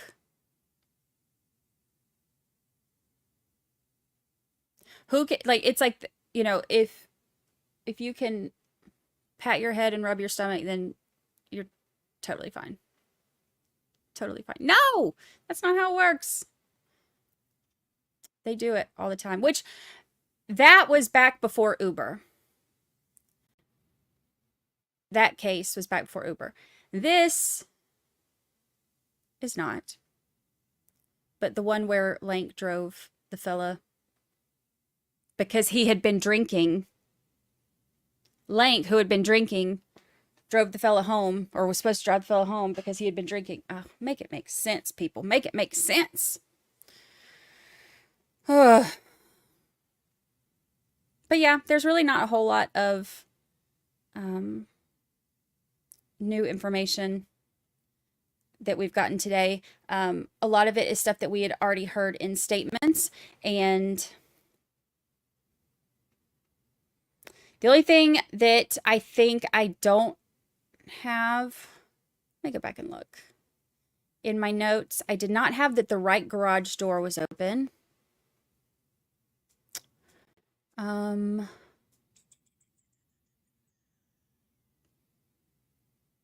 There were a couple of texts to my Camarano where John had said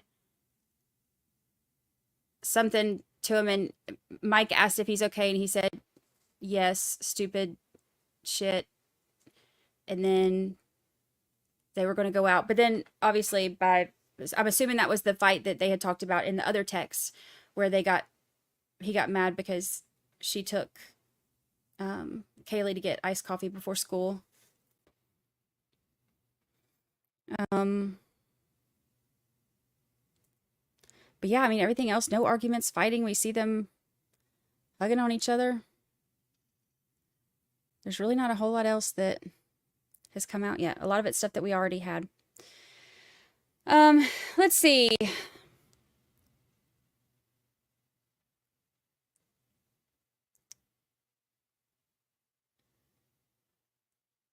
Yeah, whoever can pass a DUI test is the DD. You know what though? I think that drinking and driving happens a lot in small towns. I know that it did, like, it was, you know, when I was growing up, it was not, like, it was pretty common because it was kind of like people would be like, oh, well, what's the worst could happen? I'm going to run off the road into a pasture. But, so I know that, like, it was big and, you know, my neighbor got a DUI on a lawnmower. If that tells you anything.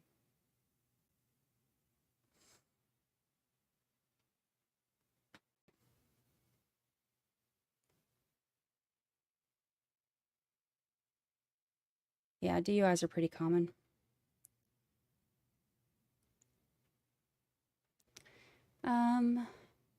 Do we know what time the garage door was initially open? They did not say. That has not come out yet.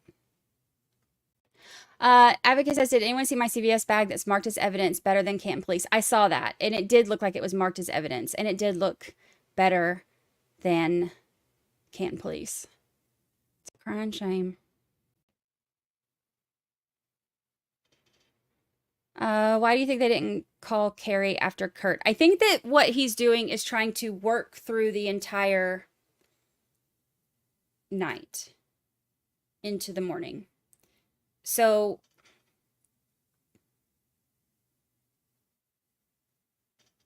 it seems like they did the first responders and all of that. So it's like explaining what happened so the jury knows how they got to this, you know, like what the end result is.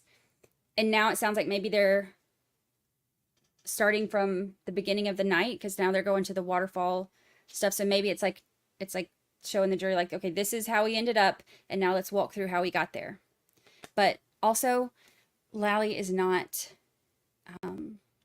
he doesn't do things the way that a lot of normal, I won't say normal, that comes off as aggressive, as what I'm used to. So, I don't know.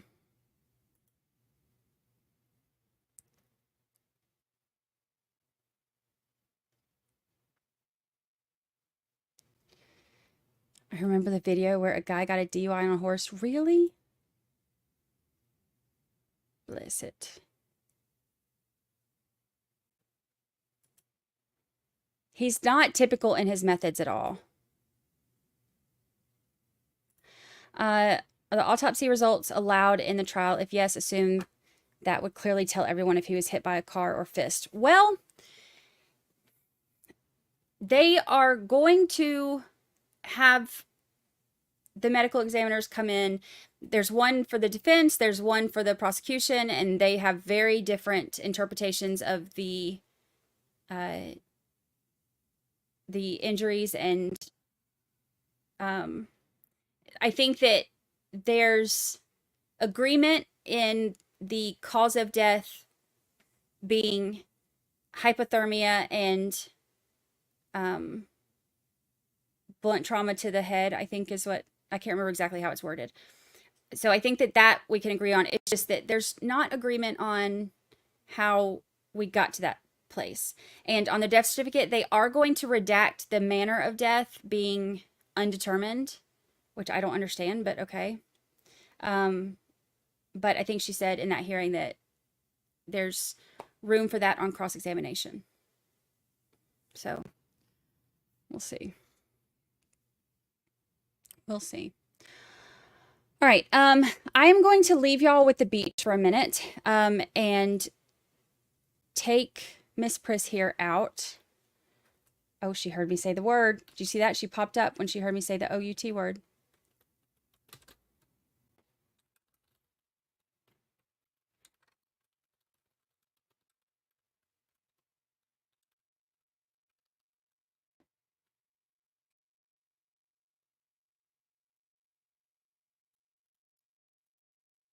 I know, even when I spell things now. Okay, I'm going to put this on here for anybody that comes in and says, where's Brandy? Where's Brandy? Yes, I will eat something real quick too. I will grab a Hot Pocket or something. Okay, I will be back in just a few minutes and we'll talk some more about the stuff that has happened and what we can put together. I'll see y'all in a minute.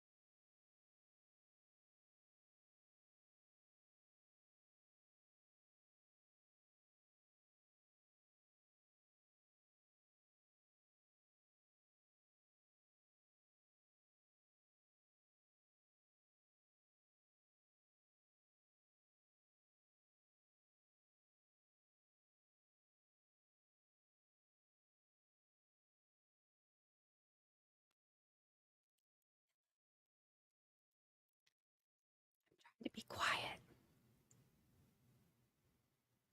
so I don't sneak up on you and scare you. Oh, the plane. I love it when they fly the banner planes by. Hello. I don't want to scare you. I'm sneaking in. I'm sneaking in like Coffin Dapper on the property of 34 Fairview. Carrie, new member, welcome. Carrie, like the movie, welcome.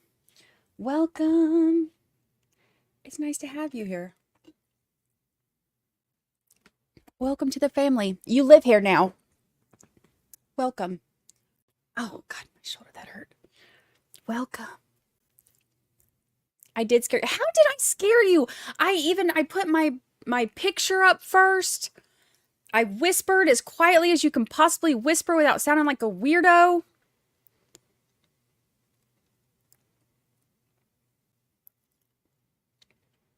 Maybe I did sound a little weirdo. Is that what scared you?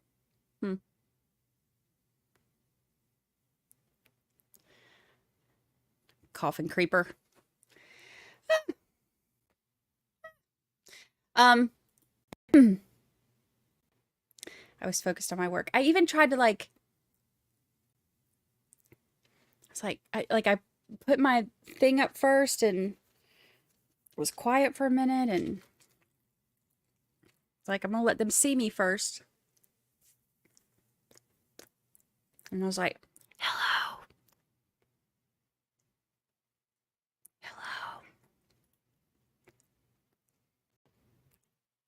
Hello. I had RA showing a chase on another screen when I heard whispers. You know, I forgot I had my AirPods in one day. And something happened. I think I had it on something. I don't know if it was something like this, like a live stream that doesn't have any kind of like sound or anything. And like just on one of my monitors over here while I was working on my main 2 monitors. And that stream ended.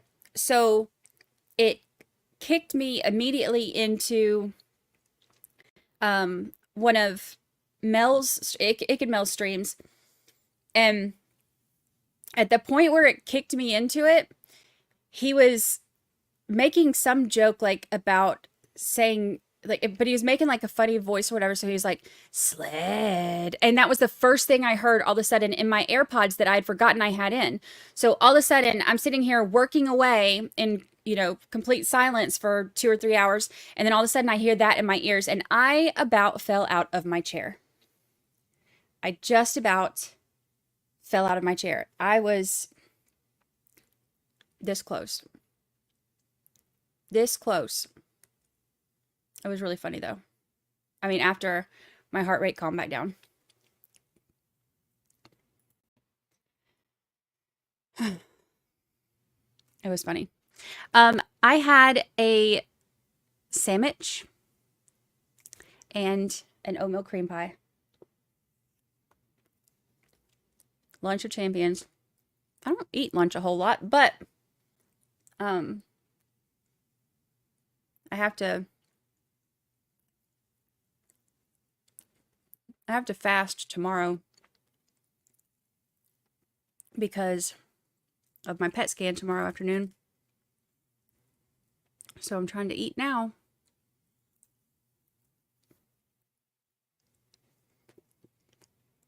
Let's see.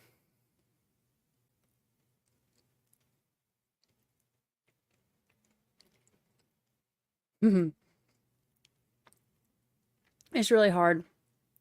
It's really hard. Like, I love y'all, and I love being here with you, but I sure do love being out there. I'm telling you, if I could find a way to stream from the yard, and by the yard, I mean the beach.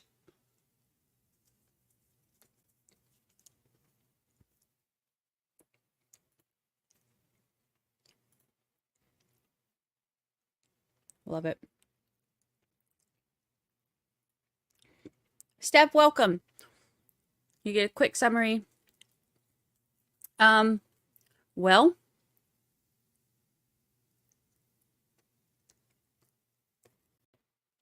are you asking me what, if anything, happened this morning?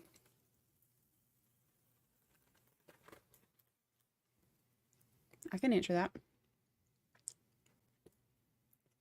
I sang, so you missed that. I sang, I know who I want. I should stop.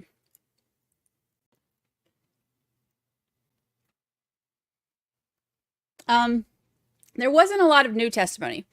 So this morning we had Lieutenant Charles Ray back on the stand, and it just showed the rest of the dash cam and ring video from where he was doing the wellness check for the kids. And then Michael Camarano came on. He is a good friend of John and was with him at Waterfall that night. They showed the surveillance video. Everybody was in good spirits and happy. They showed surveillance video of them at Waterfall together, and also his wife. And she texted back and forth with Karen that morning when Karen was freaking out looking for John. Kurt Roberts, who is Carrie Roberts' husband, testified. He was at Waterfall that night too. Same thing. Everybody was happy, fine, good. And then when we went to lunch, we had Rebecca Trayers on the stand. She is a bartender at Waterfall. So they're introducing some of the video footage from Waterfall to show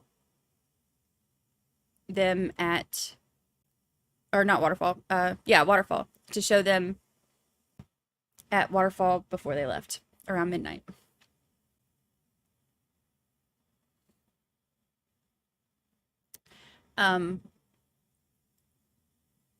Honestly, there were a couple really touching moments hearing John's friends talk about him and how close they were. But most of it was lollygagging or lally dragging.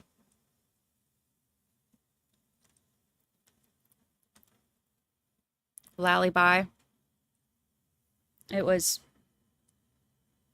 his questioning's just not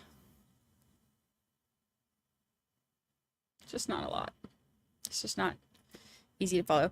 The only things that I think, he did ask about the glassware at Waterfall.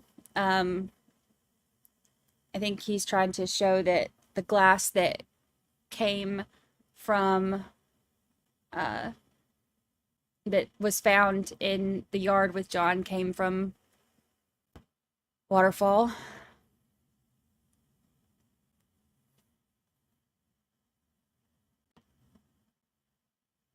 They have not said how many drinks she had yet. They do have that in the police report, saying 9 total. And that includes the cylinder style glass with a lime, I think is how they describe it, with a clear liquid with a lime.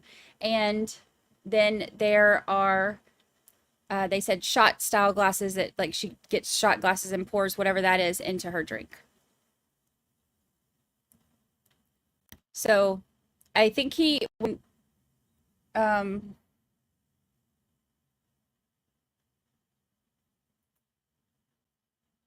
happened to the receipts? We never got to see them, did we? State police got them, and he asked her if she had seen these types of receipts before. Something, I don't know. He's tedious. I would be shocked if a woman of her size drank 9 drinks. I don't know. Yeah, that's what I said too, because she's so small. And with her health issues, that'd be hard.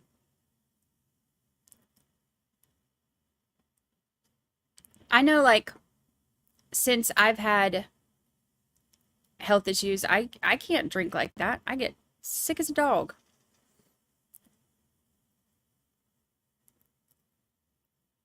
I did on, I think, New Year's Eve, or right around that week. That was kind of when my friends were in town, and it was before I had to do my treatment, and I was like, I think once they got to town, I just kind of like let myself go for the week.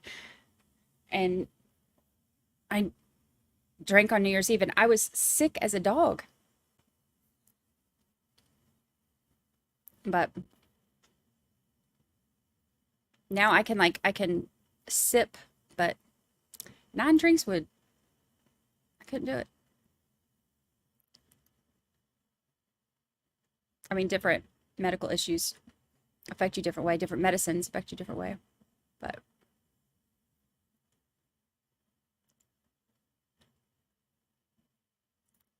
do you get a hit by YouTube if it's us that's singing closing time? I hope not. I don't think so, because I think it's like AI that detects the song. And look, as much as I practice in the shower, I don't think that my voice is going to trick AI into believing that this is a professional rendition. I could be wrong. You never know.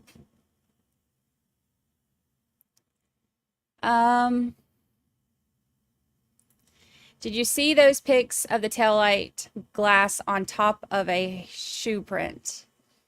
Is there a theory on how that's possible? No.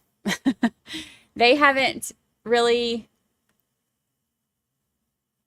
given us a whole lot of theories or explanations from the prosecution at this point.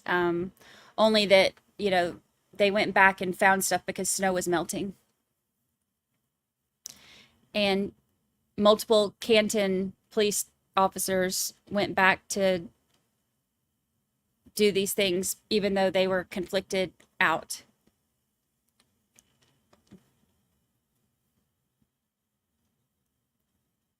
Like, that's not my investigation or my job, and I'm, you know, conflicted out of it. But let me just run over here and put my hands all up in it. All up in it.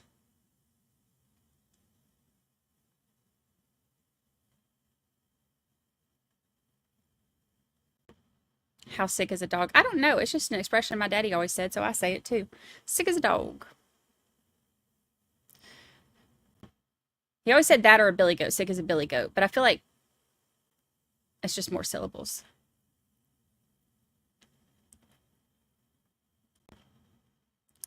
Did the receipt say 9? I don't know about the receipts. They didn't mention the receipts in the documents. They only mentioned the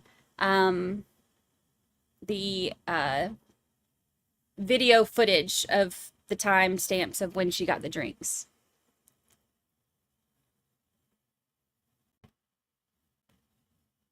Hello, Tayo Toy. Oh.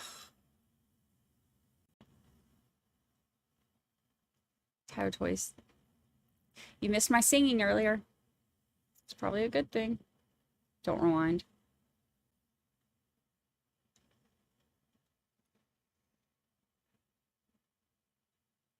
We say that in Scotland, sick as a dog.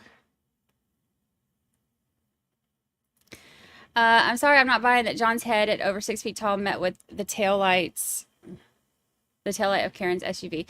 It is very hard to understand.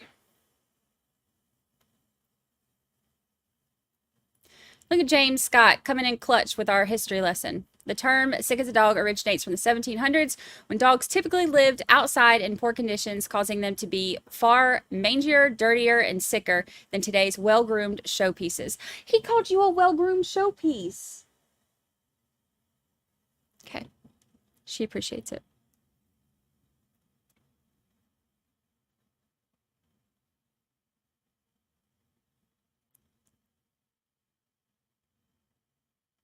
Let's see. Closing time.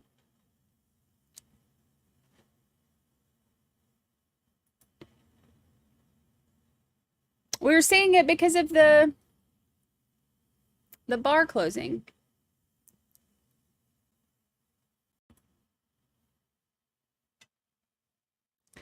Grab your puffy jacket. Move it to the exit.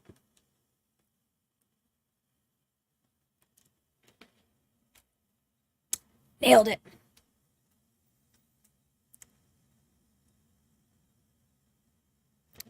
The fact that Lally couldn't work in the missing taillight from the dash cam is proof he's not great at his job. I'm bless him. Bless him. My husband heard you singing and asked if you did it often. Is he asking if I practice because I need to? Is that what you're trying to say?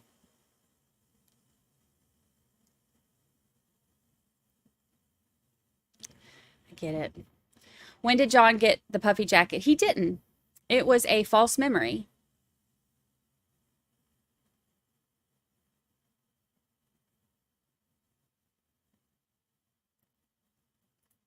Receipts of 10 shots does not mean that she drank them. She could have bought a round for the bar friends. With Crohn's disease, the video would show her running to potty often. You know, that's one thing too, because one of the statements was that she didn't want to go to the Albert's house because she was having stomach issues, which, could definitely be related to that. But I think the reason that Lally was asking them, what did you drink? What did you drink it out of? Like, did you drink a bottle or draft? I think it was because he was wanting to rule that out. I think he's wanting to show that they were drinking Bud Light in a bottle, not clear liquid in a cylindrical glass with a lime.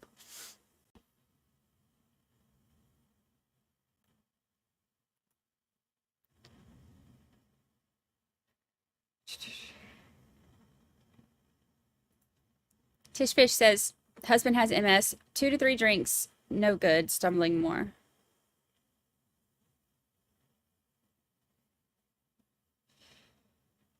It's interesting. Did John leave the bar with a cocktail glass? According to court documents, it says that they see him leaving the bar with a cocktail glass in his hand.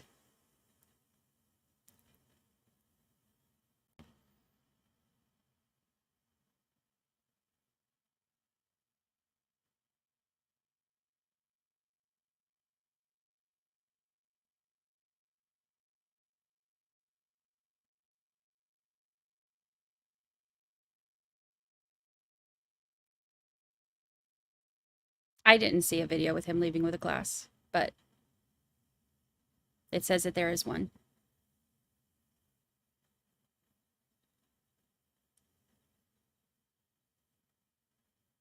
It has not been shown yet, to my knowledge. They did show some of the waterfall stuff here.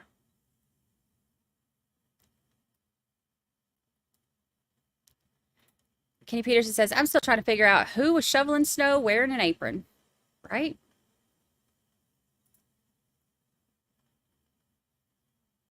The apron is shoveled. It was snowing. Beyond a reasonable doubt, it was snowing.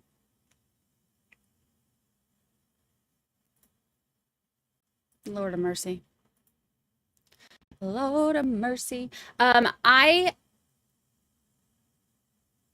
think in my notes, when I was doing my notes on this, because I'll take my notes as, they're going and stuff so that I can keep up with everything for the podcast. And I think that at one point I got so annoyed with it. I was like, snow, snow, snow, snow, snow, more snow, snow, snow, snow. We get it. Jade Days, new member, welcome, welcome, welcome. You live here now. You live here now. Welcome. Welcome to the family. Melissa, never fear, the apron is clear. Whoop, whoop. Never fear. The apron is clear. New apparel, the snow apron. Merch idea.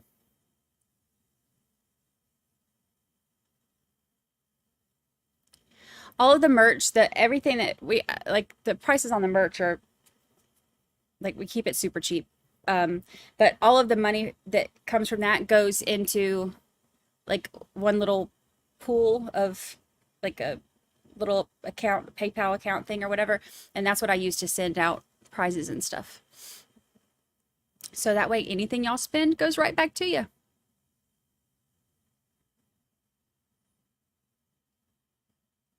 Nine cocktail drinks. Did it show it was Karen's tab? We didn't get to see the receipt. So they showed it to, Lally showed it to Rebecca, the bartender, but we didn't get to see it.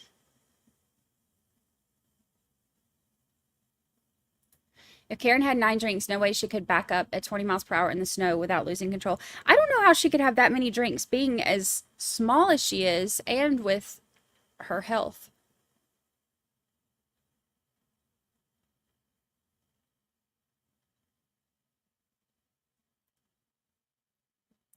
I know who I... There goes a tractor.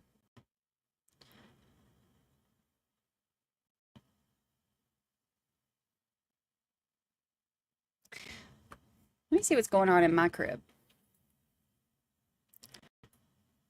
We'll look at my security cameras for our building.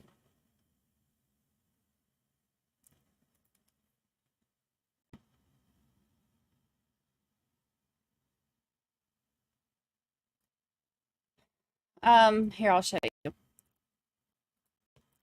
No fan. Oops. Back to tab. This is my building. You can see, like, our...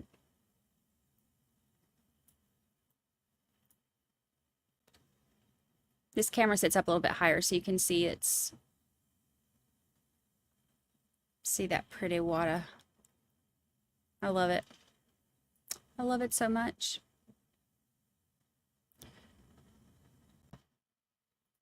Rybear, get to the membership. Thank you so much.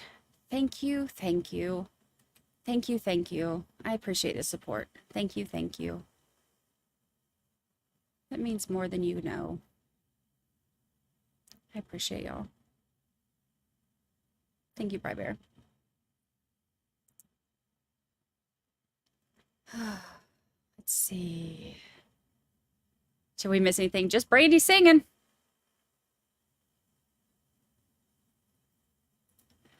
I want a tall can holder for my White Claw, but they aren't available anymore. I have one, and it has these 2 really strong magnets on the back so that you can, like, it'll stick to this side of your beach chair magnetically. And they're like the really strong heavy-duty magnets.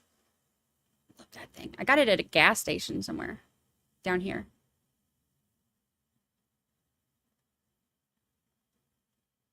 Why is there a tractor on your beach? Well, they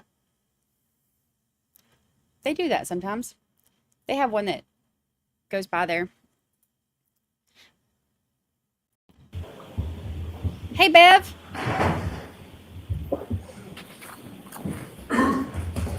Guess who's back?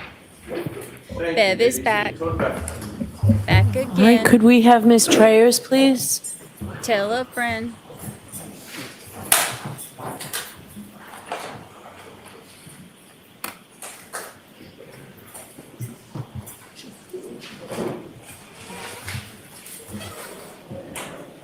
What camera am I using for which view? Which view? The first one or second one? The second one is the security camera outside. Cat's Meow 420, welcome. Welcome, welcome. All right, Miss Giannetti. Thank you, Ron. Good afternoon again, ma'am. Good afternoon. Some of you testified that Shunka. you knew John O'Keefe as a prior customer in the bar, correct? Correct. And that particular night, John appeared to be in a good mood. Would you agree? Yes. In fact, John is a pretty good tipper. I wouldn't really know. But with regard to that particular night, there was one receipt that was introduced in Exhibit 54. You probably didn't take a close look at it. No. But if I suggested to you that there was a receipt for a total of $16.58 worth of drinks, and John put a tip down of $10, that'd be a pretty good tip, right? And do you need to see the receipt to confirm that, or? No. That makes sense? Yeah. Okay. And that night, John's demeanor seemed fine. Would you agree? Yes. You didn't notice John buying drinks for a woman that night, did you? No. And with regard to your,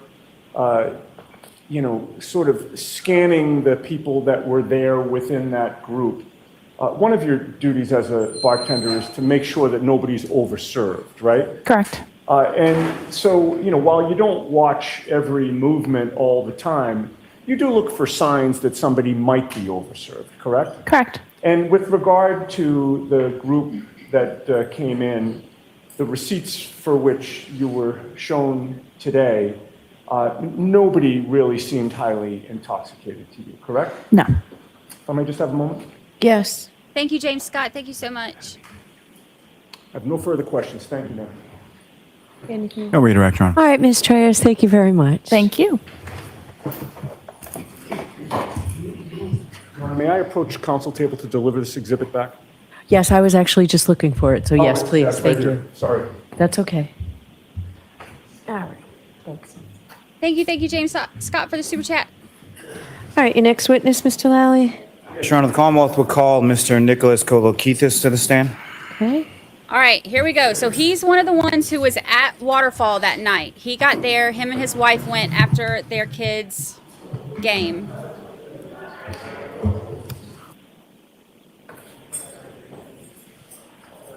And he's the one that I have Tori.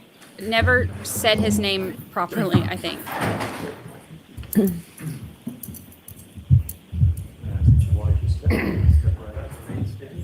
Kokkiotis.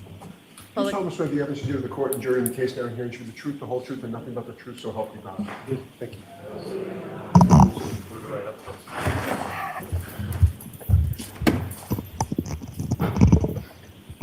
Whenever you're ready, Mr. Lally. Good afternoon. Good afternoon. Thank you, Your Honor. Good afternoon, sir. Good afternoon. Could you please state your name and spell your last name for the jury? It's Nicholas Kokkiotis, Kollokithas. And where do you live, sir? Canton, And how long have you lived here? 21 years. And who, if anyone, do you live in Canton? My wife and 2 children. What is your wife's name? Karina, And your 2 children, how old are they? 18 and 16. Are they both girls? Yes. And do you work, sir? Yes, I do. What do you do? I'm an attorney. And how long have you been practicing as an attorney? 27 years. And does your wife work? Yes, she does. And what does she do? She's a pharmacist. Now, if I could turn your attention to the evening of January 28th, 2022. Do you recall that day? Yes, I do. Were you working that day? I was. Were you working in the office or remotely? Or We were hybrid. I was working remote that day. now, as far as that evening was concerned, what, if anything, were the plans, and sort of what did you do that evening? Sure. My older daughter was on the Canton High basketball team, so we were planning to go.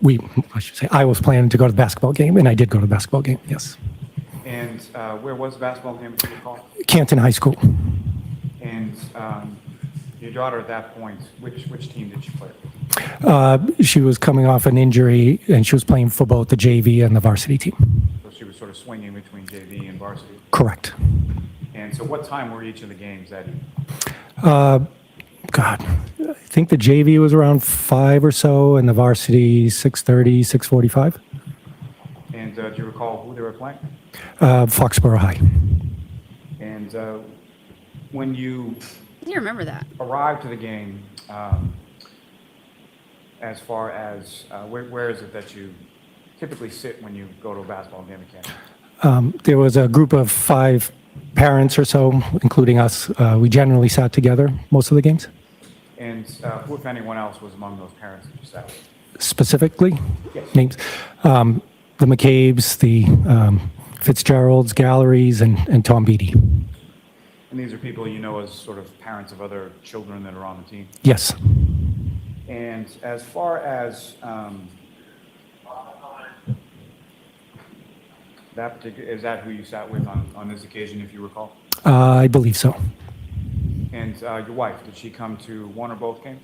She came to the second game, the varsity game. And about what time did that game get over? The varsity game? Yes. It went into overtime. It was a back and forth game. Later than usual. I don't remember the exact time. One? We lost. Foxborough won. Now, following that, following the basketball game, where did you go from there? As usual, we waited for our players to come out, our daughters to come out. And the same group of parents were deciding if we should continue, go out somewhere, get something to eat. I was hungry. Anybody who knows me doesn't get between me and my food, so I was very hungry, so wanted to get something to eat. And where did you decide to go? Went to the waterfall. Is that somewhere that you had been before? Yes. Now, with regard to the waterfall, as far as the other parents were concerned, what, if any, other parents from the ones that you described, as far as the ones you sit with at the game, who, if anyone else, went? Jennifer and Matt McCabe. And how was that communicated to you as far as in person, via text, or phone, or how did you come to the waterfall? It was via text. And so you get a text from who specifically directing you to sort of go to the waterfall? So it was a group text amongst the 5 sets of families, and different ideas were bantered about in the group text, and I decided to go to Waterfall. And when you get to the waterfall, being familiar with the establishment, where is it that you parked in reference to the waterfall? I parked behind Washington Street. There's a small little parking lot. Waterfall shares a parking lot with other establishments and I believe condos, so I parked in the back. And about what time did you get there? I got there right around 9-ish, a little bit before 9 o'clock. And who, if anyone else from that group of parents, besides yourself and the McCabe's, went to the waterfall that night? So I walked in, it was a large table, probably about 8 to 10 feet long. In addition to Jen and Matt McCabe, there was Jen's sister, Nicole Albert, her husband, Brian Albert, Brian's brother, Chris Albert, and his wife, Julie. And there were others that I was just introduced to for the first time. So I don't remember their name, I don't recall their names, but there were others at the table as well. And so as far as the other sort of basketball parents, were any of them there as well, beyond the McCabe's? Beyond the McCabe's, no. And as far as the other people who weren't, didn't have the last name McCabe, how did you know any of those people? Or did you know any of those people? At the waterfall? Yes. I had met Nicole, Brian, Chris, and Julie prior, I think other basketball games, other events. So I knew them through the McCabe's, through Jen. And the McCabe's had a daughter on the basketball team as well? They had one of their daughters on the team at the time, yes. And when it came to the McCabe's, there's Mr. and Mrs., what are their names? Jennifer and Matt McCabe. And how long have you known Jennifer and Matt McCabe? About 9 or 10 years ago we met. And at some point during the course of the evening, did your wife join you at the waterfall as well? She did. Fair to say you took separate cars, is that correct? We did, yes. And about how long after you arrived did your wife Karina arrive? 30 I want minutes. to say it was about a half hour or so. So around 9:30 she arrived. Now, with reference to this table that you were referencing, about 8 to 10 feet long, is that correct? Correct. And was this a high top, low top? What kind of table is that? It was a high top table towards the bar end of Waterfall. I don't know if it was the last table or the second to last table right before you hit the bar. That's the one we saw in that As last far as the video. people that you've described, the people that you knew or didn't know, where were they sort of situated around the table? When I first walked in, I saw Matt, since he was the person I was most familiar with, Matt and Jen. Matt was standing towards the right side of the table as you're walking in towards the right side, so I went to the right side of the table. Is that essentially where you stayed for the balance of most of the night? Yes. And your wife, when she arrived, where did she go in reference to? Initially, she came to me, said hello. I think she picked for my food. And then she gravitated, I believe, towards the left side of the table where more of the women were located. And at some point following that, was there anyone else that you knew or aware of that came into the bar? Yes. And about what time was that? Shortly before 11 or right around 11. And who was that? It was John O'Keefe and Karen Reed. And these are people that you were familiar with prior to that date? Yes. And just to be clear, when we're talking about Karen Reed, do you see Miss Reed in the courtroom today? I do. And could you describe just as to where she's seated or an article of clothing she's wearing? She's seated at a table to my right, second person in from the right. What, if any, clothing is she wearing? Identify the witness. Yes. Thank you. Now, how did you know John O'Keefe? John O'Keefe had adopted his niece and nephew.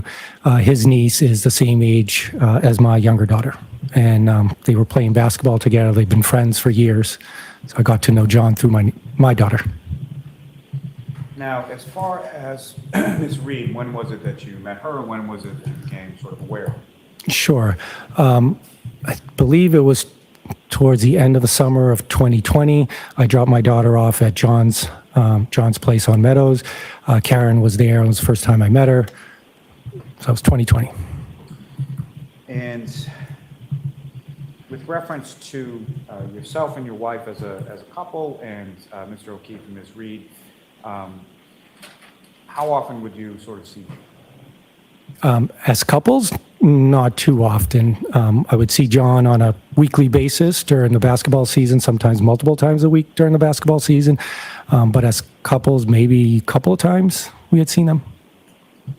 So fair to say most of your interaction with them would be at sort of sporting events or things for the kids? Yes. Now,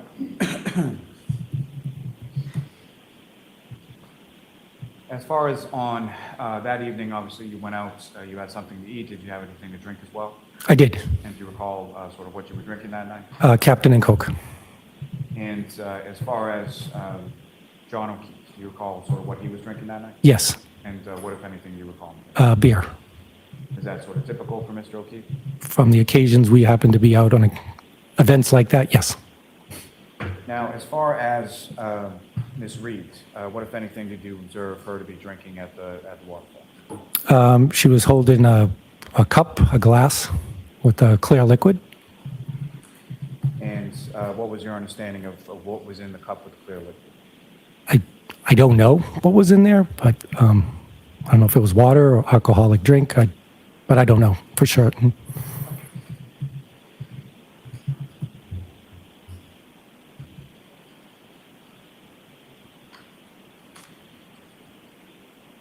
Now, as far as the sort of general demeanor and atmosphere within the bar that night, how would you describe that? Generally, it was a fun atmosphere. There was a live band. Everybody was in a good mood. I think people were singing to some of the music, so it was a fun atmosphere. And specifically, you didn't observe anything as far as arguing or anything between Mr. O'Keefe and Ms. Reed, is that correct? That is correct. I did not. And you didn't observe anything as far as arguing or anything between anyone at the bar that night, is that correct? That is correct. I did not. And as far as Mr. O'Keefe was concerned, do you recall what he was wearing when he was in the bar? Yes, he had a dark baseball cap, jeans, sneakers, and he had some type of top, a longer sleeve top. At any point in time, did you observe him to have a winter coat or a jacket or anything like that? Not that I recall. And as far as his clothing was concerned, what, if anything, did you observe as far as the condition of that? Were there any tears or anything in his clothing? No tears, nothing unusual about the clothing. And as far as Mr. O'Keefe himself, what, if any, injuries did you observe on him at that time that you saw him at the bar? I didn't observe any injuries. Now, as far as prior to them coming into the waterfall, do you have any idea sort of where they were coming from? Yes, I did. And how did you know that? I knew through Matt McCabe. Matt had said that they were at Waterfall, at CF McCarthy's, and they were heading over. We had the live band, and they were coming over to our place. As far as the live band was concerned, about how loud was it in the waterfall during that time? It was fairly loud.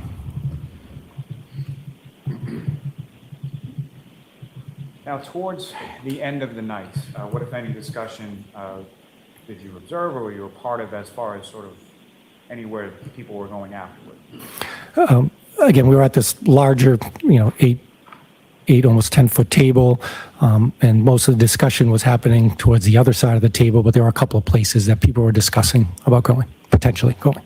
And what were those couple places people were discussing? One was one was 2 D&Es, which was across the street next to CF McCarthy's, and the other one was 34 Fairview Road. And as far as D&Es, are you familiar with that establishment? Yes, I am. And what is it and where is it in relation to what? It's basically a sub shop, pizza shop. It's diagonally across the street from Waterfall. And what, if any, relationship did the D&E Pizza have to anyone that you observed in the group that night? Chris Albert, who was with the group, was one of the owners, if not the owner, of D&E. And as far as going to that place afterward, who, if anyone, among the group had sort of mentioned that or was talking about that? I didn't hear specifically one person. It was just generally coming from the group. So. Did you hear the defendant at any point talking about going there or wanting to? I heard from others that she had mentioned about wanting to go there. Now, you mentioned a couple of different places. What was the other? 34 Fairview Road. And was it mentioned specifically as far as that address, or how was it referenced? I believe it was mentioned. Brian Albert, the homeowner, had invited the group back to his house. I can't remember if it was come back to my house or come back to 34 Fairview, but that was his residence.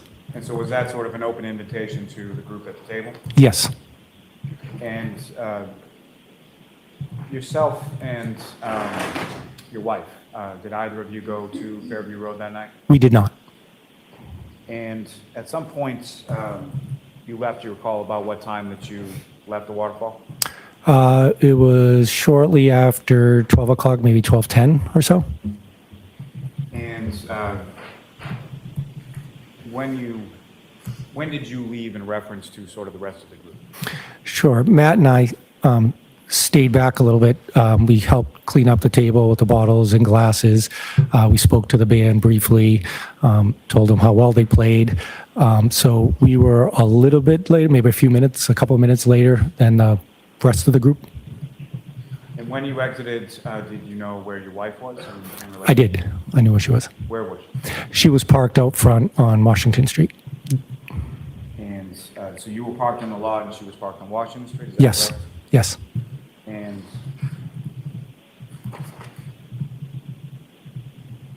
when you came outside, what, if anything, did you observe about sort of the weather or what was going on? It was very cold, and it just started to snow. I don't even think there was a dusting on the ground or barely a dusting on the ground. And so at that point, could you still sort of see like the blacktop on the pavement? Yes. When you got to your car, what, if anything, did you have to do to sort of get your car ready to go or clean off the car or anything like that? Oh. I didn't need a scraper or anything. I just turned on my windshield wipers and it cleaned the snow off. Now, as far as you mentioned that you and Mr. McCabe were sort of the last to leave from the group, do you know what order sort of the rest of the group had left in? Generally, yes. And generally, what do you recall? There was a larger group that left right before us. I believe my wife was part of that group. Jen was in that group, and Karen was in that group. You mentioned that your wife was sort of gravitated towards the other end of the table where some of the other women were at. Is that correct? Yes, that's correct. So who was, as far as the women that you're referencing, who was in that group that your wife was conversing with?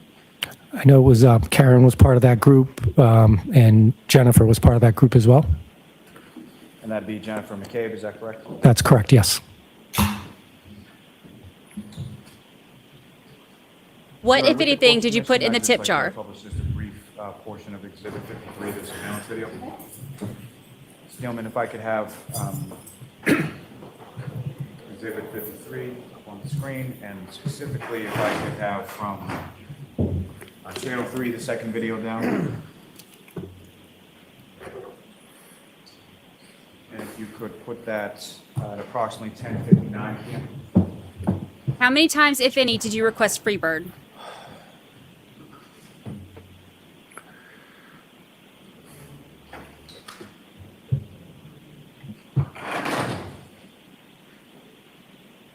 When it gets to 10:59, if you could just pause. There's the band. Thank you. So, Mr. Kokkiotis, what's up on the screen as Exhibit 53? Do you recognize that? Yes, I do. And what do you recognize? It's the inside of Waterfall Bar. And before you on that desk, I believe there should be a laser pointer. Yes. So if you could just grab that and sort of click the button on top when I ask you to. Yes. So with reference to this video, do you see yourself within this video? Yes, I do. If you could just draw the jury's attention to sort of where you are in this video. Black and white shirt. And from that specific area, sort of where you are, do you recognize anybody else in that sort of general area of the frame? Yes, I do. And if you could just draw the jury's attention to who you recognize and where they are. I believe that's Matt McCabe right there to my right and John O'Keefe to my left, in front of me to my left. Now, that area of the table where you indicated your wife was with another group of women further away from you, where would that be if you see it? The numbering is there, so I can't really see, but it was towards this side. And further down the table, is that where people that you were less familiar with, is that where they were? Correct. Yes. Ms. Gilman, you can take it.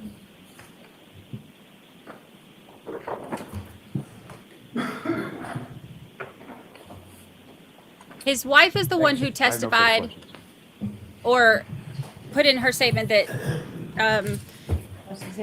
Karen said something about not having privacy with because of the kids and mother-in-law and stuff like that. So hers will be a little bit more interesting, I think.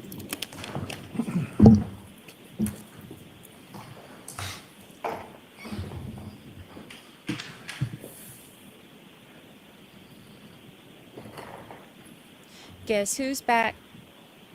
Back again. Good afternoon, Mr. Kokkiotis. Good afternoon. Mr. Kokkiotis, you and I have never actually met. We have not. We've never had a conversation. Have not. We've certainly never had an interview about this case. Have not. So this is our first time visiting about this situation. Yes. How many times, if any? You first met Ms. Reed? I believe it was towards the end of the summer of 2020. Okay. And that was over an event at his house? I don't know if it was John's niece's birthday party or so, but I was dropping my daughter off at John's house. Okay. That sort of dovetails into my next question. You and your wife and y'all's kids did have some sort of relationship with Mr. O'Keefe, Ms. Reed, and Mr. O'Keefe's niece and nephew. Yes. In other words, the kids got along well. Yes, absolutely. And they still friends. As the adults, you wanted to make sure that you could facilitate play dates, get-togethers, things of that nature for the children. Yes. As a matter of fact, do you remember a situation in which Ms. Reed had arranged a relatively elaborate 13th birthday party for Mr. O'Keefe's niece, a scavenger hunt of some sorts? Objection. I'm going to see counsel at sidebar for this, please. Sidebar.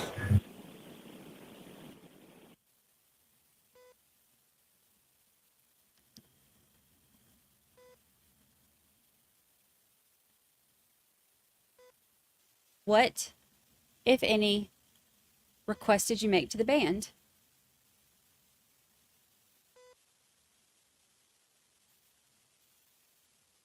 Who, if anyone, sang Sweet Caroline? Bop, bop, bop. Everything we've heard, except for the one guy who doesn't like her, the one ambulance driver who gave the very different version of events than the other guy that was in the truck with them. Other than him, everybody has said the same thing. The guy that's friends with Carrie and John, or wasn't friends with John, but knew John.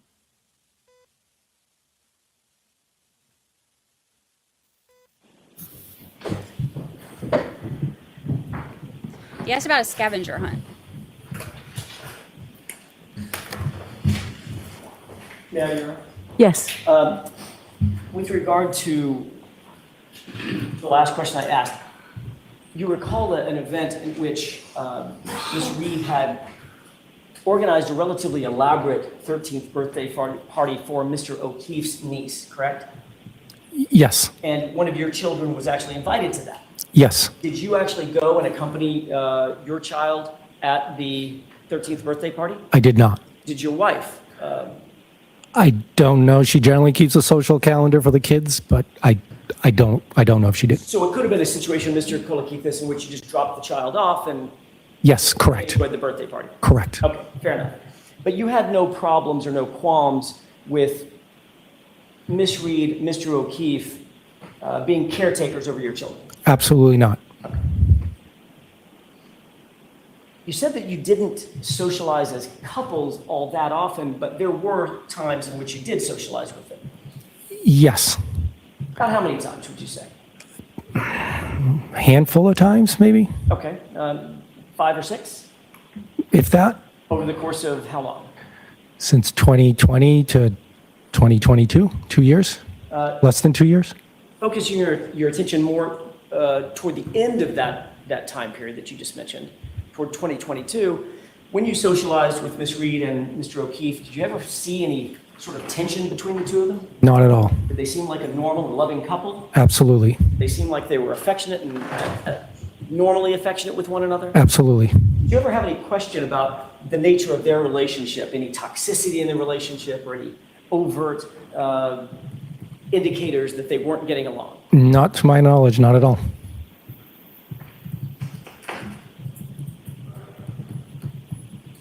Matter of fact, you spent more time with Mr. O'Keefe. Yes. Anybody else in the foursome, correct? Yes. Okay.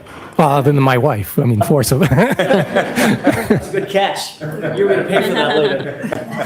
Fair enough. I get brownie points for that, right? Let me see if I can restate it a little bit better. Between Mr. O'Keefe and Miss Reed, you spent more time with Mr. O'Keefe. Yes. Fair enough. You knew that Mr. O'Keefe and Miss Reed had rekindled a previous relationship from years earlier, Yes, I did. and you knew that Mr. O'Keefe was excited about that. Yes. I want to draw your attention to the late night hours of January 28th, going into the early morning hours of January 29th, if I could. Specifically at the waterfall. Did you get to the waterfall before Mr. O'Keefe and Ms. Reed got there? Yes, I did. How long before? So I got there around 9 and they got there shortly before 11. So 2 hours. While at the waterfall, did you have an opportunity to speak with Ms. Reed or Mr. O'Keefe just in normal conversation? Yes, I did. You engaged both of them, as a matter of fact, didn't you? Yes. Was there a time in which Ms. Reed was actually singing John's praises that night? Yes, I did. What a great dad he was. Yep. Objection, move to strike. I'm going to strike that. Next question.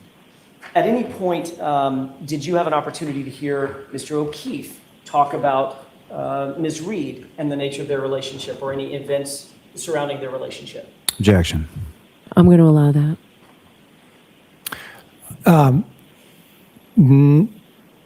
I had heard that they were planning vacations in the future. Were you aware of the time frame of those vacations in the future? Next week, next month, next year? Objection, Your Honor. May we approach? Jurors, feel free to stand up and stretch. See, Lally doesn't want any of this coming in because this goes against everything that he's saying as the reason for the motive and all of that. So, you know, they're sitting here the night of all of this happening. You know, he's saying there's never any tension. They were loving, affectionate, never questioned their relationship. You know, Paul and Aaron, when they were on the stand, they said that like their fighting was typical, like typical couples fighting. And everybody that's testified so far has said the same thing, that it was, you know, everything was, you know, overall good. The fights that they did have were typical couple fights. There's not been any talk of them being toxic, you know, or anything like that. So talking about how he knows that they were planning something in the future goes against they were breaking up thing. May I, Your Honor? Yes. Thank you.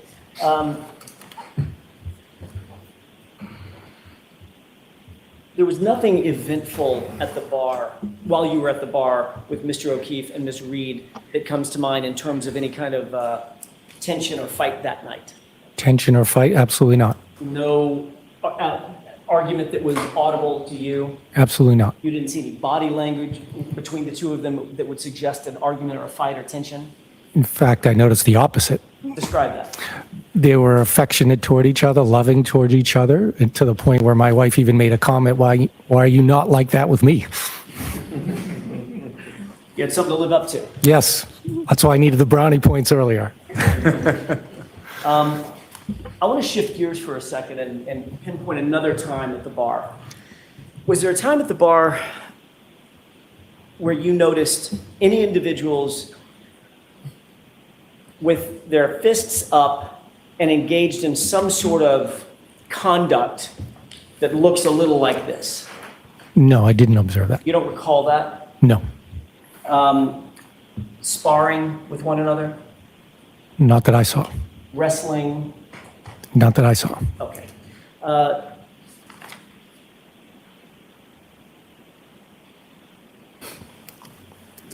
I'd like, if I could, Mr. Kokkiotis, with the court's permission, refer to Exhibit 53. Okay. There are several, Your Honor, so the court, So if you're going to talk about it, talk it sidebar. not. Okay, so, this is the clip ending in 5959, because there's several clips in Okay. 53. We could have that up.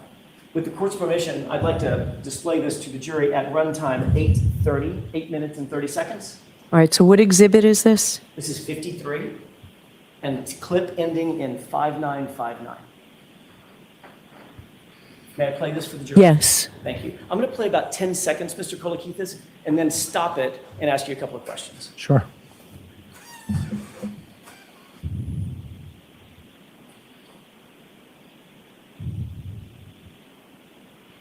Okay, if we could pause. I just wanted to play a couple of seconds to see if you recognize any of what's displayed in this video. Yes, I do. How do you recognize it? How do I was there that night. I guess my question is, do you recognize this as being a surveillance video from the 28th going into the morning of the 29th? Yes, I do. Okay. I want to draw your attention to the individuals that are with the top. You have that green flag?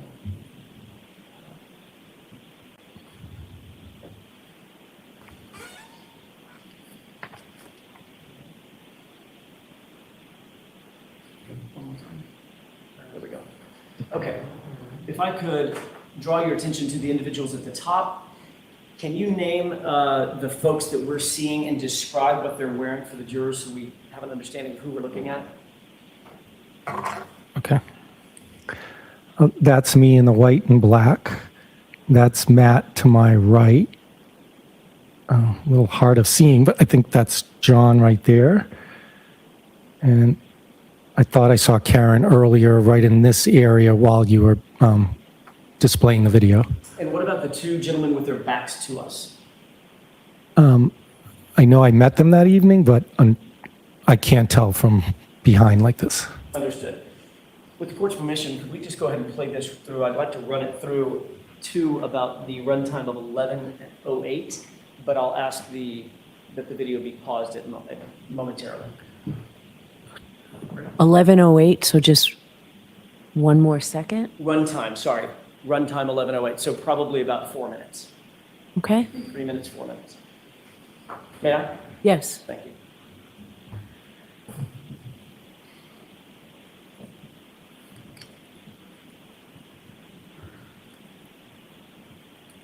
Can you pause it?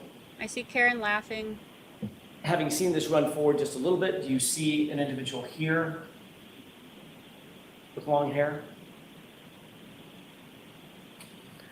So It's you're hard for me. squinting. Are you having difficulty Yes, seeing I this? am having difficulty. Could you blow it up a bit or? I don't think so. Our technology is good, but I'm getting a shake of the head. My eyes are not good, I can tell you that. Join the club. Let's just go ahead and play it forward with the court's permission. All right, but if you can't see it, I don't want you to guess. So this, are you talking right here? Yes. That looks like Karen. Okay. May we play it forward, Your Honor? Yes.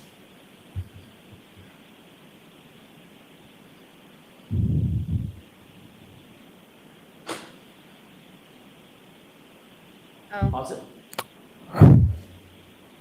I ask you to draw your attention to the two gentlemen in the foreground, right there. Can you describe what they're doing? It looks like they're in a stance that you described earlier with fists up. Objection, Your Honor. May we approach? Okay, so I'm sustaining that objection, but come on up.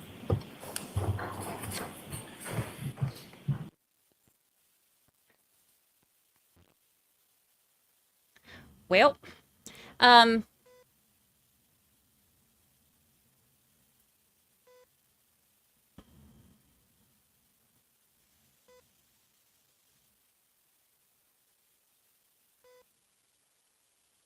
did he say fist up? Yeah, like they look like they're like pushing or whatever, and then doing like this, like,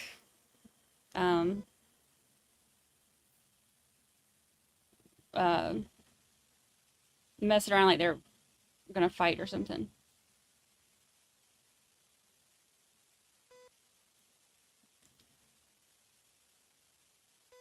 They're about to thumb wrestle.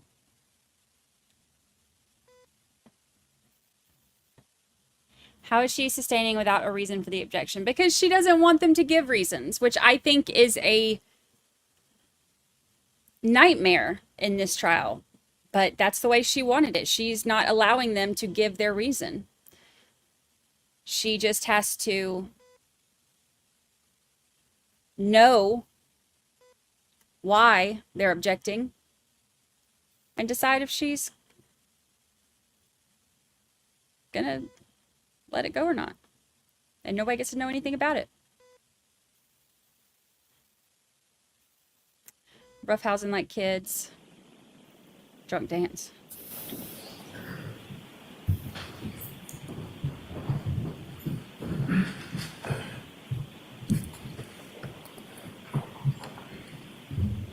May I, Your Honor? Yes.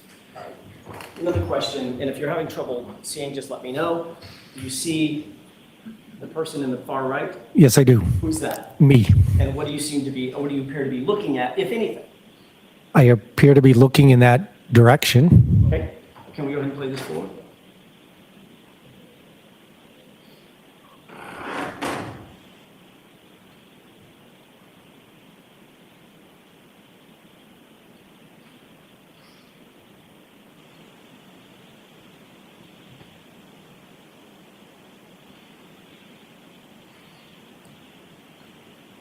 Pause.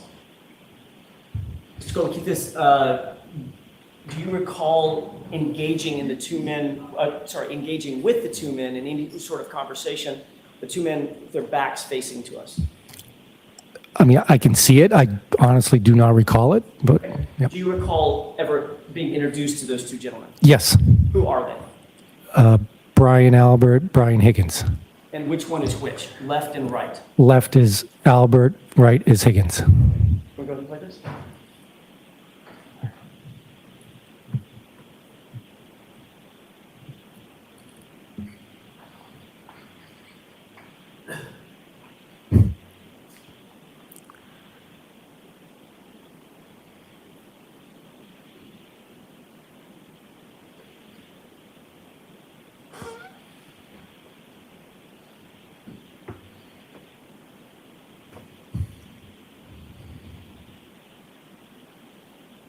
It looks like he's showing him how to stand, like how to... Or they're talking about it or something. Look.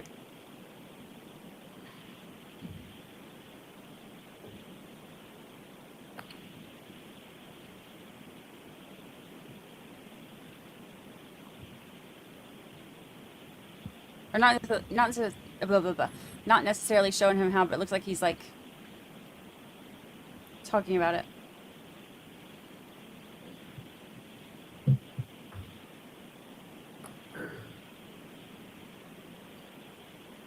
I need them to move their timestamp.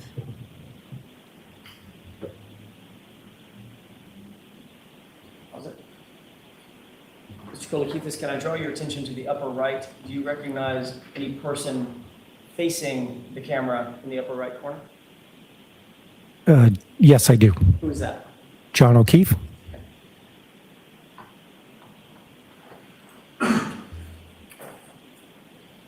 About 30 more seconds, Your Honor. Okay.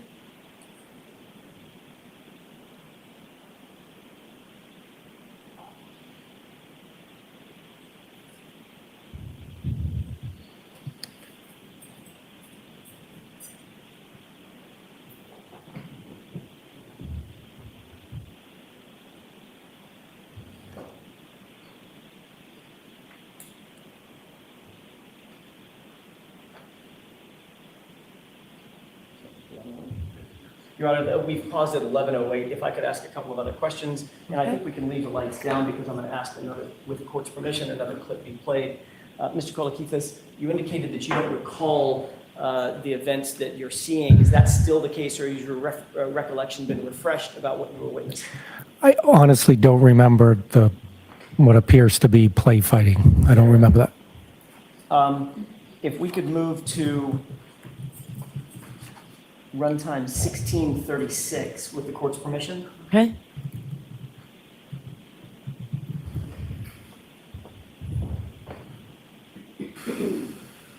Move the timestamp. Your Honor, when we play 1636. Go ahead. And pausing. Oh. Do you see yourself in the upper right-hand corner?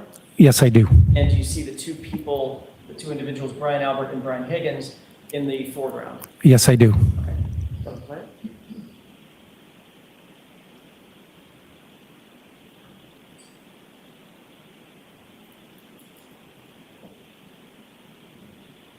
They're moving that whole dang table.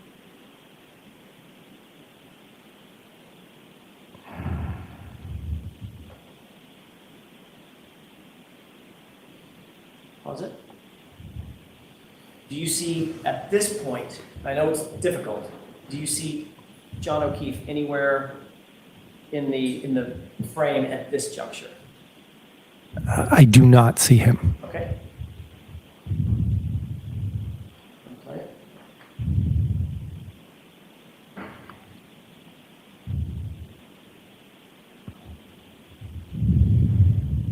This reminds me of Step Brothers, where they kind of want to hug, but they also kind of want to, they're mad and want to punch each other. That's what this reminds me of. Now taking a look at the individual in the top of the screen, do you see that person? Yes, I do. Who is that? John O'Keefe. And what direction, is he facing us or facing away from us? He's facing us. It looks like he's facing us.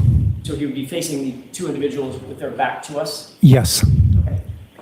And it appears to be standing across the table, across the bar table. Yes. I'm going to play that for just a second. Yeah, isn't that the text that Higgins sent?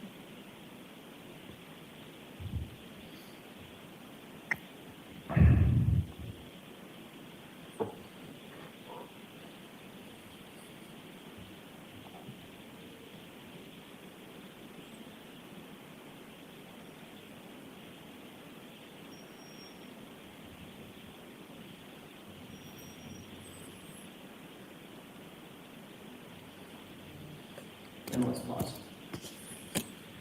With that, I would ask you who this individual is with the fur coat, My wife. lining on the coat? It's my wife. Okay.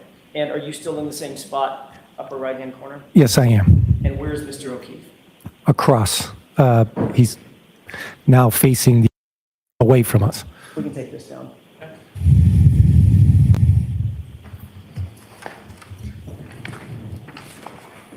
With regard to what you just saw, the second incident of what appeared to be two individuals touching each other, did you engage in any sort of roughhousing or play fighting that night?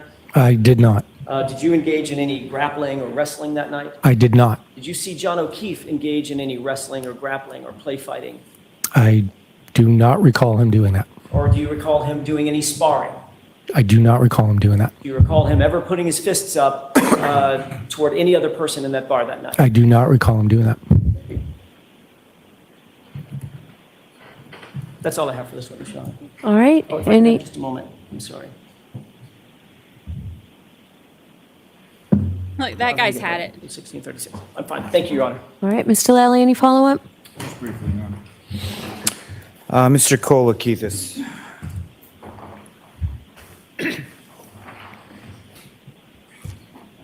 As far as your observations of Mr. O'Keefe and Ms. Reed and their relationship, you saw what they sort of depicted in public, correct? Yes. So fair to say, did you ever have any sort of substantial conversations with either Mr. O'Keefe or Ms. Reed about their relationship? A personal relationship? No, I did not. Anything as far as your personal relationship with your wife, is that something that you would have shared or discussed with Mr. O'Keefe or Ms. Reed? I'm not sure. Are you asking me if I knew something about their relationship I would share it with my wife or vice versa? No, what I'm asking is from the other side, okay? So you didn't discuss really Mr. O'Keefe and Ms. Reed's relationship with them, correct? Correct. And so what I'm asking now is you didn't discuss your own relationship with your wife with Mr. O'Keefe or Ms. Reed, correct? That is correct. Now, with reference to what you were just shown up on the screen, that was so memorable that you testified you don't have a memory of it, correct? The which part? The whatever that was between two individuals play fight. I do not recall that. And as far as yourself within that video, did you observe yourself appear to sort of be laughing while that was going on? I did. I don't know if I was necessarily looking at them or the other side of the table, but yes, I did observe myself laughing. Nothing further. Your Honor, may we approach briefly? Okay.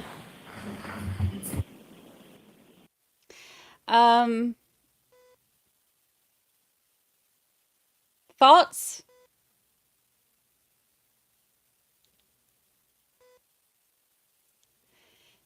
I guess they're calling all the witnesses that were there with them that night at Waterfall. But I mean, the thing is, none of them have had anything negative to say up to this point. Now, his wife, according to the statements, which, keep in mind, these are not signed statements, so we don't know what's actually said. We'll find out when she testifies. But get the camera off of her. Leave them alone. Leave them alone. I don't like that. Show something else. Leave the family alone. I don't like that. Give them some dang privacy. Thank you. The wife of that fella, according to the statement, she said something about how Karen had complained to her that night that there was no, they didn't have enough privacy or something because of the kids and John's mom. I mean, nobody with kids has privacy. That's something all of us have complained about at some point, but we'll see how she actually says what was said as opposed to what we read in the statements, because I don't trust anything from the court documents as far as statements go. I want to hear it from the people.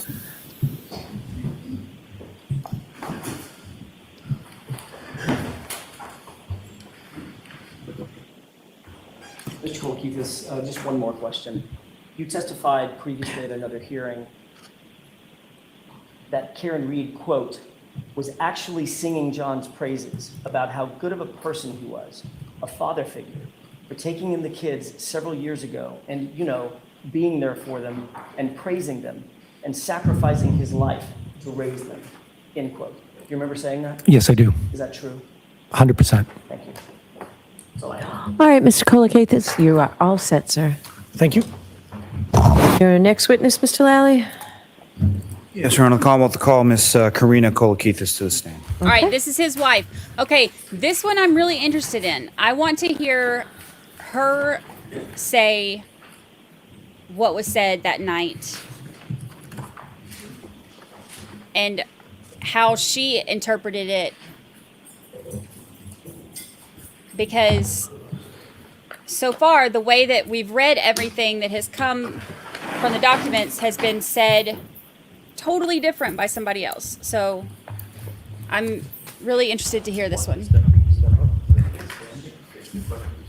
Can you raise your right hand? You solemnly swear the evidence you give the court and jury in the case now and hearing should be the truth, the whole truth, and nothing but the truth, so help you God. Thank you.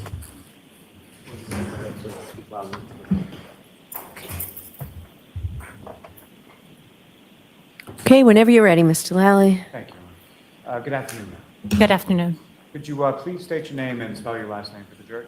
It's Karina Kokkiotis, Kollokithas. And where is it that you live, ma'am? I live in Canton. And how long have you lived in Canada? We lived in Canton for about 13 years. 21 years. And when you say we, who, if anyone, do you live in Canada? I live with my husband and my 2 daughters. And what's your husband's name? His name is Nicholas. And how many daughters do you have? I have 2. And about how old are they? 18 We know and this. 16. Get to it, Lally. And, do you work, ma'am? I do work. And what do you do for work? I'm a pharmacist. And your husband works as well? He does. He's an attorney. He's an attorney. Move it along. If I could turn your attention to January 28th and January 29th of 2022, all those days. I do. And do you recall what day of the week those were? It was a Friday and a Saturday. And specific to the Friday, did you work that day? I did work that day. And after you left work, where did you go? I went to the Canton Junction. And why did you go? We got a text saying some parents from the varsity team were going to be meeting up there, so I thought it would be a good idea to go and stop by and grab something to eat before the game. And when you say varsity team, which sport was that? It's basketball. Was that your older daughter or younger daughter that was on that team? My older daughter played on that team. And so at some point there was a game for the varsity girls basketball team? That's correct. And where was that game that night? At Canton High. And do you recall who they played that night? They played Foxborough. And do you recall when the game was? You mean time? Yes. 6:30. And so you mentioned that you went to the Canton Junction for about an hour, so about what time did you get to the Canton Junction? I believe I got there around 6. I'm not sure. And following the Canton Junction, where did you go from there? Went to Canton High to watch my daughter play. And within sort of the stands at a Canton High girls varsity basketball game, were there certain people that you would typically sort of sit with when you watch the game? We would just sit with whoever we knew. Usually it was the parents of the girls that played on the varsity team. And who were some of those parents? Some of them were the McCabe's, the Fitzgeralds, people like that. And the McCabe's, what are their names? Jennifer and Matt McCabe. And how long had you and your family known the McCabe's? I think we've known them for about 9 years or so. And did they have a, excuse me, a daughter on the team as well? They did. And so you arrived to the game, as far as your husband was concerned, did you observe him there? He was there already. Okay. And where did you go to sit? I went in I don't exactly remember where I went to sit in the vicinity of my husband and those parents. And following that game, where did you go from there? So after the game, we went, usually at the end of the game, you'd go down, talk to the players, congratulate them, and then I told everybody I was going home. And did you in fact go home? I did go home. And after you arrived home, what, if anything, happened? I started getting text messages from my husband, and he said that some of the parents were going to go to grab something to eat, and I should go. And what, if any, hesitation did you have about that? I was tired. I worked all day. Pretty much I was done. So I had already almost started changing out of my clothes, and I said I wasn't going to go. And eventually, did you decide to go? My kids told me to go. They did. They actually, they said to me, you never go out, you don't do anything. Dad's by himself, you should go and just keep him company while he eats dinner. No. So that's what I did. And so That's based on cute. that, you decided to go? I did, Okay. Where did you go? reluctantly. I'm sorry. Sorry, reluctantly I went, yes. And where is it that you went? So that's when I went to CF, I'm sorry, I went to the waterfall. Sorry, I'm a little nervous. And is the waterfall, is that somewhere you had been before? I had been to the waterfall before. And where is that located in the town of Canton? It's on Washington Street in Canton. And so obviously your husband was already there, you took separate cars, is that correct? That is correct. And about what time is it that you got to the waterfall? I believe I got to the waterfall around 9:30 at night. And where did you park your car in relation to the waterfall? So I actually found parking right on Washington Street, and I was across the street from the waterfall. And when you arrived and when you She came saw them in, leaving. Who, if anyone, did you recognize sort of when you first came into the waterfall? So I walked into the waterfall, and there, pretty much, I didn't know anybody except for Matt McCabe, Jennifer McCabe, and my husband. And if you could describe for the jury sort of when you walk in the door, the people that you knew as far as your husband and the McCabes, where were they in relation to you walk in the door, where are they? So you walk in the door, there was a band in the front playing, and then there were high top tables, and they were at the back of the high top tables. And if I was standing sort of at the doorway of the waterfall, the entrance way in, and facing those high top tables, which side were your husband and the McCabes on from that perspective? On the right. I believe the band was playing on the, if you walked in the door, the band was in like the top part of the, like on the left, and they were on the right. And the band that was playing that night, fair to say, it was fairly loud in there? It was extremely loud in there, yes. And as far as, obviously you're at a bar, people are drinking, is that correct? That is correct. And what, if anything, did you have to drink that night? I drank water that night. Party And why was animal. I typically don't drink a lot. I suffer from migraines, so one like alcoholic beverage sometimes can set me off for days. So I chose water. I hear you. Now, as far as that high top table that you went to with your husband and the McCabes, were there other people at that table? There were other people there. And did you know or recognize any of those other people at the table? So it was pretty much all of Jennifer McCabe's family.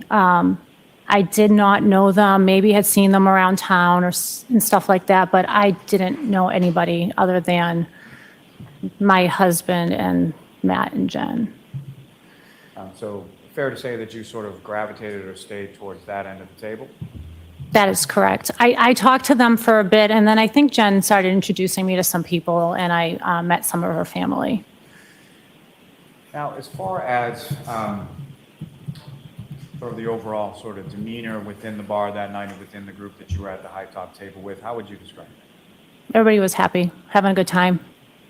No arguments amongst anybody at any time that you saw throughout the entire time you were there? The whole time I was there was no issues at all. Now, at some point later on in the evening, who, if anyone else, that you recognized or knew came into the bar? So I believe I was actually about to leave, and that's when Karen and John came in. And just to be clear, when you say Karen, you mean Karen Reed, is that correct? That is correct. And just to be clear who we're talking about, do you see Karen Reed in the courtroom today? I do. And could you just identify as to where she's seated or an article of clothing? She's sitting right there. That's a record reflect identification. Okay.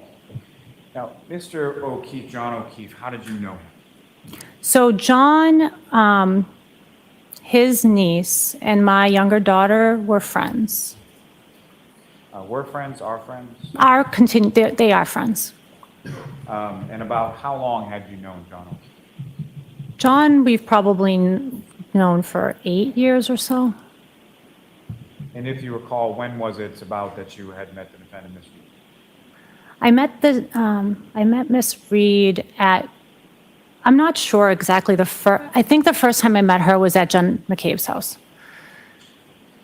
And if you know about when was that in reference to this date of January 28th, 2022? I believe I met her sometime in 2020. Sometime in 2020 at Ms. McCabe's house. That is correct. And how would you describe sort of the nature of your relationship between either yourself and Mr. O'Keefe, or yourself and who did you know better, Mr. O'Keefe or Ms. Reed?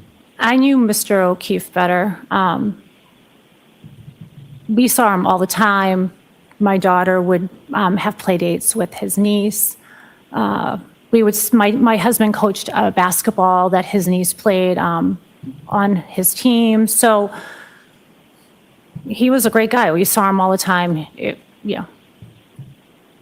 And prior to this date of January 28th, had you ever been in any kind of social setting out with the defendant, Ms. Reed, before? I had not been, no. And do you recall approximately what time it was that they came in and you were about to?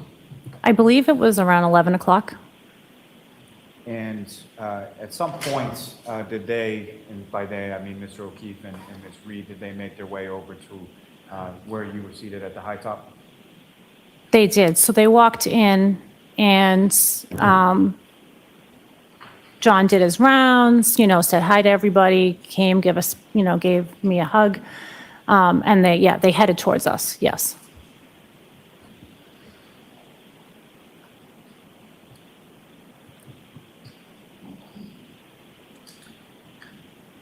And when they came over to you, what, if anything, happened?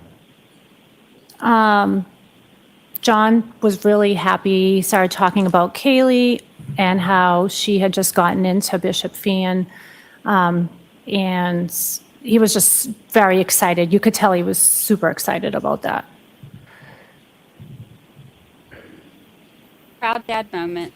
Now, as far as Mr. O'Keefe was concerned, what, if anything, do you recall about what he was wearing that night? I believe he was wearing a baseball hat, jeans, sneakers, some kind of top.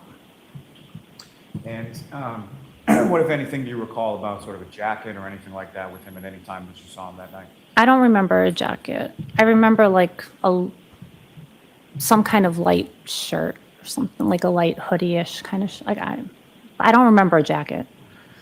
As far as his clothing was concerned, what, if anything, do you recall about the condition of it? Were there any sort of tears or disheveled to? He looked fine. Nothing about his clothing stood out to me. Oh, he's about to ask about snow. Now, as far as what you observed as far as interactions between the defendant and Mr. O'Keefe that night, anything out of the ordinary that you observed while you were at the bar? The defendant. Say that again? Sure. As far as their interactions between Mr. O'Keefe and the defendant, anything out of the ordinary that you observed between the two of them that evening at the bar? I saw nothing. I did not see anything. And extending that sort of to the entire group at the high top table that you were with, anything that you observed sort of out of the realm of the demeanor that you've already described at any point in time in the evening? No, everybody was having a great time.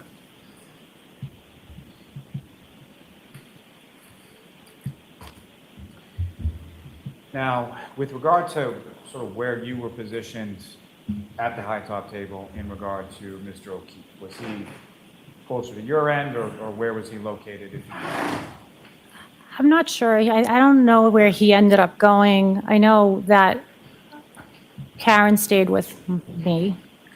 And then I'm not sure where John went, but I know he was talking to the guys, probably.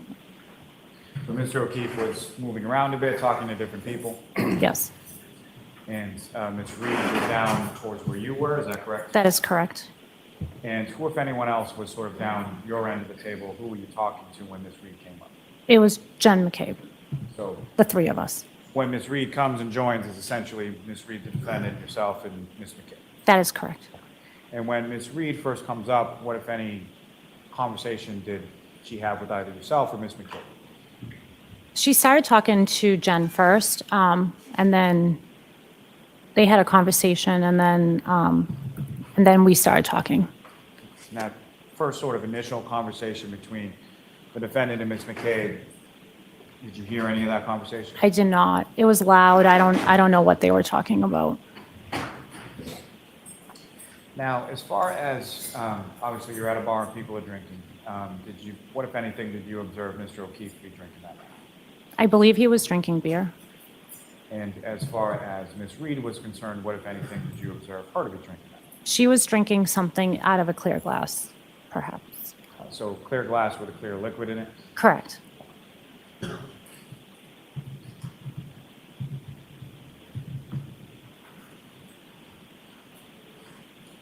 Now, as far as It's the just so repetitive. conversation that you had with either the defendant or Mr. O'Keefe, did you have any understanding of sort of where they came from prior to coming into the water bowl? So they had come from across the street. And what is across the street? From the bar, I think, so it was C.F. McCarthy's.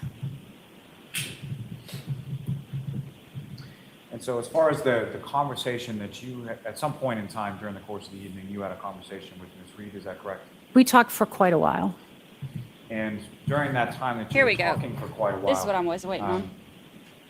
As far as, was that strictly sort of the two of you, or was Ms. McCabe involved in those conversations as well?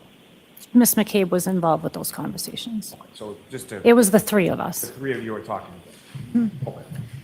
And with respect,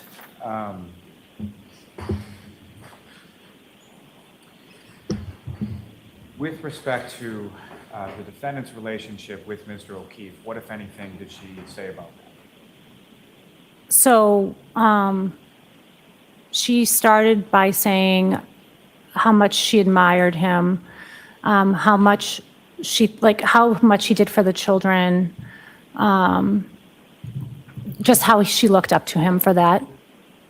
She started with that. Well, she started talking about my kids first, and then she started talking about John. So she spoke about your kids? About my daughter, yeah. A little bit of a glowing fashion, is that correct? She did. She always had a way of like saying, I don't know, she seemed to love my younger daughter, and she said that she really liked my daughter's relationship with John's niece. So she first started with that conversation, and then she went on talking about John and his relationship. And then after she talked a little bit about that, what, if anything else, did she talk about? So she started talking about how much he sacrifices, how he's like unconditionally puts all his time and effort into the kids, how she admired him for that, and how she also wished that some of the family members would step up and help out a little bit more, because he took all the burden on himself. And what, if anything, else did she say about that in relation to sort of their relationship? Just that she wished they had a little bit more time to, go out, go on dates, go on vacation. But she did mention that they had planned a trip or something like that she was excited about. Now, That is nothing like about what was written. time would you say was that you left from the waterfall? I think everything started wrapping up around midnight. And prior to that, what, if any, discussion did you hear or were you a part of as far as anybody talking about where to go next? So I think everybody was having a really good time. So there was conversation first about where could people go, and there was talk about maybe going across the street to the pizza place. And what pizza place is across the street? There's a pizza place called D&E Pizza, and the owner happens to be there that night. So I think someone brought it up, or there was some conversation amongst the group, like, hey, let's go there, and he said no. And what, if anything, did you hear the defendant, Ms. Reed, say in reference to going to D? She just seemed like willing to go. Was that something that she mentioned once or more than once? I believe she mentioned it more than once, but I don't remember, like, at this moment, but. Was your memory exhausted as to that? Say that, could you rephrase that? Memory exhausted as to that particular point? I believe it was more than once. Is that your question? That's my question. Yes.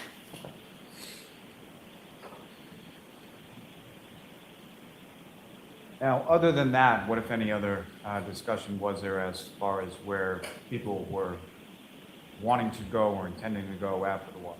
So after that was kind of, put to rest. Then I think there was discussion about, well, Jen McCabe brought up, let's go to my sister's house.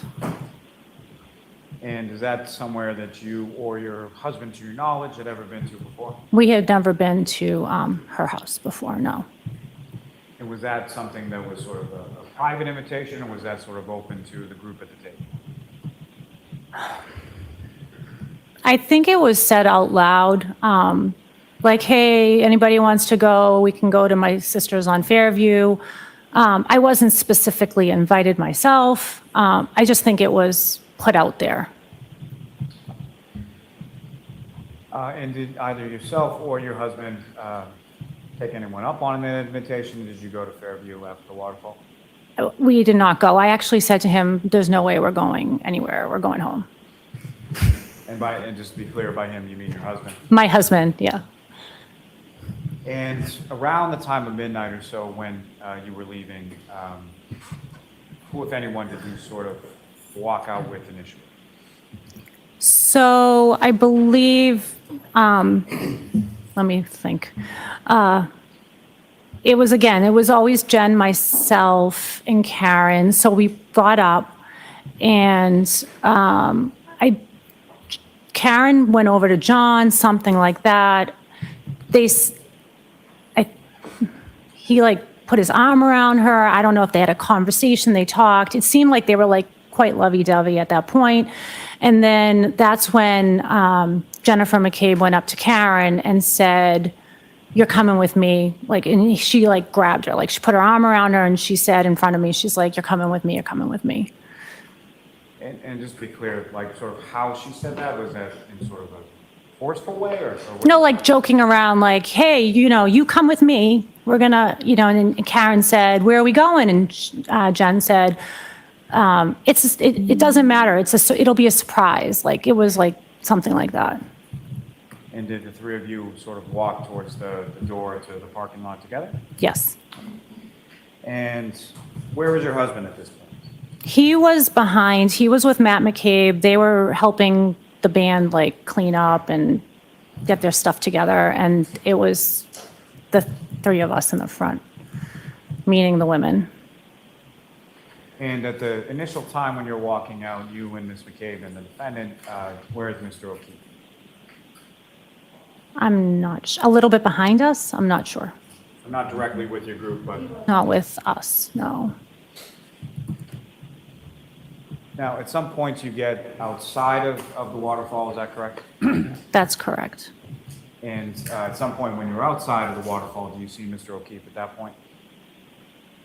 I did. All of a sudden, it was weird. I see Karen with John, and I was like, oh, that's weird. I thought she was going with Jen. And that's just what made me notice it. It was that the whole, Jen wanting Karen to go with her, and then all of a sudden I see Karen with John. I just thought, it was just oh, so it made me notice it. And so you proceed to your car, I'm presuming on Washington Street, correct? That is correct. And if you recall, which direction was your car facing, down towards the waterfall or away from the waterfall? It was away from the waterfall. And who, if anyone else, did you observe walking in the direction of Washington Street at the same time as yourself? That's when I saw Karen and John walking. And they were walking in that direction as well? Correct. Did you see them approach or get near to some sort of vehicle? It looked like they were walking towards a black SUV of some sort. And have you seen either the defendant or Mr. O'Keefe in relation to a dark or a black SUV prior to that date? I believe I had, yes. And whose car did you believe it was? I thought it was Karen's car. And which side of that vehicle did you observe Karen walking to? She was walking to the driver's side, but again, I was more concerned about crossing Washington Street, and there was a little bit of snow at that point. So I didn't see, I saw them walking in that direction, her going to the driver's side and John going to the other side, but I didn't see anything after that. And were they on the same side of the street as you, or the opposite? They were facing the opposite direction. So you were facing away from the waterfall, they were facing towards the waterfall. that right? They were just like, we were in different directions. So I was like, it's hard to explain, but they were facing, like I was facing up and they were facing back. And different sides of the street, is that correct? That is correct. And then you're on your car when you left, is that correct? That is correct. And around that time that you left, I think you alluded to it, but when you got to your car, what was the weather like at that point? It had just started snowing. You could see the street still. So you could still sort of see the blacktop through whatever snow was on the ground? That is correct.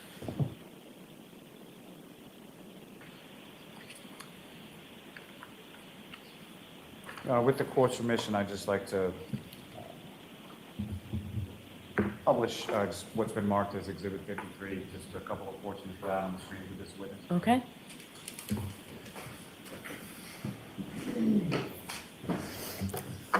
And Ms. Gilman, if I could, I'd ask first for the second video from Channel 3. And again, if I could ask for approximately 10:59.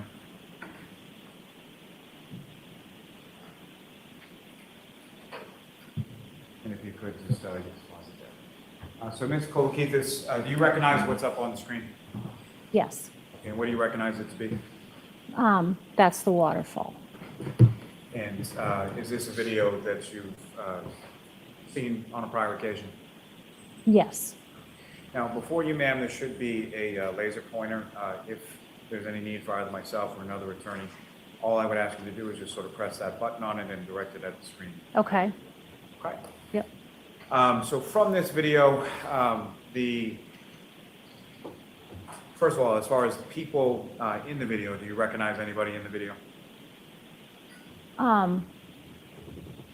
It's really hard to see, but you want me to point? If you recognize anyone, I would ask you to draw the jury's attention to So- that person and explain who that is. Oh, sorry. That, I believe, is my husband with that. Maybe, I'm not sure. So if you don't know, or if you can't tell, or you don't know the people, I'm not sure. okay. It's hard to tell. Now, Mrs. Kokkiotis, just from up on this video, you recognize sort of the table that you were at or around on the evening of January Yes, 28th? the high topped, yeah.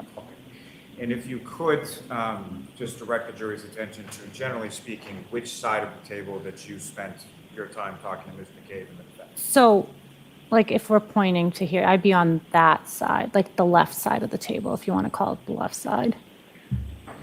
And the area where the band was, if you could. The band is here, like, that's what I meant, the left, yeah, in the front. And if you know the front door area, sort of where is that located? So it's like right there. And Ms. Gilman, if you could just run this video from 10:59 to 11 p.m.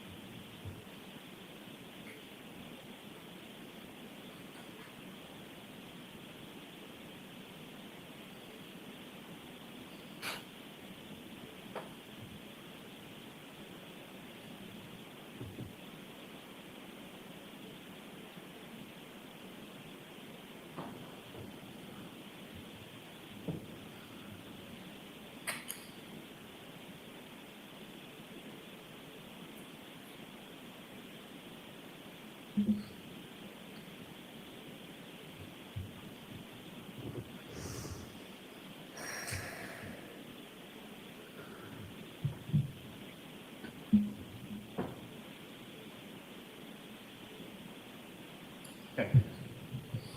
Ms. Gilman, if you could take that down, with the court's permission, I would ask for, from the same Channel 3, the 6th video.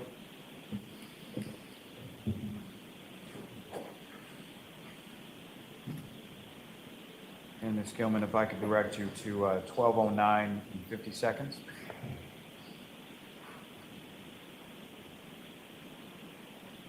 Okay, keep it positive. Again, Mrs. Kokkiotis, you recognize what's up on the screen as just later on in the evening at the waterfall, is that correct? That is correct, yes. And is this towards the end of the evening? Yes, it is. And fair to say that the lights have been turned up, so it's a little easier So to now see things? I can recognize a few more people. And so from what you can see up on the screen now, if you could, using that laser pointer, just direct the jury's attention to anybody that you recognize. Oh, okay, so that's me right there, and then my husband is right there, Nicholas, and I don't know if that's Matt, Jen, and I can't tell because of the barcode up there. With the date and time But stamp. yeah, I can't see who that is. And Ms. Gilman, if you could play it from this. Oh, I see John too, Okay. sorry. Yep, please go ahead. And I see John, John's right there. Thank you. Ms. Gilman, if you could play it from this point till 12:11 and 4 seconds.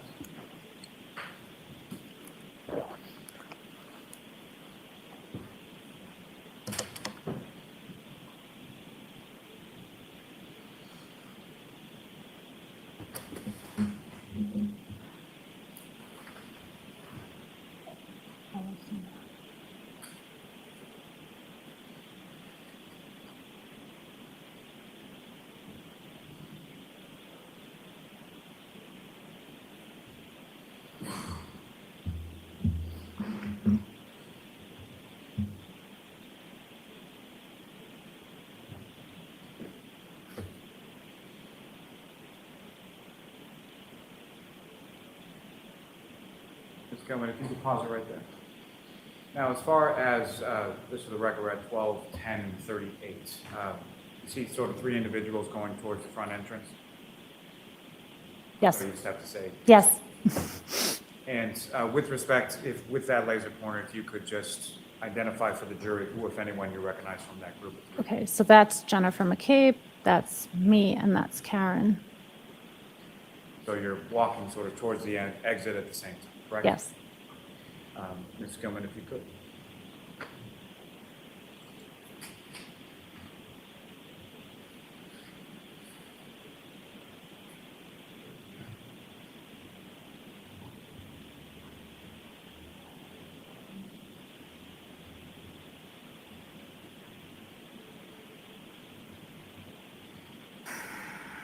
I want to go back to the surprise thing in a minute. Pause that, Ms. Gilman. Now, there's another individual sort of making their way to the doorway. Do you recognize that person? Yes, that's John. That's John O'Keefe. John O'Keefe, yes. Exiting from the wall. Correct. Ms. Gilman, if you could just play the last 2 seconds. Okay. Now, Ms. Gilman, if I could ask you from the same exhibits, but from channel 1, and the third video down on channel 1. If I could ask you to fast forward to about 12:11.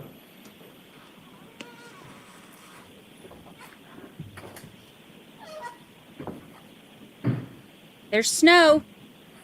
And essentially what I'm going to ask Ms. Gilman if you could play this from 12:11 and 0 to 12:11 and 25 seconds. But I'm sorry, first if I could ask you to just pause it for 1 second. And I know it's an awful time to pause it, but before the flag blew in front of the camera, do you recognize what's depicted up there? Can you repeat the question, What's please? in this video generally without what's blocking the camera right now? Do you recognize? What, if It's the anything, is exit. blocking the camera? That's the exit to the waterfall? Correct. Thank you. Ms. Gilman, if you could.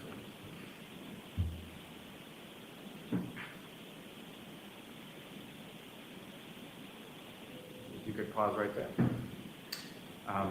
Individual sort of down towards the bottom of the frame, do you recognize who that is?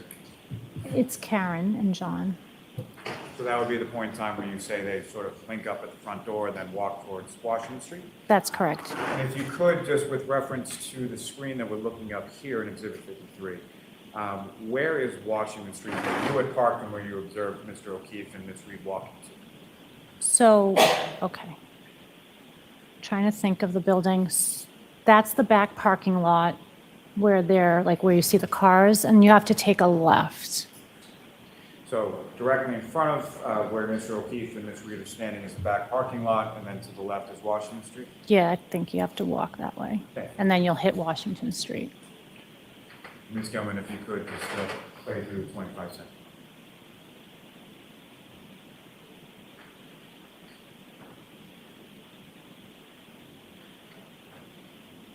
You could pause there. Do you see an individual in the parking lot area? I do.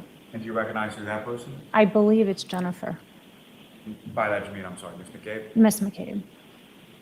And Ms. Gilman, if you could, the last 2 seconds. Thank you. Ms. Gilman, you can take that down, please.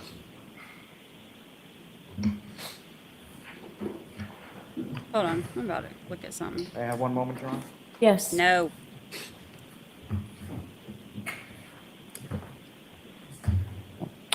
I have no further questions for this witness, Your Honor. Okay, cross-examination. Thank you, Your Honor. Hello. You and I have never met. We have not. We've never had a conversation. Never. We've certainly never interviewed Nope. together. Never. So this is our first time speaking. Yes. I want to direct your attention to part of your testimony on direct examination when you're questioning by Mr. Lally. You indicated that before I'm Ms. zooming in Reed on and that. Mr. O'Keefe left the bar, Ms. Reed had been making some statements about Mr. O'Keefe. Okay. Yes. Is that right? Yes. You indicated that she said that she admired him, Yes. that she looked up to Mr. O'Keefe. Yes. She always had a way of complimenting him. Yes. That he took so much responsibility on as it pertained to the children, Yes. and that she did wish that they had more time together. Yes.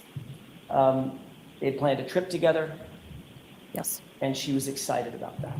Correct. And she indicated that John was excited about that as well. Yes. Just before leaving the bar, you indicated that Jennifer McCabe said to Miss Reed, "You're coming with me," correct? Yes. She didn't say, "You and John come with me." No. Correct. That was directed just to Miss Reed. Yes. You're familiar with the town of Canton generally? Yes. You know that the distance between the Waterfall Bar and 34 Fairview would be maybe 5, 6, 7 minutes drive. Probably. So just after these statements were made, they went to 34 Fairview. 5 minutes later, 7 minutes later, they'd be sitting in front of 34 Fairview, correct? Correct. Thank you. That's all I have. Okay. All right, Ms. Cole, anything? Just very briefly, Your Honor. So, Mrs. Kokkiotis, with reference to your relationship with John O'Keefe, as far as what you were relaying was what the defendant had said to you at the bar that night, correct? Correct. And fair to say you didn't have any conversation with Mr. O'Keefe in reference to relationship or trips or anything like that? Not that night. No. And as far as your relationship with Mr. O'Keefe is, do you have any sort of discussions at any point in time about sort of his relationship with Miss Reed or anything going on in that relationship? He didn't tell me personal things. No. You didn't have that type of relationship, correct? Correct. And this time out on January 28th, that was the first time that you had been out socially with the defendant, Miss Reed, correct? Correct. And so as far as what went on behind sort of closed doors at their home or anything like that, you didn't know anything about that? I did not know. Nothing further. I have one question, Your Honor, if I may. But what you did observe between the two of them that night, to use your words, they were lovey-dovey. They were. All right, Ms. Cole, keep this, you are all Thank set. you.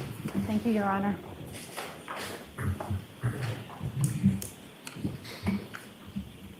So it's quarter to I see counsel for just a minute. Jurors, feel free to stand.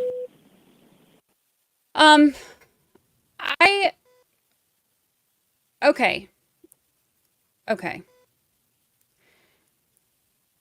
Here's what I pulled it up. Here's what the statement says that she said. The statement of case. This is from the interviews that are not signed. I thought that this was actually going to be a negative witness for Karen, to be honest, because of what the statement says. It says, vehicle parked along Washington Street, further down facing the opposite direction. From there, observe the defendant walking toward the driver's side door. It makes sense to let you go a little early, and we'll start fresh tomorrow. Okay, so please do not discuss this case with anyone. Don't do any independent research or investigation into the case. If you happen to see, hear, or read anything about the case, please disregard it and let us know. So we'll see you tomorrow night. Jurors, closing your notebooks and leaving them on the chairs. Gather your belongings. Follow me. All rise. Hurry up, please.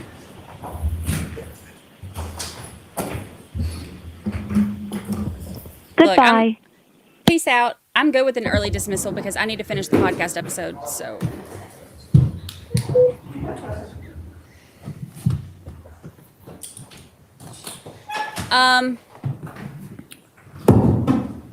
Let's see if they say anything before.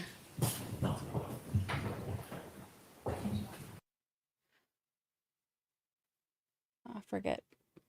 This feed cuts it out really early. I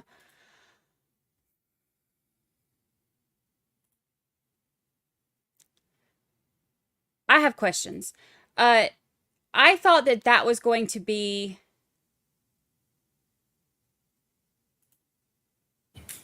now they're back. And now they're gone again. It's like they're faking me out. Ooh, you almost had it. You almost had it. Let's see.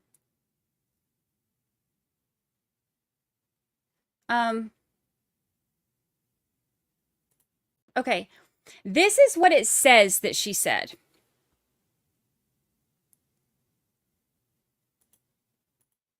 You almost had it. It talks about parking along Washington Street, but further down facing the opposite direction. From there, she observed the defendant walking toward the driver's side door of her black Lexus SUV. She further indicated that during the course of her conversation, okay, this is the part. During the course of her conversation that evening with the defendant complained about the victim's mother and the lack of private time that the couple had for vacations because of the children, their activities, and responsibilities.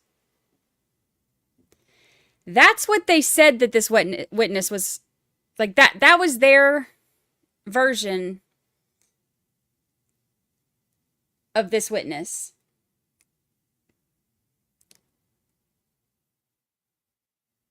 During the course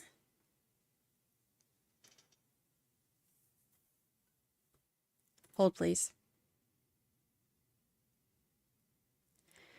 During the course of her conversation that evening, the defendant complained about the victim's mother and the lack of private time the couple had for vacations because of the children, their activities, and responsibilities. That's what she said, according to the statements. So I thought the statements that aren't signed that I said we can't rely on because they're not signed, I thought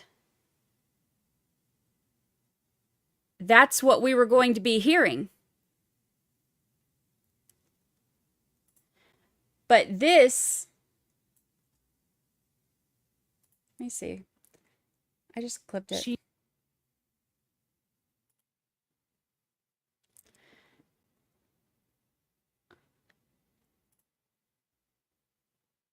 She started by saying how much she admired him, how much he did for the children,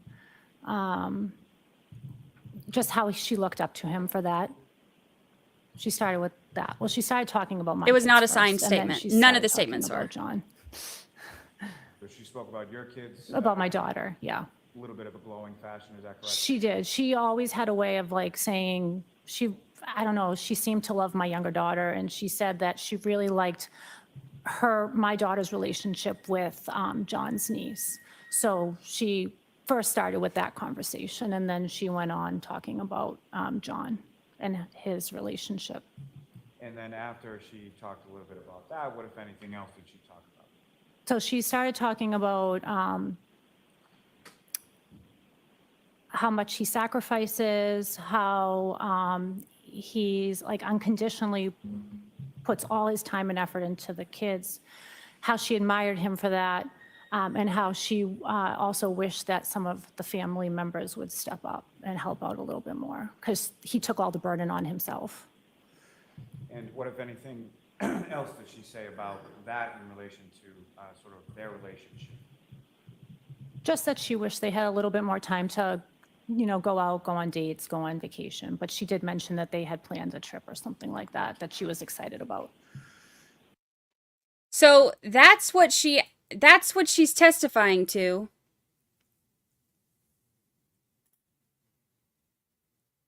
And her statement, according to the documents, was the only thing that she said that they pointed out that she said in there was that she complained. In my mind, I was thinking, okay, this woman's going to get up here and be like, yeah, she was like, you know, complaining the whole time. And, you know, it's like, I can't believe, you know, our relationship sucks because we don't have enough time. And it was like the exact opposite. All the more reason why I keep saying everybody's eyeballs should be on this case, how it was handled, how things are done, so that, I mean, it's like they didn't record any of the statements, and they didn't have the witnesses sign any of the statements. So basically, they're just putting whatever they want in there to get whatever they want in there. They're just doing what they want, and that's not okay. I don't care if she's like guilty, innocent, whatever. That's not okay. That's not how you run things. That's not how you do things. It's not okay. Nobody should be okay with that. Imagine if, you know, something happened and you or your family member is, you know, like being railroaded. They could just do whatever they want. It's just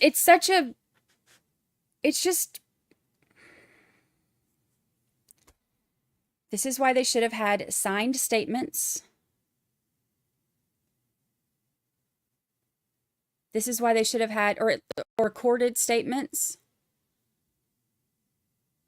or notes on their interviews. The investigation is terrible. The documentation is terrible. The reports are terrible when there are some. The fact that it's just kind of like, we'll just throw stuff in there and see what we come up with. It's infuriating. It's infuriating.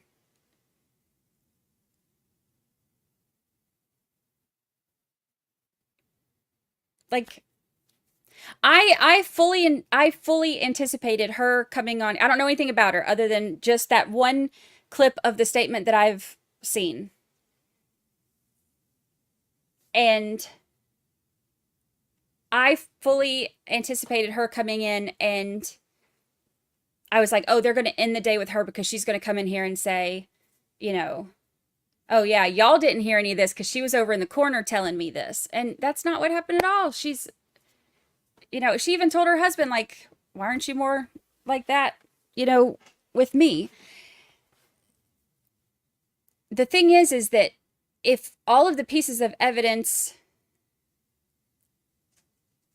scratch that, if all of the documents and statements and like their documentation of the calls behind what they're charging with are done like this, that's a problem. You know, and I know that some of the theories are, like, I've never said my theory, except for to 4 people in the world. And I've done that on purpose. I know that, and I try to, I acknowledge all theories, and I can understand where all theories come from. My biggest thing that I will not shut up about is this investigation and how all of this stuff was done. This is terrible. And one of the theories that I've heard is that, that a lot of people have said is that they think that she may have hit him on accident. Okay, if that's the case, then the evidence needs to reflect that. You can't just start throwing stuff in there to make it look like more nefarious.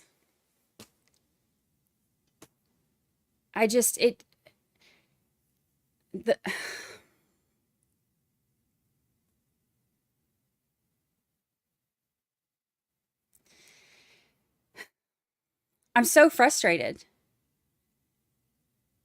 Like, it's ridiculous to have so little integrity in what they're doing. This is a dead police officer, and this is their best job. How is this their best job? I don't like it. I'm not a fan. It makes me angry.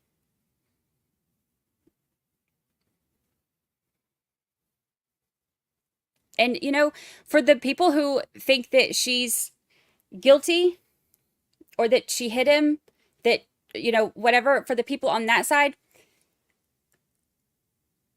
if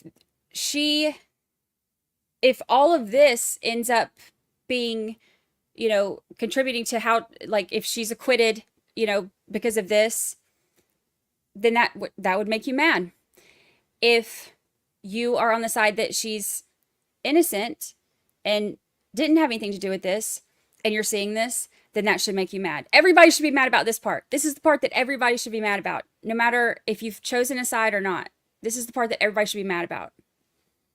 I just don't get it. I fully thought that this witness was going to be the one that came in today, and like they were going to leave the end of the day with this one because of the statement, like, that she was complaining. I was like, oh, I bet she's going to, like, give the dirt. But no. That wasn't the dirt. That was, that's the opposite of dirt. What's that soap that gets all the oil off the ducks? Dawn. This was Dawn.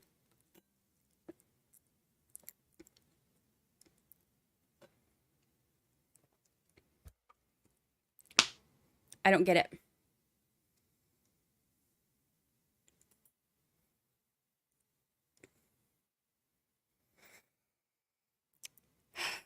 I don't get it.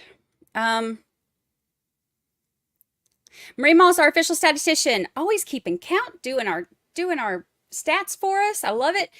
Stats for the day. Witnesses, 6 plus 1. 6 plus 1. 7. Oh, from the one this morning. Sidebars, 8. Objections, 17.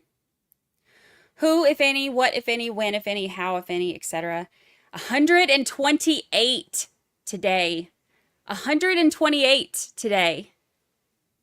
Total to date, 602. Commonwealth, 0 for 7.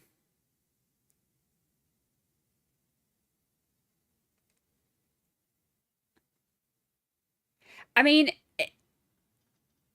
Robert, that's exactly what I was just thinking. Robert said, unless they have some surprise witness at the end, what does Commonwealth have to offer? At this point, I feel like they're going to have their strong evidence, whatever strong evidence they have, they're going to have it to, I mean, the jury, though, the jury is not going to know that that's what the statement said versus that's what she said. They're not going to know that. But they will hear her testimony, and And, you know, like people saying, oh, they were so loving, they were so, you know, whatever, that doesn't necessarily mean, you know, that everything was hunky-dory all the time. Like, we all know that. In, you know, there are domestic violence situations where, you know, people on the outside never know. Obviously, this is not a domestic violence situation. Don't twist what I'm saying at all. But I'm saying, like, from the outside, you never really know. But hearing it from his closest friends and from his brother and his sister-in-law about how their, you know, their arguments were like typical couple arguments.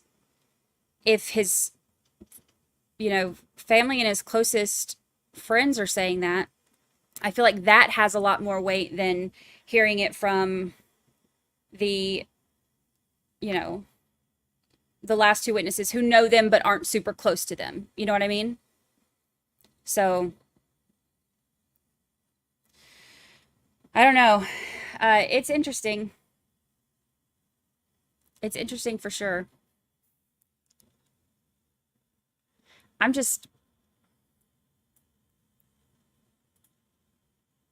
I've like seriously thought that that was going to be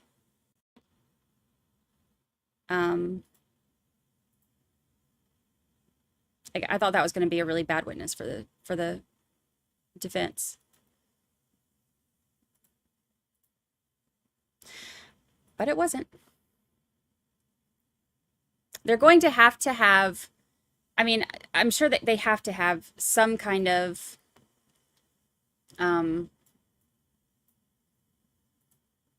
like really evidence that's gonna come out. I mean, especially with them upping the charges, I feel like there's, you know, I keep telling y'all, everybody keep open minds. Like, they're kind of tanking their case right now, but it's still very early. So maybe they'll have, you know, big bombshells on the horizon.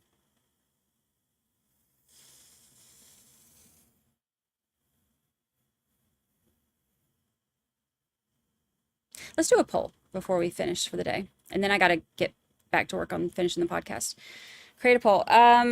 What do you think is the most likely scenario?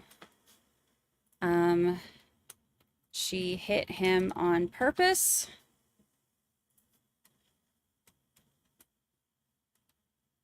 She hit him on accident. She didn't hit him.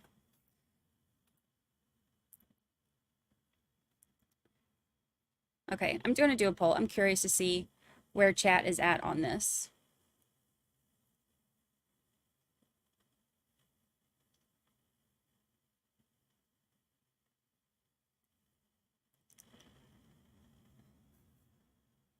Most are saying right now that she didn't hit him. For them to up the charges, you have to think that they have substantial evidence to back it up. And why do they never consider it to have been an accident? They did in the beginning, and then they changed it to second-degree murder. You know, there's still going to be stuff that comes out that's going to look bad. Like, we're going to hear the voicemail of her, you know, hollering and cussing at him.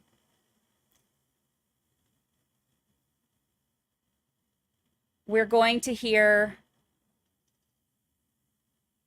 the texts that were going on between her and Higgins.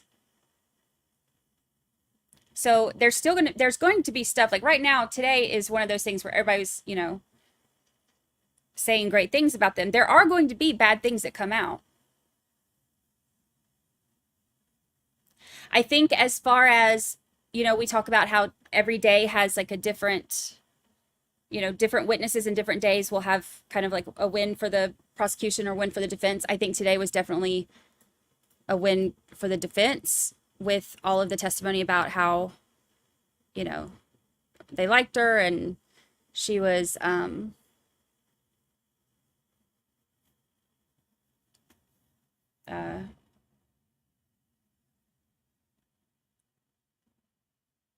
know, that they were normal and happy and she was singing his praises and all that stuff. I think today was definitely a defense day. Has the prosecution had anyone? I think that the dash cam, I know it's hard to see, and I know that there's going to be a lot more videos and pictures of the tail light. I think that the dash cam, to me, is the only prosecution win so far. And I know that there's a lot of debate over that. Some people are saying that, you know, you can only see the back, you can't see the side, and so you can't tell if it's like the full, like, busted out, like, whatever. And some people are saying snow and stuff. Like, I get that, but I'm saying as far as it goes for my personal opinion on wins for prosecution right now, I feel like that one is. And we'll see what other evidence comes out. There will be, I mean, that's how trials go. They go back and forth.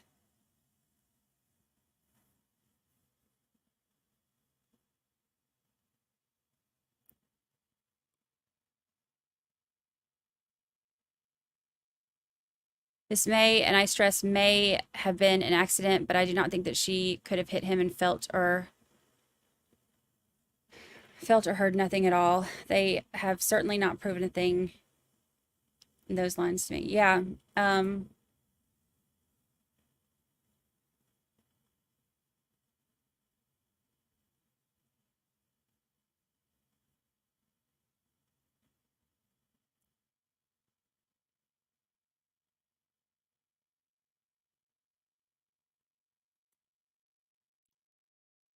Is the defense going to call Proctor or Jen McCabe? Yeah, I mean, they're on the witness list. So if they get everything they want through cross-examination, they may not call them separately, but they're going to talk to them.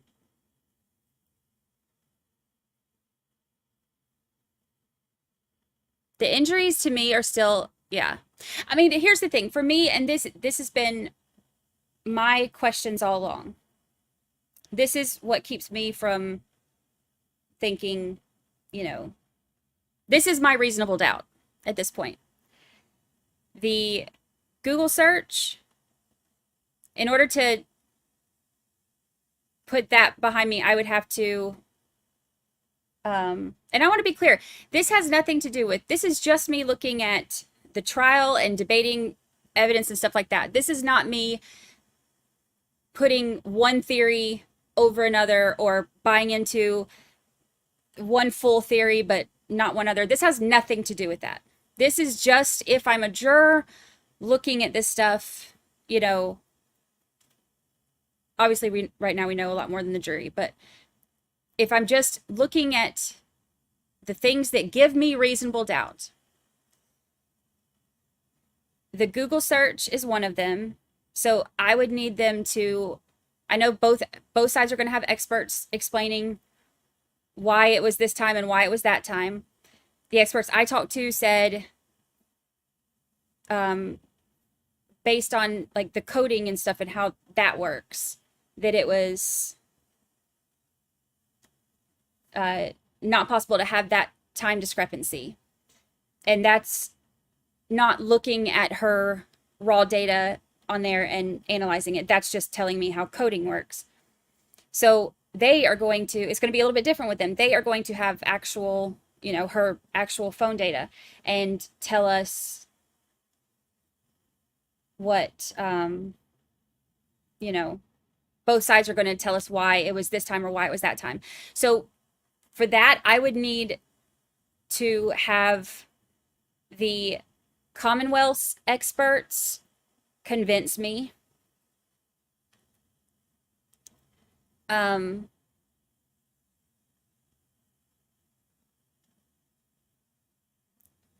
I would need to understand the injuries and the car damage and how that worked. I think those are my two biggest things that I would need, that I can think of right now anyway. Those are my two biggest things that I would need explained to understand clearly to get past reasonable doubt.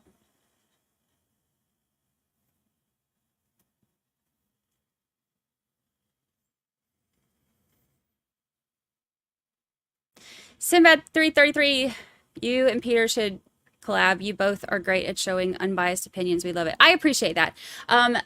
The people who are very like, she's guilty, you know, whatever, say that I am disgustingly biased. So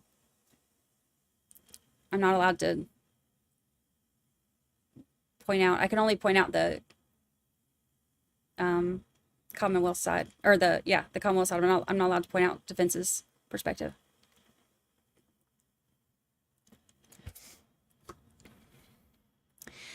Sylvia 531, I would need a visual aid to prove the impact could cause those injuries. Yeah, I think that might be something that the jury's going to have. You know, a lot of times, like, they will have some kind of something like that, you know, to show, to explain how, you know, things happen. Because a lot of people are visual people, which is exactly why I do all my charts and stuff. I am a very visual person. So I think that I would need some kind of explanation or visual understanding like that, like what you're saying about, like, how could this have happened? Because it is hard to, you know, when most of us think about being hit with a car, we're thinking about, like, you know, you hit a deer, or you know, and the damage is very different. So I would need them to explain that to me. Mermaid Mary are in. That's why I like it here. You provide all sides of the case. Thank you. I have made it a point to be, now look, when it comes to, like, given the police's side, well, they tried their best. No, I am going to be pissed off about that. I'm going to be mad about that. I'm going to call it out. I'm going to point out all the inconsistencies in the documents and the solo cups and the leaf blowers and the Stop and Shop. All of that I am going to be very hard on. But I do give both sides of what's being, you know, said. And and the whole reason I've kept my own theories out of it is because I don't want to influence other people's theories. I want to debate pieces of, you know, evidence and things that come in and, you know, discuss that like we always do. But I don't want to tell people what to think. I want to give you all the information, have us all talk about it and chat about it and come up with your own, you know, make up your own minds. And I love hearing all the differing opinions. And let me tell y'all, I know I said this yesterday too. I appreciate y'all so much because we have people in chat who believe all three things. We have people that think that she's innocent, people that think that she's guilty, and people that think that it was an accident. And I love how y'all are able to chat about it, discuss it, debate it, and not be a-holes to each other. And I cannot even tell you how much I appreciate that. It's like a breath of fresh air, because out on these internet streets, it gets dirty, y'all. And I just appreciate that our chat is not stooping to that level.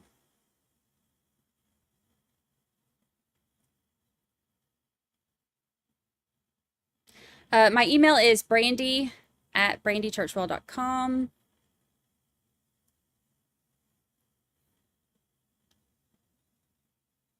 I think there is a better chance that someone else hit him as they left. I have heard that too.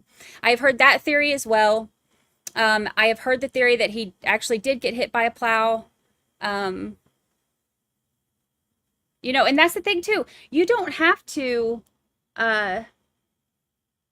choose, and I keep saying this, you don't have to choose one theory or the other. You don't have to agree with everything the defense is saying. My hair's pulling. You don't have to agree with everything the defense is saying or everything the Commonwealth is saying. You can come up with your own ideas, come up with your own theories. I think that's one thing that has been frustrating about this, is that as soon as you say that you doubt one thing or another, then everybody's like, oh, so you think that this and this and this is true?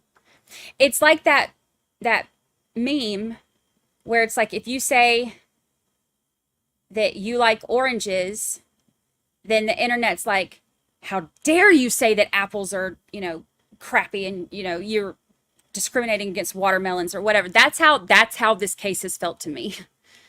Twilight Zone. Twilight Zone. Twilight Zone. The fact that the unsealed blood evidence was in the Sally port before it was sealed will forever cause me doubt. Yeah, with no sealing on it and all that. The cross-contamination on that is real, y'all. I watched, I wanted to pick a few lawyers, like reactions to that, and I went to a couple of them who are usually pretty unbiased. I went to, a couple of them who are, or I went to one who's always like very pro-defense and one that's always very pro-prosecution. And then a couple that, and then two that are like, always pretty middle of the ground. And all of them were like, no. This is not what we're doing here. Oh, wait, it is what they did. Okay. Carry on. Stop and Shop in your solo cups with your leaf blower.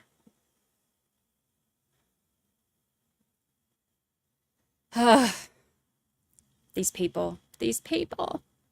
I think that the investigation is going to be one of the biggest issues for a lot of people, because even if you don't believe the cover-up that the defense is saying, I think that with as messy as the investigation was and as terrible as it was, I think that itself automatically creates doubt. Because it's like, if this is your best job investigating, then how am I going to trust that you investigated this in a way that got me to the right, person?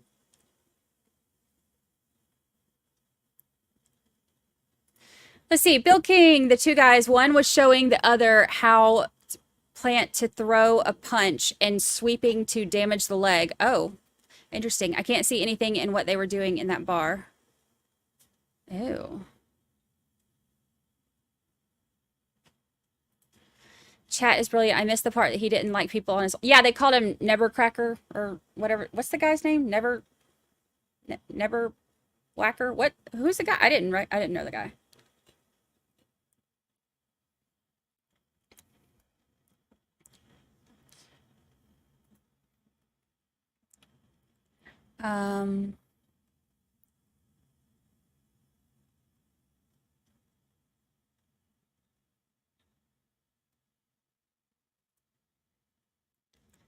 You believe it was an accident, but she didn't do it. Well, that would go under the... She didn't hit him, but...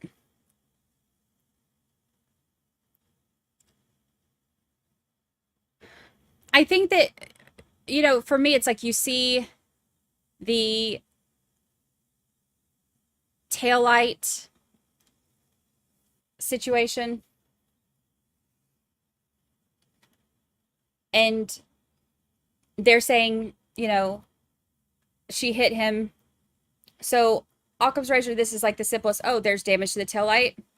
He was found, 10, 12 feet off the road. So, this is what they're saying happened. So instinctively, you would think like, oh yes, I will accept this because that makes sense. But when it's just those few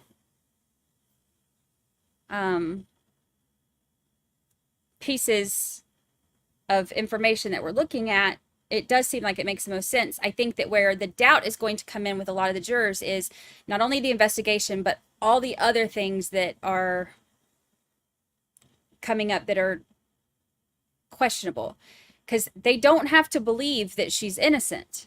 They just have to believe that the Commonwealth did not prove it beyond a reasonable doubt. They don't have to believe that she's innocent.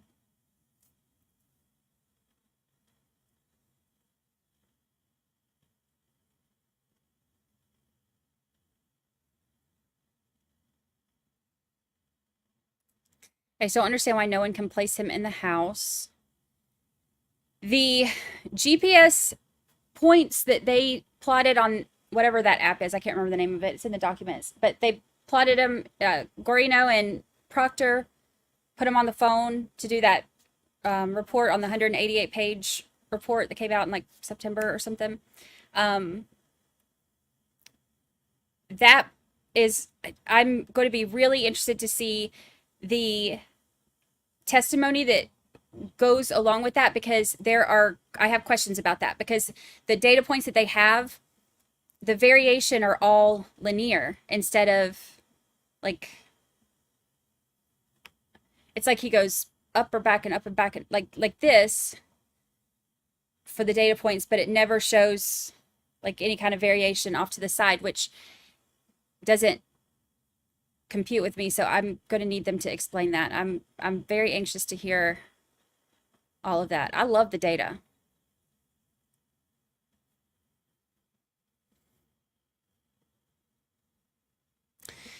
Andriel says, sorry, but his injuries are not consistent with being hit by a vehicle. Oh, hold on. This is my oncologist. Sorry. Hello?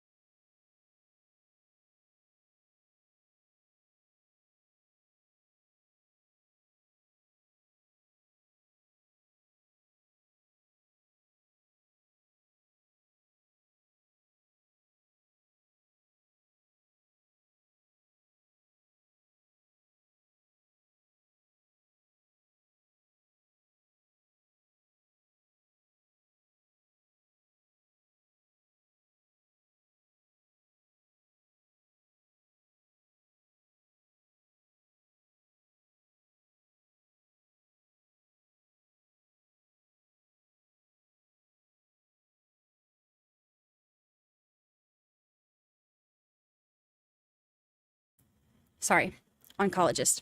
I can't ignore those calls. Oh, my glittering plants, I don't know. I don't know. One day it didn't do it, and then the next day it did, and I have even reset my camera settings, and I don't know. I have no clue. No idea. And there was, I think I had green treats or something that I held up and it looked all funky. Oh, hold on. Oh, look at this. Look. I don't know how it's like green screen settings. This is a bright green hat. But I reset my camera settings and everything. So I don't know. Oh, my top was sparkling the other day too. Yeah, it's like a green screen, but that's green. That gnome hat is green, but I don't know how to not make it like that. I have no clue. I did try turning it off and turning it back on again. And I reset my camera settings. So I didn't even think I had a green screen setting on Streamlabs, but I didn't even think StreamYard had one. So I don't when I swapped over to StreamYard because Streamlabs was giving me trouble one day. I don't know. All right, I'm going to end our poll. So if you haven't voted yet, go ahead and vote. I'm going to end our poll because I'm about to go take my laptop and sit on the balcony and finish this podcast while there's still sun.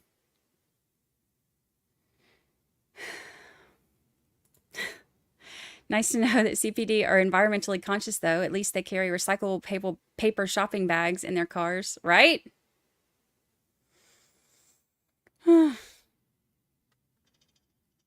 Stop and Shop.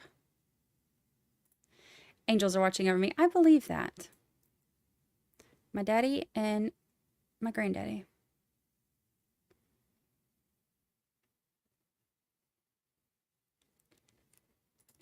Let's see. Leighton says 90% of the rear tail light was intact when being put on the recovery truck.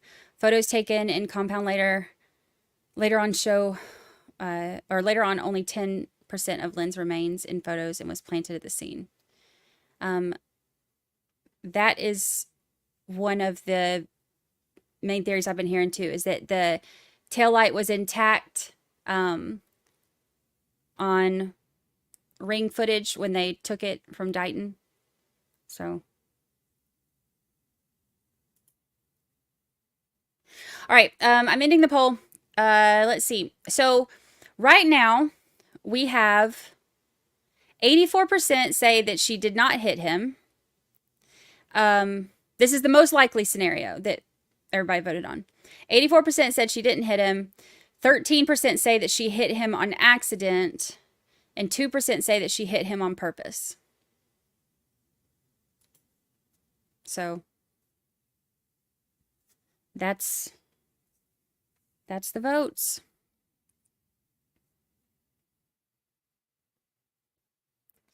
PET scan tomorrow is, I have to check in at 1:30. So we're gonna have to end pretty quickly when they end tomorrow.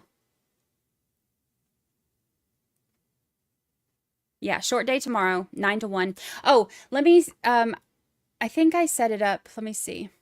I'll portal y'all over there so that you can, yeah, I've got it set up. I'll portal you over there so you can hit notify me so that you get notified when we go live in the morning.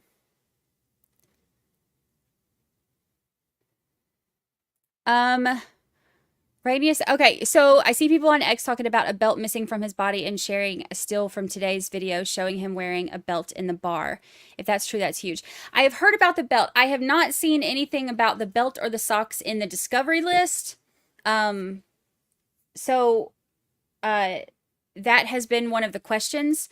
The hat, I think there was some confusion about the hat and then the second shoe.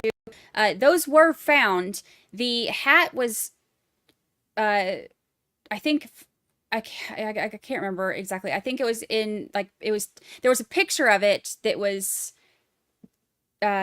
submitted as being done during a search or something, whatever. There was a picture of it, but then there was no documentation of when they actually found it or where they found it or anything like that. I'd have to go back and look at my notes, but I think that's what the question was with that. And I know that the socks are like whatever, but to me, I'm a detail person, and it's one thing that I thought on there is like, I don't see the socks on there. And then, yeah, the belt, I didn't see the belt on the discovery list. So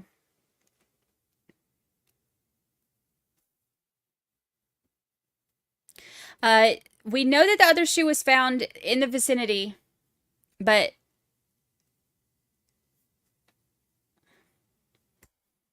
no.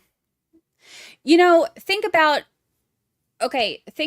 some of the trials that we've watched where they'll have like photographs of the crime scenes and whatever, and then they'll have like pictures of, you know, where everything was found.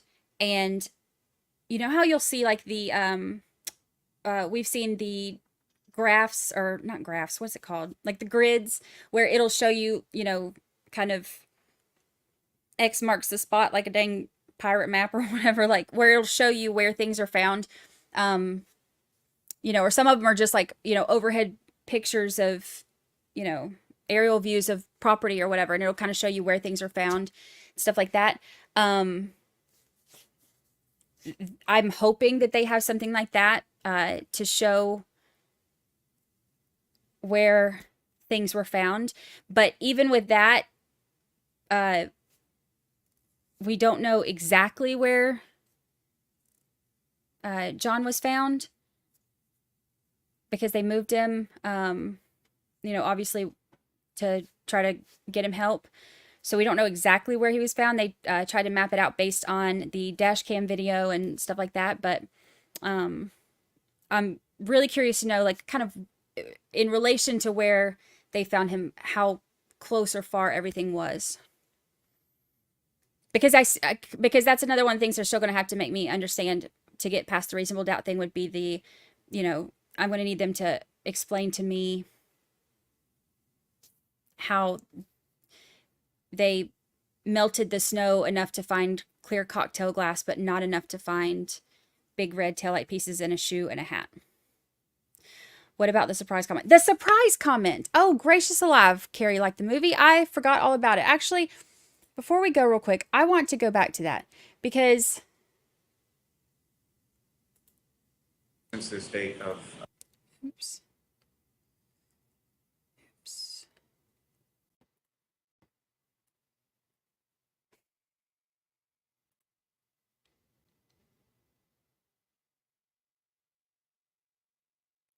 I missed exactly how they said it or what they said. Who you barking at? Who you barking at?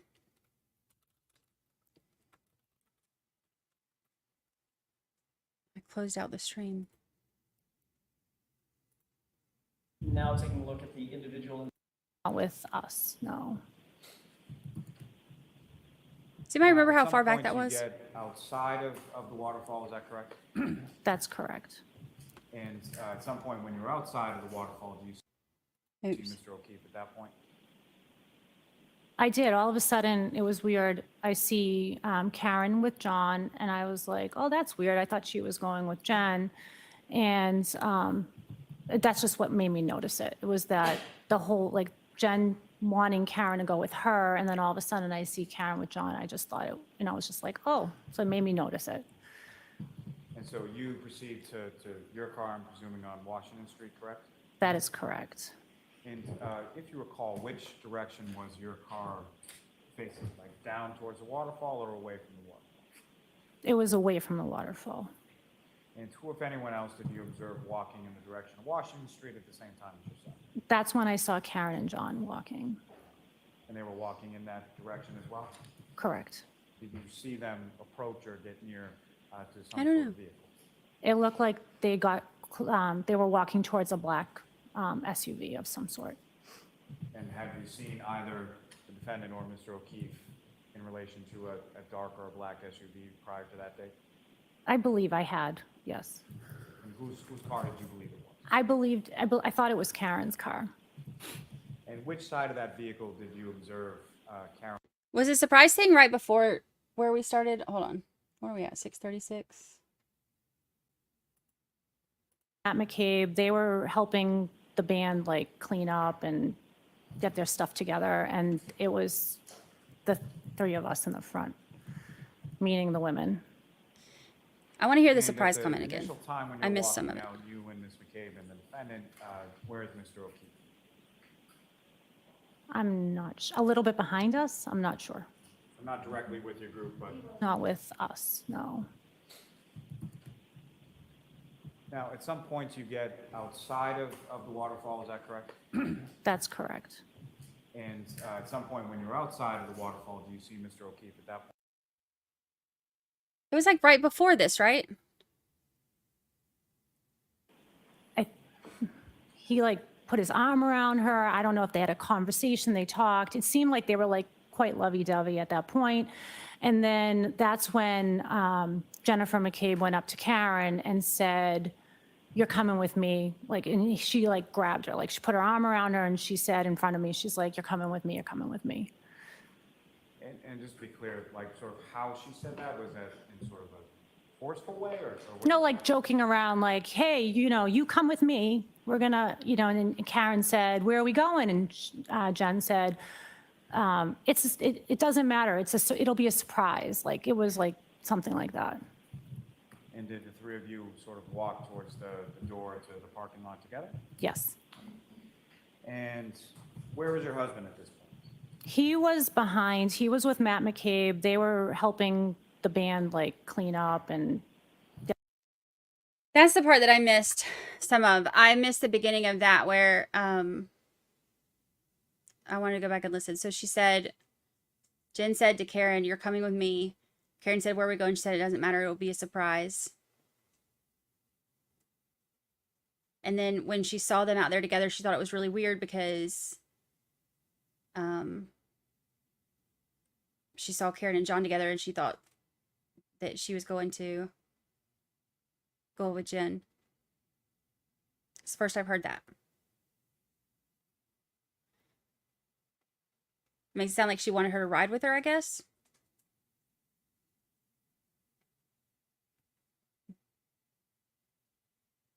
Little details coming out everywhere. Trying to put the whole story together. All right, y'all, I'm going to jump off of here and finish episode 12 of the podcast.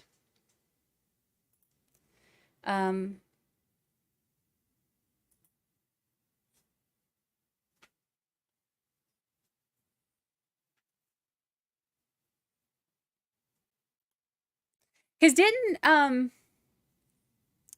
didn't Karen say that she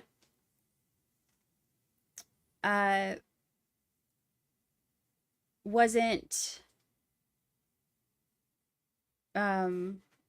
like she didn't know if she was invited personally or something like that?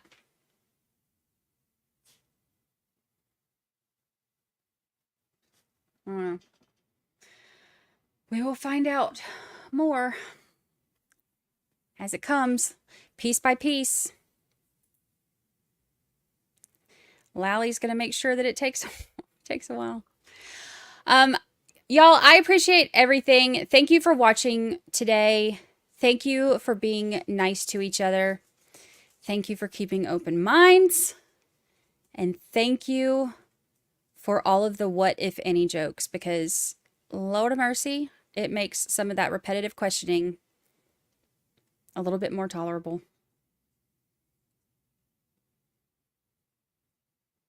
Yeah, this witness was really sweet, and so was her husband. All the witnesses today were, you know, were like, came across as very nice and credible, and nobody was defensive and all of that. They were great. So, all right, I am going to finish the episode now. I got to go so that I'm not up all night. I will see y'all tomorrow. I have chat set up to redirect you to the stream for tomorrow morning. So that way you could hit notify me or whatever. And then we will see you bright and early in the morning. Thank you, mods. Y'all are the best. Replay crew, what's up? Love y'all. I will see y'all tomorrow.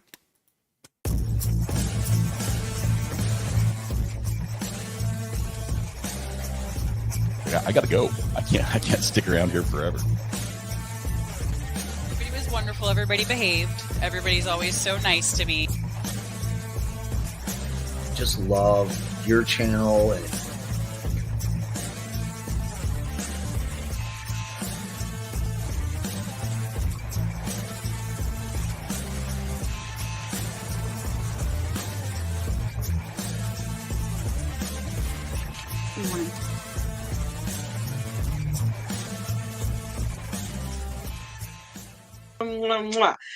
Goodbye, good people. Now, how the heck do I get out of here?